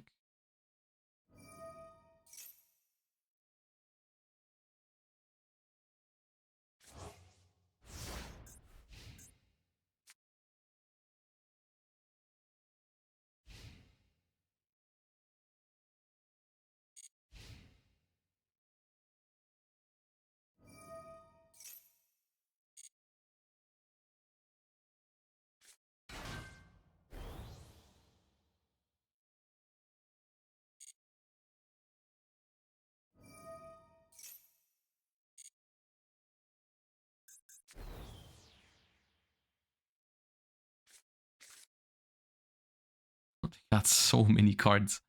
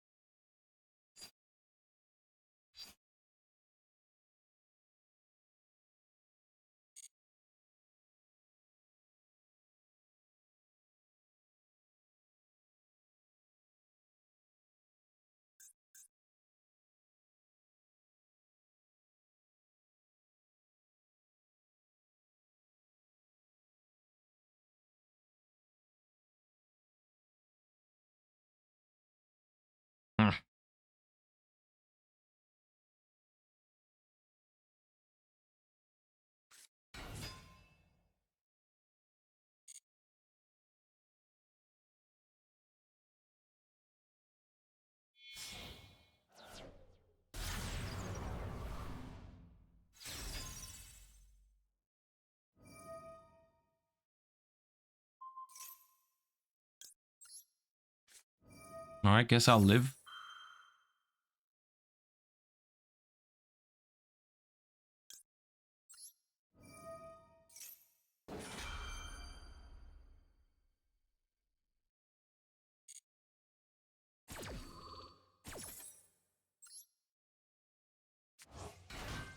Because they used SP Little Knight. Can't attack directly. I mean, Viboko resolved anyways. That's fine. That is weird to me, but okay.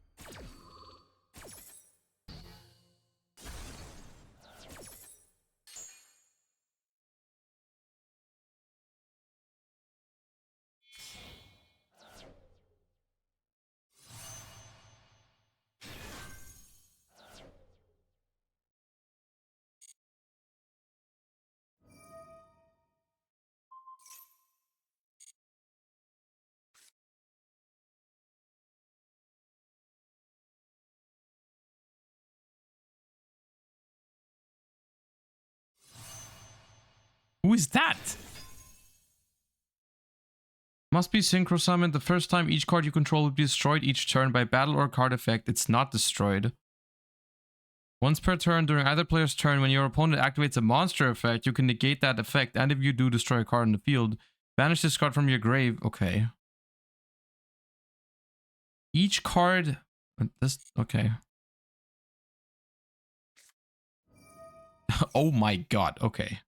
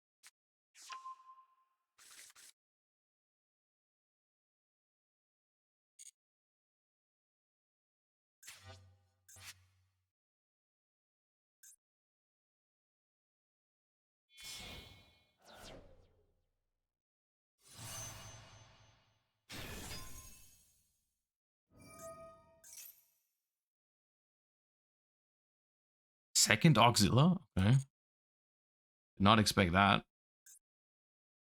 Not bad though.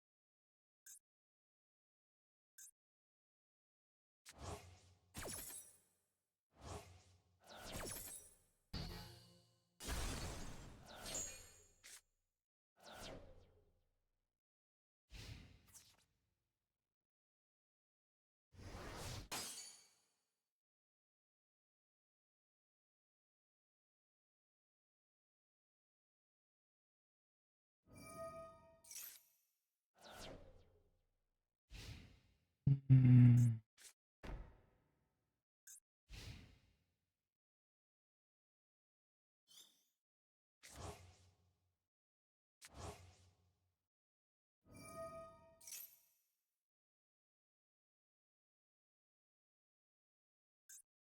King Sark is the bane of my existence with this deck.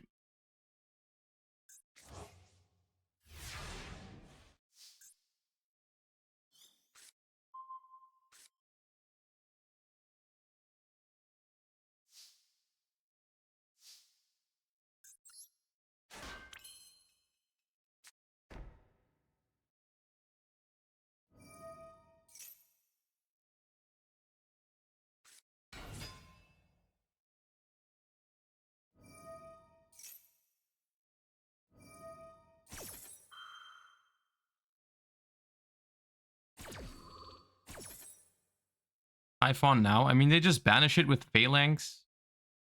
And then I guess I get a Paleo out of the equation. Maybe I should have.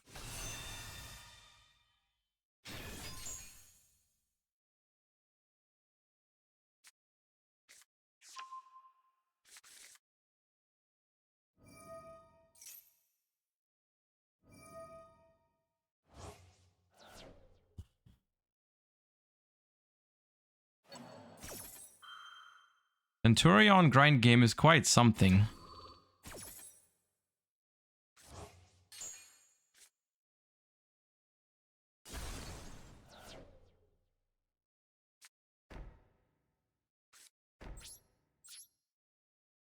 Not sure exactly how we're going to be able to do this yet. I don't think it's impossible, but we'll have to wait and see.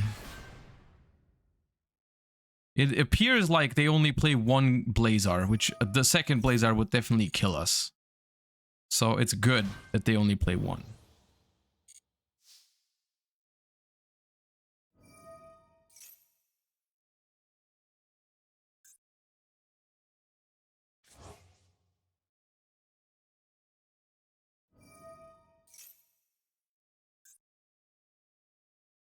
And they still have 9 cards left in the extra deck. I think the one that's most relevant though is I need to run them out of level 12 synchros. If I can do that, then I can win. Dude, they got 12 cards on the field right now. Can I get a balance of judgment somewhere?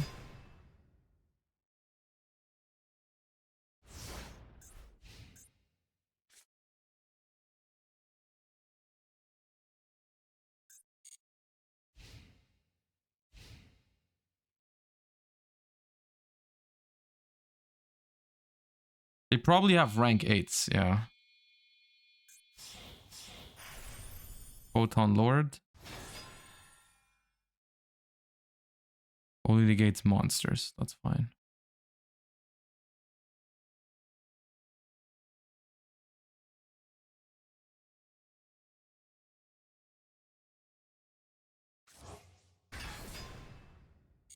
I was more worried about Dingirsu.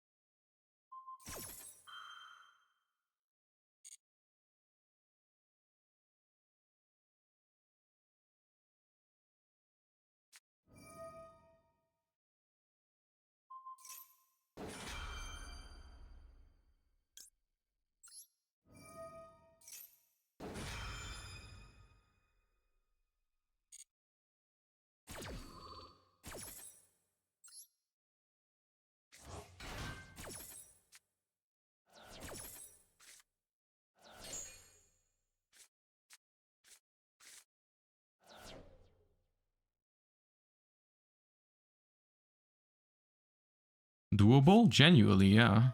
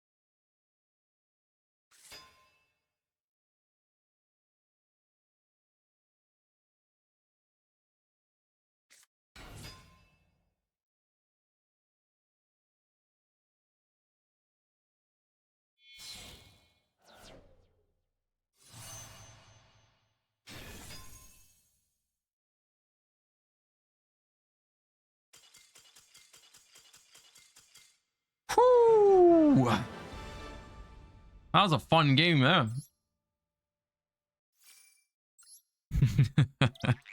Okay, what was left in their extra deck? I genuinely wonder. They had no more level 12s. Yeah, they've used both Auxilias, the Legacia, the Blazar, and the Cipher Divine Dragon. The Crimson, they've used the SP, they've used the Photon Lord. So they had Zombie Vampire, Trainer, level 8 Synchros, and some level 10s. Yeah, they didn't have anything anymore.